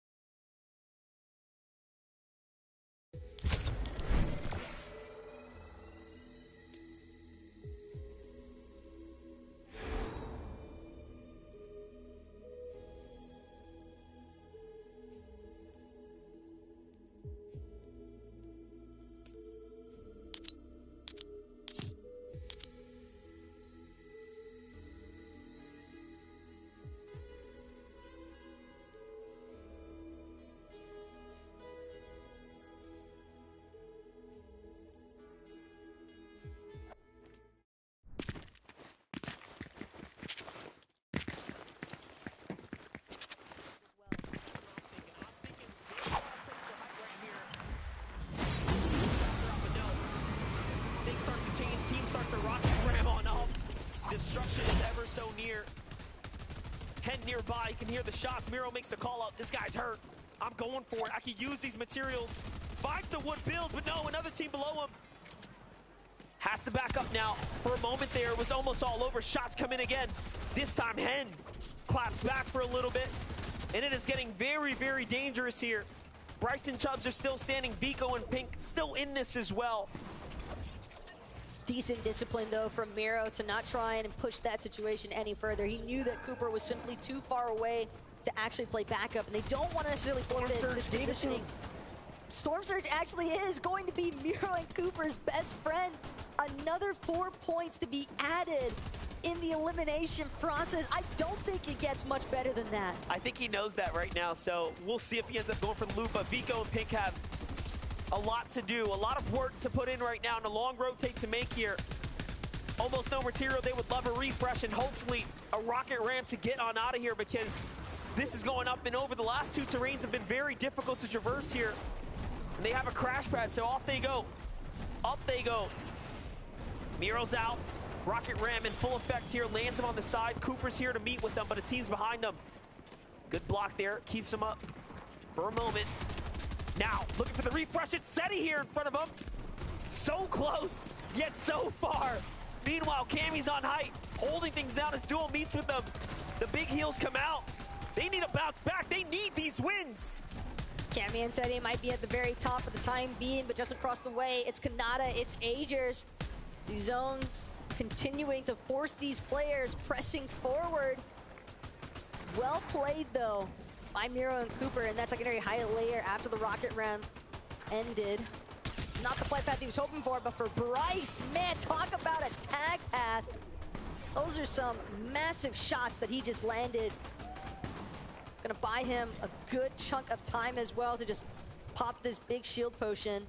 Make sure that he has 100 full shields, because he's going to need every bit of it. For Bryce, this is worth hundreds of thousands of dollars if he can hold on. Vico in Pink as well. Top 5 is definitely the sweet spot to be in. And any higher, you're extremely happy, but Vico by himself on the move right now. Looking to swing his way around. 5 builds, teams in front, no one behind. Make that 3 now. Lurking. Can he get a refresher? Can he find a player? Sees one to his right. No one's behind them, playing so smart right now. Miro comes dashing through here into another end game. It's all placement points from here. Cooper as well, landing just slightly further apart from his duo, but they found their moment. Good chop of the builds there onto Chicho.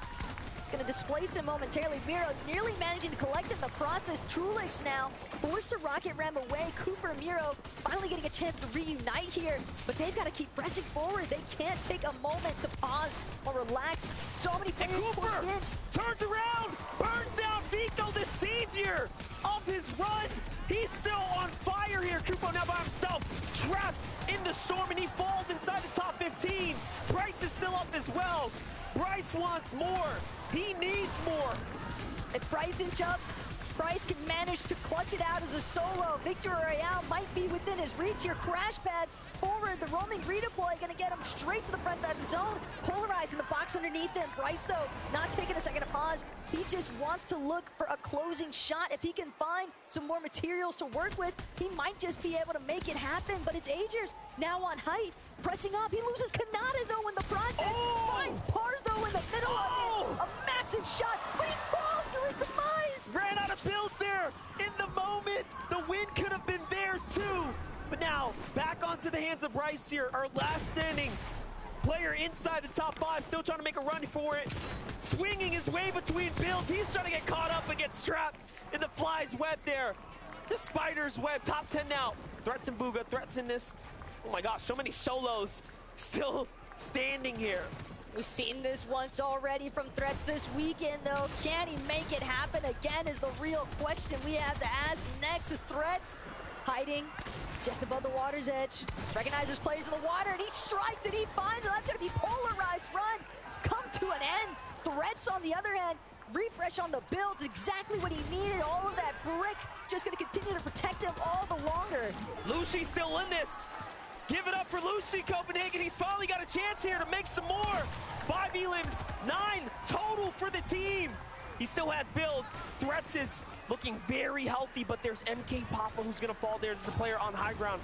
Okay, so every team's on a different layer. He's gotta look around here. Lucy needs to make a big decision. Find Shalom. This is Asia, but no! Clap from behind. Threats does not let the beat drop at all. And up he goes, and now he knows it's his chance here, but no, he falls too! And Chico takes it all away. A massive hit there at the very end. Trulix and Chicho needed the points. But right now, what I need, Monster, is to hear from these two. Wow, wow, wow. Chicho and Trulix, you have done it at the last moment. You've bagged yourself a victory royale and currently 9th on the leaderboard. Tell me about those final moments. That's really good. I got soul clutched. Trulix died. First moving. He got full max mats. So I just started, got height in last moving and won. Yeah, and you managed to main the focus. What was it like watching all of this go down? So it was crazy in first moving. No, in like second moving, I landed in like four people in the box, and then everyone died. So I just told them like to come take all the mats and just play the game out. I gave him a rocket. He went to the zone and did the impossible. It's so tough in the top 10, boys. What are you playing for as we head into the 6th and final game of the FNCS Global Championship? I mean, we're just trying our best. We're contested every single game at one of the worst spots to be contested at. If we were Uncon, we 100% placed the best, and we're conned by, he says, one of the best Ospan players in the game, but clearly it doesn't look like it. Who? 50. Kalski is in top 50. Who is the off-spawn battling duo that you're having to face each time? Vanti and TK. And clearly, you guys are coming out on top. Good luck in the final game, boys. And congratulations on your victory royale. Copenhagen, please give it up for Trulix and Chicho!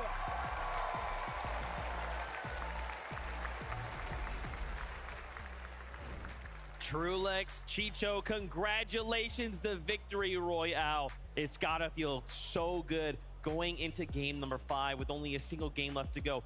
getting that. That's just got to energize them so much. Especially in the way that they did it as well. Of course, Chicho saying right there, solo clutching since, was it first moving zone? Incredible stuff. And that just shows how important it is to have that teammate that can make those big calls right there at the end, which Trulex was doing so well. That's exactly what I was going to say. Trulex communicating that you have to take all of my material that I have, everything that is in my loadout, and use this. And the fact that Chicho went for high ground as a solo towards that 10th zone was so courageous and really ended up working well for him. And that's something that we like to see out of solos in endgames. It's very, very easy to sort of box up and try and play as much big place smile as you on his can. face. Oh, he's loving it. This is for good reason, because he's just done something right there that's so confident in going for high as a solo. So many players will just sort of back off a little bit, be a little bit more passive, but it's the players that do take huge risks like this, even though you're a solo, are the ones that pay off. And look at this, Chicho.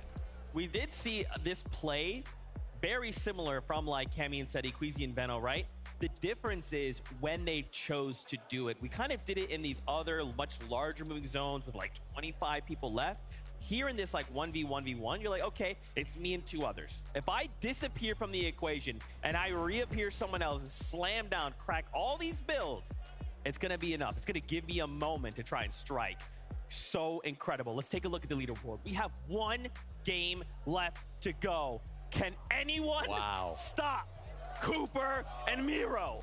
All right, well, let's, do the math a little bit. It's 65 points for Victory Royale. If they get double-digit eliminations with 10, that's going to be another 40. So 100 points is not going to be enough if Cooper and Miro go down immediately and then Chubbs and Bryce get the best game that we have seen so far.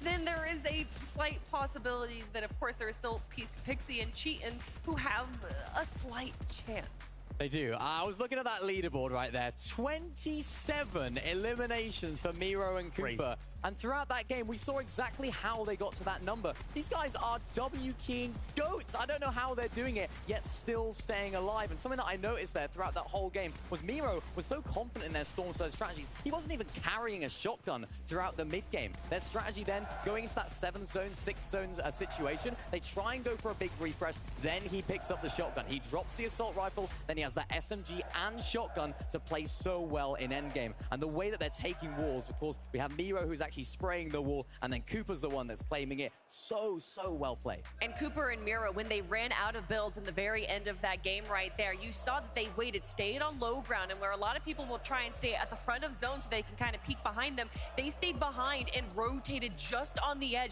and were even able to get another elimination in that moment just because their positioning was so smart. They knew that it was going to be so chaotic, either on top or in front, so they stayed in the back corner. It was perfect. Just disgusting. Their average going into that game, their average placement 5.25. Wow. Just nuts. Now, before we get going, it's highly likely we're looking at our global champions, but what I want to focus on is the prize money. Yes, $1 million, a championship axe, a championship trophy, and a title. But keep in mind, as we watch these duos go head to head, think about this for a moment. 2nd place and 3rd. If I'm a duo and I can get a single point difference, that is literally $250,000 of difference. So y'all need to make some noise, pay attention, because every single interaction is going to be huge. That's absolutely right. I mean, there's hundreds of thousands of dollars between each of these places. There's so many different storylines. The story is not over, even though Cooper and Miro are so far ahead. And I mean, who knows what can happen? We saw it at Invitational. Will they get landed on? Ooh, could you imagine Cammy and Seti taking a page from the book of Queasy and Veno? We'll have to wait and see. I would love to, but you know what? We've got something special lined up for you. We've got our man Levin2K on the stage to get us hyped for game number 6. The final game is here. It is time to crown some champions. Royal Arena, are you ready? The players on this stage have given everything of their being to be here for this moment, to be here for this trophy. So I need to give you everything you've got. I ain't starting this game until we tear the roof off this building. Royal Arena, are you ready?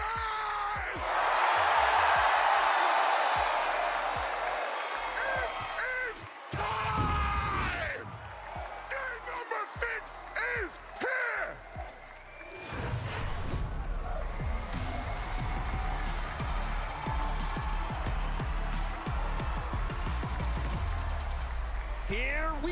it. Game number 6 is here. The Royal Arena is ready, and the grand finals couldn't be more hype than this. Oh my gosh, I can't wait to see how this all plays out. We have so much to give out, so much on the line. Almost terrifying for a second there, listening to Levin on that stage going absolutely crazy alongside all these fans here in the building. You guys have been ecstatic to witness and watch you cheer on. But some of these players still need your energy for one more game here. Royal Arena as Thomas HD, Malabuka. They've managed to survive the initial drop, but the damage is still yet to come next. Because Malabuka, Thomas. Let's go, Freunde. Letzte Runde. Kanata and Agers, they wish to play this one out to give themselves the best opportunity possible to work their way up the leaderboard. Could see some action coming back, but for Pixie, Cheatin', trouble for sure.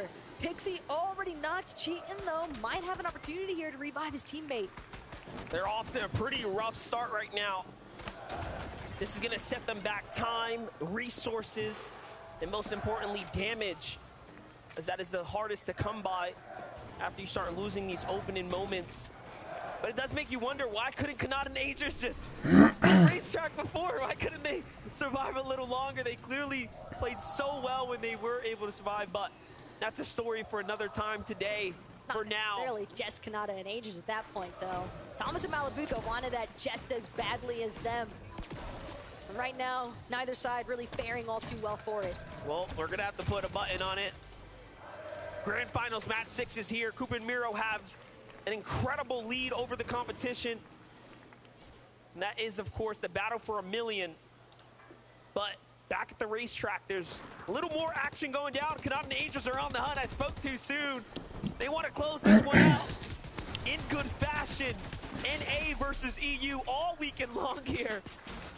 And EU has been the one to pay the price so far, but Das wird eine heftige Runde hier. fully situated here to 2v1. Agers and Kanata close the deal here. Thomas HD left to pick up the pieces.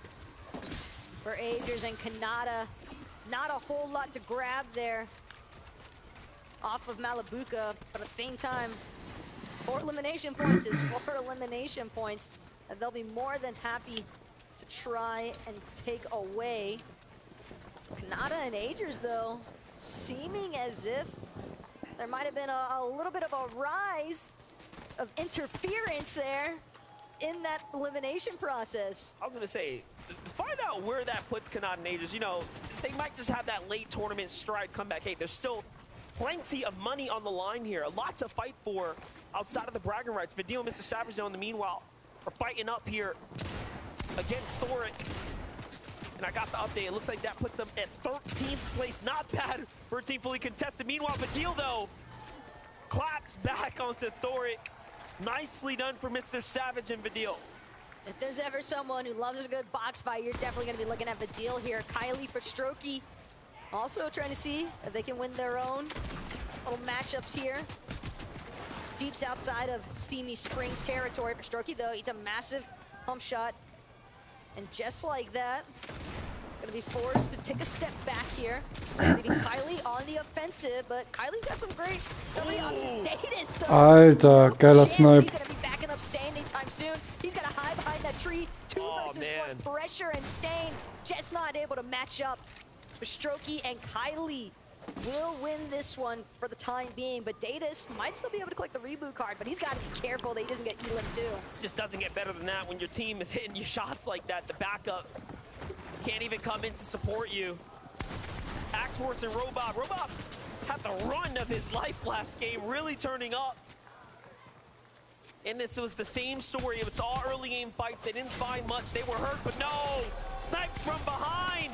And Axe Force is going to pay the price too as Sherry takes the elimination. It's Paper and Muzz here. They know this team had to be hurt because Robob had full advantage before that happened. And Paper is devastating with that sniper, but Breacher Shotgun's going to let him open up any door he pleases. They find Gyros. Big tags there. Not a finish, but he's hurt. absolute miracle that Giras did not go down in the process there, though. But Muzz, Paper, they are relentless with this charge. Sherry doing everything he can to try and create some distance, but just look at how far apart the split is now. Giras left to fend for himself. Paper, Muzz now have their choice of pickings. Seems as though they're going to divert their attention to Giras for the time being. Paper, though, recognizing the fact another interference play, this time coming out of Nutty, just outside of Shady Springs. And I can't believe this right now. Just the fact that Giras and Sherry nearly managed to escape. This is Savage of a deal. Close the deal. Close the books.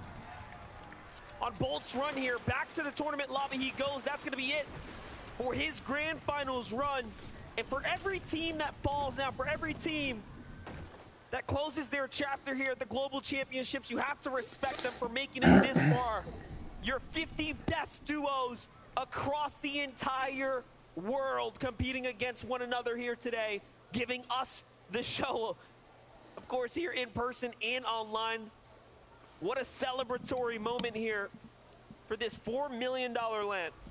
And just look at Cooper boxed up so high right now. Rumble Ruins just in the center of this current zone. Granted, the zone obviously very large for the time being, but still Cooper definitely trying to just be as attentive as possible to see where he might be able to secure some good surge tag damage from, because you have to remember this team, they've been uncontested all day so far, and yet have seemingly not struggled all that much as far as their surge strategy is concerned. So they're definitely making up for the damage elsewhere. And we've seen multiple instances of them doing an excellent job while they're tarping, finding those eliminations in the process.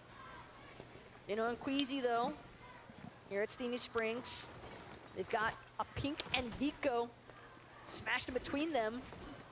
But Queasy and Edo, they want to take their time here. Don't want to panic by any means. Not looking good right now for Pink, though, as he loses all his shield. Look how quickly Vino is coming in to constrict. No, he's going to back up. Respects the push, doesn't have Queasy here quite to back him up, so something comes out. Something must have been a little fishy in the air, so not worth it. The damage is welcomed here, undoubtedly. The zone now continues to move on. Now we jump back to Pixie and Cheatin'. So they have survived. They have gotten back up. Don't want to say against all odds necessarily. Think that that initial strat was because of the fact that Pixie might have been picked off in the air off the initial drop. But Cheatin' and Pixie, they still need to ensure that they have a much easier time as far as their rotational positioning is concerned, because that's definitely something that they encountered a lot of difficulties with in the last match. Huga and Threats able to put a halt to their attempts to overtake first place last game. And here, they're still within reach, but it's only getting that much further away because Cooper and Miro, they are not taking any risk that they don't need to. As long as Cooper and Miro stand, the chances for others are not possible. So for now, they are truly the final boss here. Seti and Cammy, however, will still have a big mountain to climb.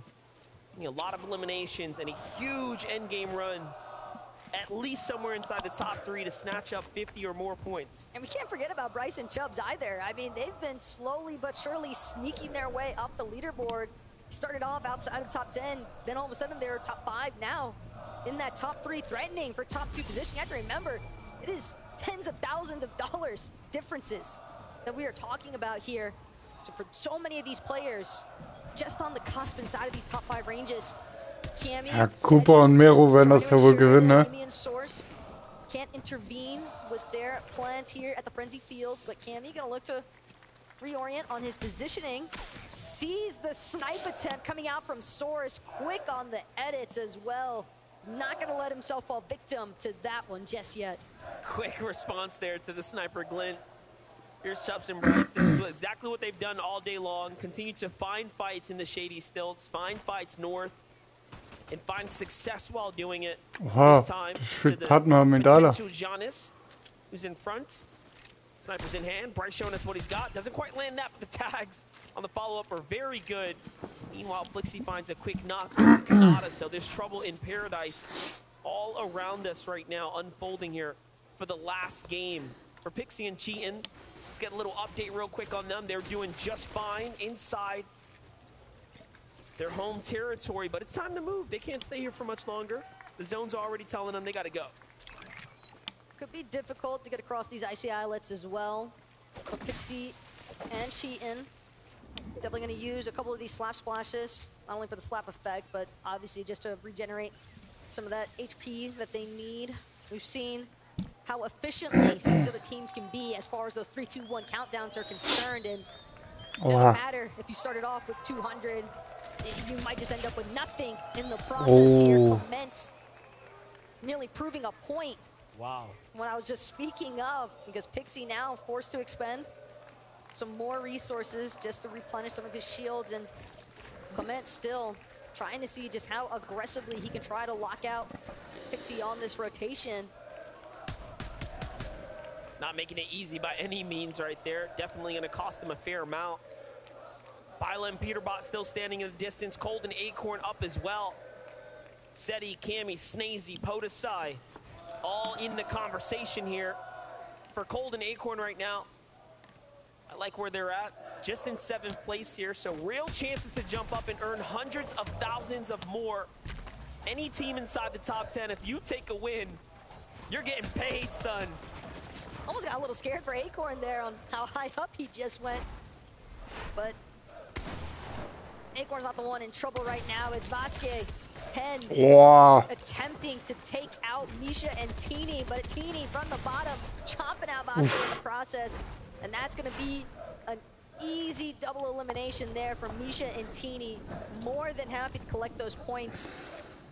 They've been a menacing duo for sure all day long, and just continue playing spoiler for so many of these other teams in the lobby. Every game we see them taking down different teams of varying degree and skill level. Vino goes for some shots there, ends up trading a few. Same for them, continue to rotate deep into the south side and then swing around on these western zones. So the strategy hasn't really changed much. Die warten auf die Insel. It's another game where the Rift Island is next to them. They're just continuing to fight for it. Ach so, die gibt auch Punkte. Habe ich gar nicht mitbekommen. At least for teams that were down at the bottom trying to come back, they haven't quite the comeback so far. They're definitely attempting it, and so far, so good as far as this capture point is concerned. Die Insel gibt einfach 15 Punkte. A couple of neighbors starting to work their way into the Rift Island. Teeny and Misha, though, they're just looking to secure this capture point as quickly as possible. Again, 15 points that they could potentially acquire here on top of all the goodies that come with the capture point. They were in 35th place coming into this game. If they secure this, they jump up into 29th. And think about before this, they were so much further down. One of the last placing teams, and all of a sudden now, they're at 4 eliminations in a Rift Island with 15 points secured potentially to be theirs now. Just really fighting their way back into this tournament here. Look, I know that the business turret is primarily used just to Das war ein geiler Move, ey. of where your opposition might be at, but it seemed as though iDrop and Mappy had no idea that that business turret had even been placed in the first place. Well executed mission there from Misha and Teeny to secure a Rift Island for the time being. Capture point does seem as if it's going to go. Schön wieder in der Zone. Check in on that a little bit later on, but Pixie, Cheatin' continue trying to keep that threatening position here for first place as long as Ganz schön viele in der Zone wieder. Cooper and Miro cannot count themselves as our global champions anytime soon. Nope. But Cheatin' has to be careful. Truelex and Chicha were the same team that did finish their last tournament run, so do have to be careful. Cooper and Miro, however, do have the Rumble Ruins, continue to be the safe zone for now, so a lot of time to work with here. Metal struggling as they don't really find much here, but otherwise, so long as they've gotten their tags, they should be just fine. And given that they're bound to have spotted out some teams looking to make the rotations in towards this center part of the map with the way that the zone just continues to pull their direction. But now, finally, they'll be forced to reposition for the first time in a while. And still, it's not too far that they've got to go, but they need to be careful with some of those dips in the elevation. You don't want to get caught out inside any of these jungle trenches. Let's see it. Tayson Mustache on the move now. They have to move in. Zone's going west once again, so we're going to have some very interesting tournament at play. Thomas HD and Malabuka survived the drop somehow, escaping away, remaining back in it. So Thomas actually managed to save Malabuka, get the reboot card, bring him back. And they could be the players that topple the Giants up top, but they have no idea. I thought they did for a second. I'm not going to lie. The ambush comes out, and Miro puts up a fight already. Now he knows, wait, there was someone lurking underneath us. Be careful. And it's not just anyone that's lurking underneath them. It's Malabuka, it's Thomas. 2 EU Titans. Well, they might not have had the day that they were hoping for. They're still going to look to try and pounce back at least a few positions on that leaderboard. And they could definitely put a devastating stop to Miro and Cooper's run if Miro and Cooper are not careful on their rotation out. But it does seem as though for the time being, Miro Cooper, they're going to take a moment here just to collect their thoughts, fully ensure that they've got the proper position, the proper pathway. Thomas, though, he's tired of waiting. He's just going to look to charge right through them with that rocket ram. Good shot, though, placed from Miro. And now it's going to be Thomas. It's going to be Malabuka looking to try and turn back. Seems as though other teams possibly having caught wind of some of the action taking place here at the Rumble Ruins. And Miro Cooper, they know they've got to keep it moving. They can't afford to get stuck here now. They need to get inside the edge of zone before other teams start trying to lock them out. Here's one of the strengths, too. This is their drop. They know exactly how to maneuver it. So great for the time being. And they're just like, hey, look, we have so much surge. Let's just chill out. They go to the boat. They retreat back, go back to the heels that they know are there, and they play it smart. This is really showing that Miro and Cooper want that payday. They want that big check that could be waiting for them. This could be $1 million med kit right here that just keeps them in the game and away from Thomas HD and company. Every play now matters. Every play so important to the remainder of this game for them. Could potentially give them the ultimate dead side rotation if you think about it, because nobody else is going to be trying to stick around like these two have been. So you can see other teams like Queasy and Veno, they've continued trying to just aggress ever forward into the next zones, but danger from above here. Queasy gonna need a moment just to replenish some of his shields. You know what? Re and Ritual as well. You got to give them so much credit. They are continuing to find eliminations. They may very well be another team fighting for top 3 by the time this is all over. For Pixie and Gian here, they're just trying to hold on to their second place and fight their way to number 1. They've already gotten 2 victory royales. Asking for a third feels near impossible, but it's got to be done if they want to be the global champions. Gian and Pixie running past the team here. Don't go for the peak, but instead play defensively now. It's Gab Zero in the box next door. Another team lands on him. Oh. Who is this? It's Yuma. Yumi and Source could pose a huge threat right now for Cheatin and Pixie. Cheatin doesn't exactly have the most ammo to work with right now. It's going to be super dependent on his Maven auto shots to connect. Pixie as well trying to break through builds with this breacher, but it's going to be Source Yumi still just outside of their box. Pixie now trying to see if he can buy his duo a little bit of time here, but they're just caught in between this entire mess. That might have been the biggest mistake right there. They pulled Source into the box, but they are so deathly afraid of losing second place. They are getting pushed back when they could have easily finished the elimination. But this is tournament fear. This is placement fear starting to kick in here. You can almost see the panic. This could be one of the most expensive lessons they learn. I hope they fight back here. It is just crazy right now how hesitant Pixie and Nar, and the hesitation is finally going to cost them. Booga is tot. Has been knocked in the process. Pixie picking up his teammate now, hoping, nobody realizing that he's just below, but he realizes now he's gonna have to forfeit it. Tries to wrap around now to UB, and Source won't be able to find the breacher shot that he needs though. Pixies Map ist auch down. Last 17 shotgun shells here inside of this breacher. Twin Mag not gonna do him much good in such close combat. And Pixie now looking for the full retreat, throwing out metal builds in the process, trying to see if he can get down to the low ground, see if he can hide for a moment in the water here around Eclipse Estate.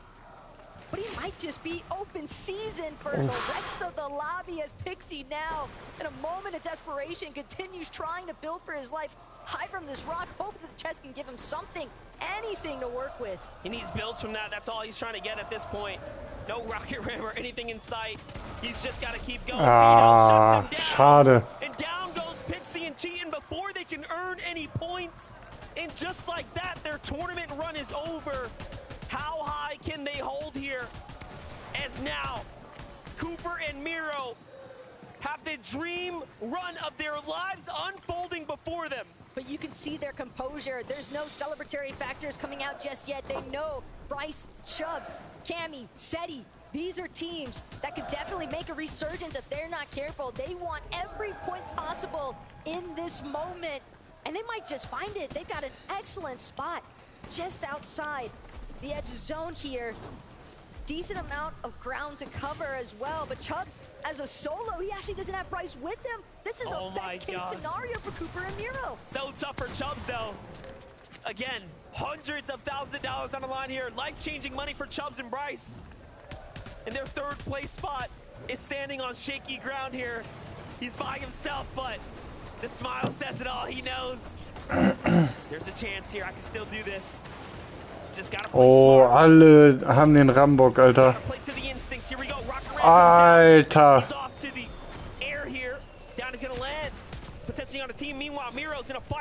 Alle haben diesen verdammten Rambock.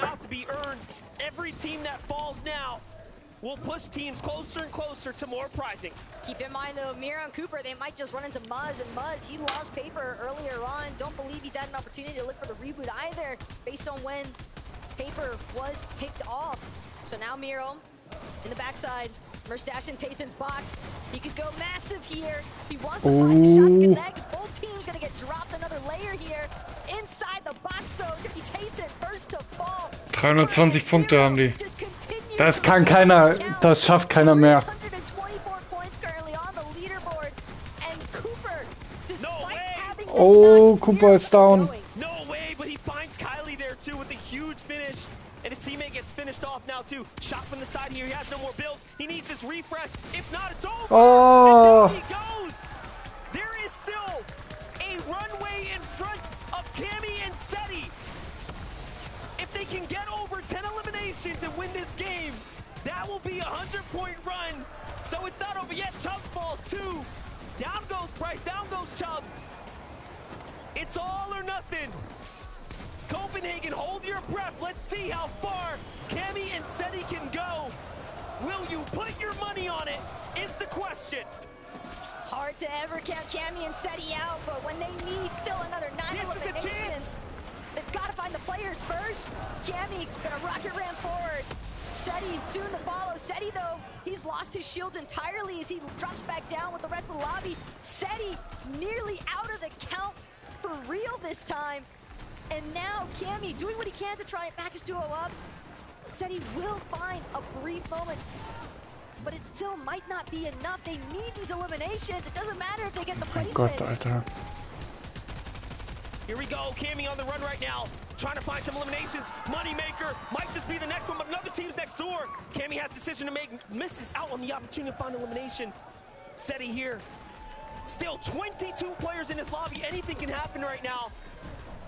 Should they just go on a run? Should they go on a streak? Acorn still up, off to the side. It's a solo right now. No builds for Acorn either. It's looking a little dicey here. But Acorn doing everything he can still just to try and see if he can buy himself in cold. another couple of points. Everything matters as far as placements are concerned for some of these other teams. Sure, it might not be first, but it's still the difference between thousands of dollars as far as this leaderboard is concerned. Acorn's gonna try to take a shot from some players on the backside. KVM Rapid looking for his escape. He still has Batman Bugo with him. So many solos and Alanga duos, but the zone is gonna pull back in Acorn's favor. Cammy, meanwhile, Seti, meanwhile, they're still keeping the charge going. How are they still alive right now? Truly fighting for it. Cammy needs a second here. He's got to Oh shit, Alter. at least find a siphon. Something of the two. Trulex, Chiche on the low ground here. Have to continue to fight back. Have to continue to fight back. It's all or nothing now. You need everyone here. They have to finish things up. They have to take out the lobby. Earn as much as you can. The chance is theirs. And there you have it. Cammy and Seti will have to fight their way up to earn as much as possible here. But what a run it has been for Cammy and Seti. Rapid and Batman Boogar in front of them. Who will be the next to fall? It is an absolute scramble, though, throughout the low ground. Teams are just falling Oh my God. all over the place, and it's going to be finally Cammy, Seti, with a little bit of a layer separation here. Other teams in the mid-ground. But it's going to be Flixie first. Oh my God! To the Polish run, but instead, Cammy, Seti turning around 180, no problem. 3 eliminations now. Trulex, Chicho on the high ground with 6. All of a sudden, trying to make a comeback here. What a tournament run it has been. You gotta have nothing but appreciation and support for Cammy and Seti. Oh my God! And keeping it interesting. Oh my gosh. 4 HP. What? Chicho. Cammy will not give this up without a fight. Trulex now coming in. He's hurt. It's a 2v1. What you gonna do? Got a player behind him. Trulex gets broken out here. Cammy still giving him a run for it. 1 build. No builds. 2v1. He's healthier, but there are 2. Cammy goes in. No shot hit. Trulex finds it. Siphon comes through. Cammy's down. It's now a 1-on-1 and Trulex. Oh my God. 9 elims. You gotta love it, but your global champions are here. Miro and Cooper from Oh my God, Alter. out of the upper bracket to standing tall here in day number 3, our championship Sunday. Your 2023 global champions even, Miro and Cooper. Cooper looked up to Miro, reached out to Miro, asked him to play as his duo. Oh my God. It would have been $1 million coin flip. Congratulations, Miro. Congratulations, Cooper. You are our 2023 global champions. Lift that trophy.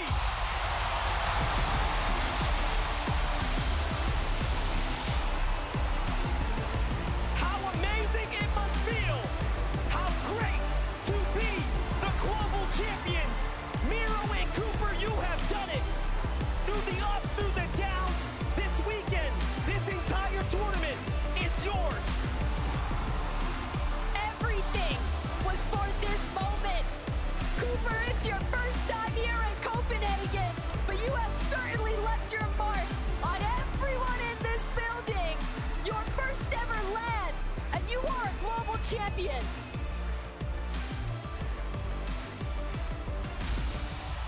The vibes in this room right now are absolutely insane. Congratulations once again, Cooper, Miro, global champions. They hit the ground running. A second place, a 5th place. They did not stop Mini Minor Kelly. They had eyes and sight on that trophy. They came into today, they knew what they wanted, and they broke through. What a start for the day for them. What a finish to the day for them. They were almost faultless throughout the entire day. I'm trying to look for things that could have been better. Maybe they could have done that differently. They just popped off. I don't know how they did it. Every single step of the competition, from the early to mid to late game, when it came to farming, when it came to engagements, when it came to rotating, they did everything almost perfectly. It was absolutely incredible to watch this duo do what they do best, and that is consistency. What a great storyline for this duo as well. You have the experience of someone like Miro, who I was going to say 5. Let's make that 6 FNCS titles to his name. Of course, picking up Cooper, an underrated, less experienced IGL who has taken the reins and led them to a huge victory by an absolute landslide almost. And we've talked about this throughout the entire weekend. The fact that this duo almost didn't exist, that it literally came down to a coin flip. This is a story for the ages and one that we will never forget in Fortnite. Today, history is made. And it's not only Cooper and Miro that are global champions, but that is North America put on the map. From Invitational going to EU, the global champions will come home to NA. Let's take a look at our overall results, because take a look at the Oh mein Gott, Alter. for second place. Cammy and Seti coming out from just outside the top 5. Trulex and Chicho both going head to head. And in the final moments of that game, it was enough. Cammy and Seti come out of nowhere and jump up in a second. So many people would have said about Cammy and Seti that they're a 12-game team. Right? Krass. We usually have 12 games over grand finals. This was 6 games. A lot of people would have said, okay, they're not necessarily going to do as good because they're not big game players like we've seen Queasy and Veno have. They're not going to get crazy amounts of eliminations. But they've just proved all of those people wrong. They were consistent throughout the whole day, which is exactly what we expect from them. Even when zones were just not in their favor today, they still did very, very well. No, we had a lot of these Northwestern zones, and Cammy and Seti made sure to grab that tower every single time so that they were able to be aware and rotate early. And even though it seemed like they had some issues with Storm Surge, they did not let that bring them down, and they were able to rotate that into so much good aggression. And my goodness, that Gunner Stinger SMG that we saw Cammy and Seti using towards the end there was definitely such a huge part of their success in game number 6. I wanted to highlight one other duo on that list. In your 5th place, the Asia region represent MK Papa and Shalom. Congratulations to them, a top 5 in the global championship. Massive, massive congratulations as we continue to go down the list here. Pixie and Cheatin started off in such a strong position, and they end in 4th place. $300,000 for the duo. This is the 4th best duo in the world. I mean, these guys, they're going to be feeling on top of the world right now, because these are 2 underrated players. I think they're a lot more rated now after that. Coming 4th place in the EU region. I mean, what a fantastic performance those guys. Just let it fall off there just at the end. Maybe nerves got a little bit to them, but 4th place. Well, we saw how many Western zones they were in, coming all the way from Brutal Bash and having the likes of Booga and Threats constantly block their way into zone. The fact that they were able to get back-to-back victory royales and still have these rough last 2 games and still do as well as they did speaks volumes. Absolutely. I want to relive that final game. Was war das, Alter? We've got a listen in standing by. Sag ein Kind grad ins Mikro. You're good, bro. Don't even listen. Like I said, I'm smiling. I'm dead ass smiling. I'm dead ass smiling. We're the best players here. I got Kenna. We're the best players in this lobby. On my life, we are. Pixie died. Oh my god. I'm sweating, bro. You're good. Loosen up, bro. I know. I'm not even like nervous, bro. I'm just sweating. Chill, bro. Top 25 comes so soon. I'm just gonna literally play my life. Challenge. Top 26. See one more team to die. No noise challenge, bro. Okay. No noise challenge, yeah? Oh my god, Pixie spectated me. No noise challenge. No noise challenge. We should chase him. We should chase him, bro. I swear. Can you come? Okay, yeah, no, we can. We can chase another kid. No, no, it's a solo. It's a solo. Please get to me. Okay, I'm on you. I'm listening. All you. IGL, go. Yeah, we like the green. I'm in. I'm in. Yeah, same. I got dropped down. I got dropped solo. Wait, I'm in a box. Jordan. Get body. Got finished. I got mass. I'm playing my life. Man, you could just tell, you hear that moment. I'm nervous. Why am I nervous? He already knew, right? You heard it from Cooper's watch. Dude, I got a big smile on my face. They knew going into that last game, it was just a victory lap. They had it all locked up. Yeah, they did. And I was saying to you, Zeke, before that game, imagine going into a final game of a tournament like this when you pretty much have it all wrapped up. What is the feeling like to do that? It must be absolutely incredible. And of course, they didn't just back down. They didn't just try and double key and make a mess of it. They wanted to close out strong. And even in that end game, they played very, very well. And I mean, you can forgive them for being a little bit nervous in those moments, I think. 330 Punkte, Alter. And I mean, just looking at how far ahead they are from the rest of the pack, to say that you are almost 60 points ahead of the reigning invitational champs of Cammy and Seti is just another accolade to add to their belt. But Zeke, I believe we have a special surprise right now. We do. Gents, if you don't mind putting on these headsets, no big deal. We just have your FNCS Global Champions right here on the stage. Royal Arena, make some noise for your Global Champions, Miro and Cooper. Guys, first off, let's go, guys! Let's go! You did this! You guys have worked so hard.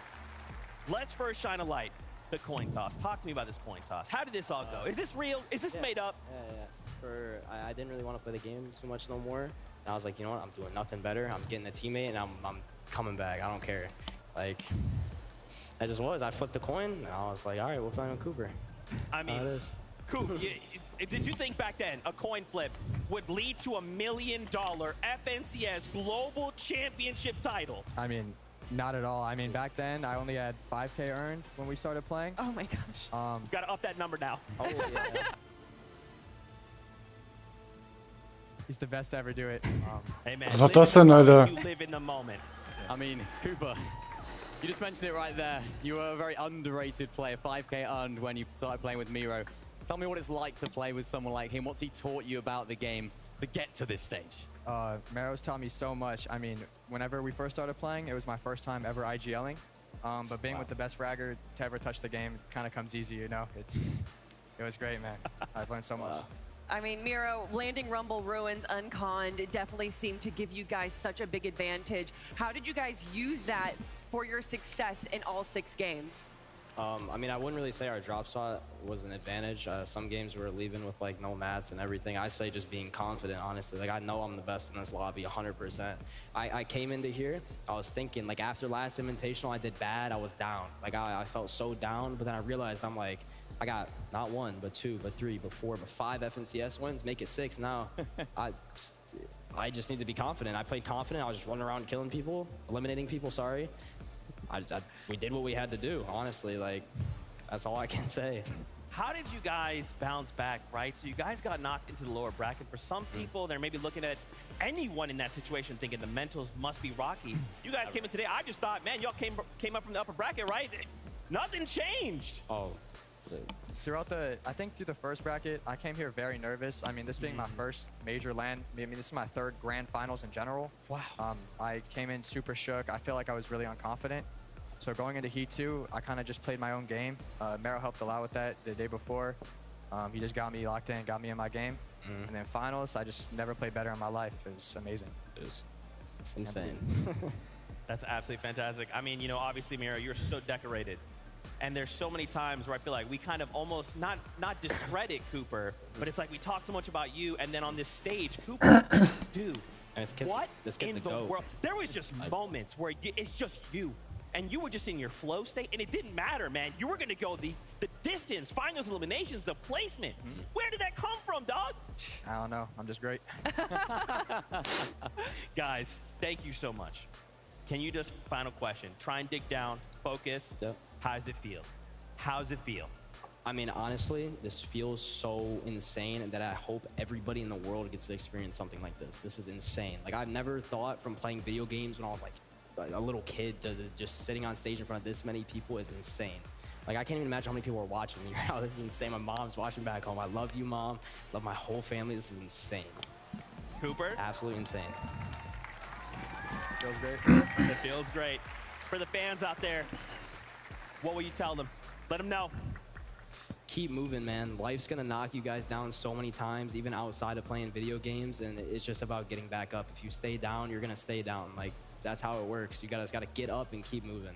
That's my best advice. Cooper, you want to say anything, man? FNCS Global Champion? I mean, coming from me especially, just chase your dreams, man. I played this game for 3 years, having little to no earnings, and I'm on the main stage now being great. Feels good. Let's go. Royal Arena, make some noise. Look at these teams. The fans behind you.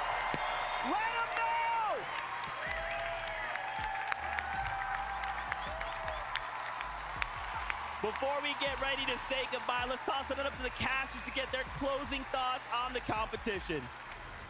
Miro's come such a long way, so has Cooper. And yeah, man, it's such a heartwarming, conversation to unfold there, especially with the way Cooper says, hey, put in the practice, keep going at it, and next thing you know, you could be there. Because once that was Miro too, and now look at how far he's come. Beyond earned bragging rights for the both of them, and Miro especially adding yet another FNCS champion accolade to his count. 6 is insane. The fact that you have made it that far is ridiculous, and Cooper, really looking forward to seeing just how many more you might be able to add on to that, because at this rate, it seems as though the sky's the ceiling for you, man. Yeah, definitely. For the millions at home too, follow Okay. our champions online. Das war See the stocks going up, so you guys deserve all of your ein krasses Finale. and everything that you've earned so far. But from us here at the desk, myself, Monster D-Face, the best taco, Jacob PR, who of course had the opportunity to cast all these games. We thank you guys from us up here. We're gonna send on Halt! to close this out. Zurück!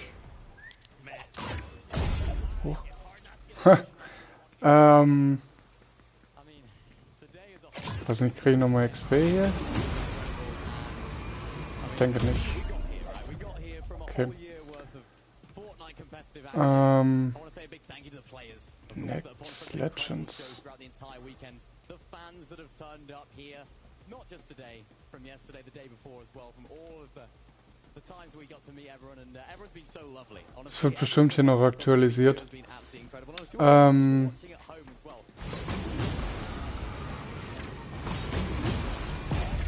Ja, dann bedanke ich mich fürs Zugucken. Lasst gerne ein Abo auf YouTube da, ein Follow auf Twitch. Und dann würde ich sagen, wir sehen uns im nächsten Stream wieder. Bis dahin, haut rein. Ciao mit V.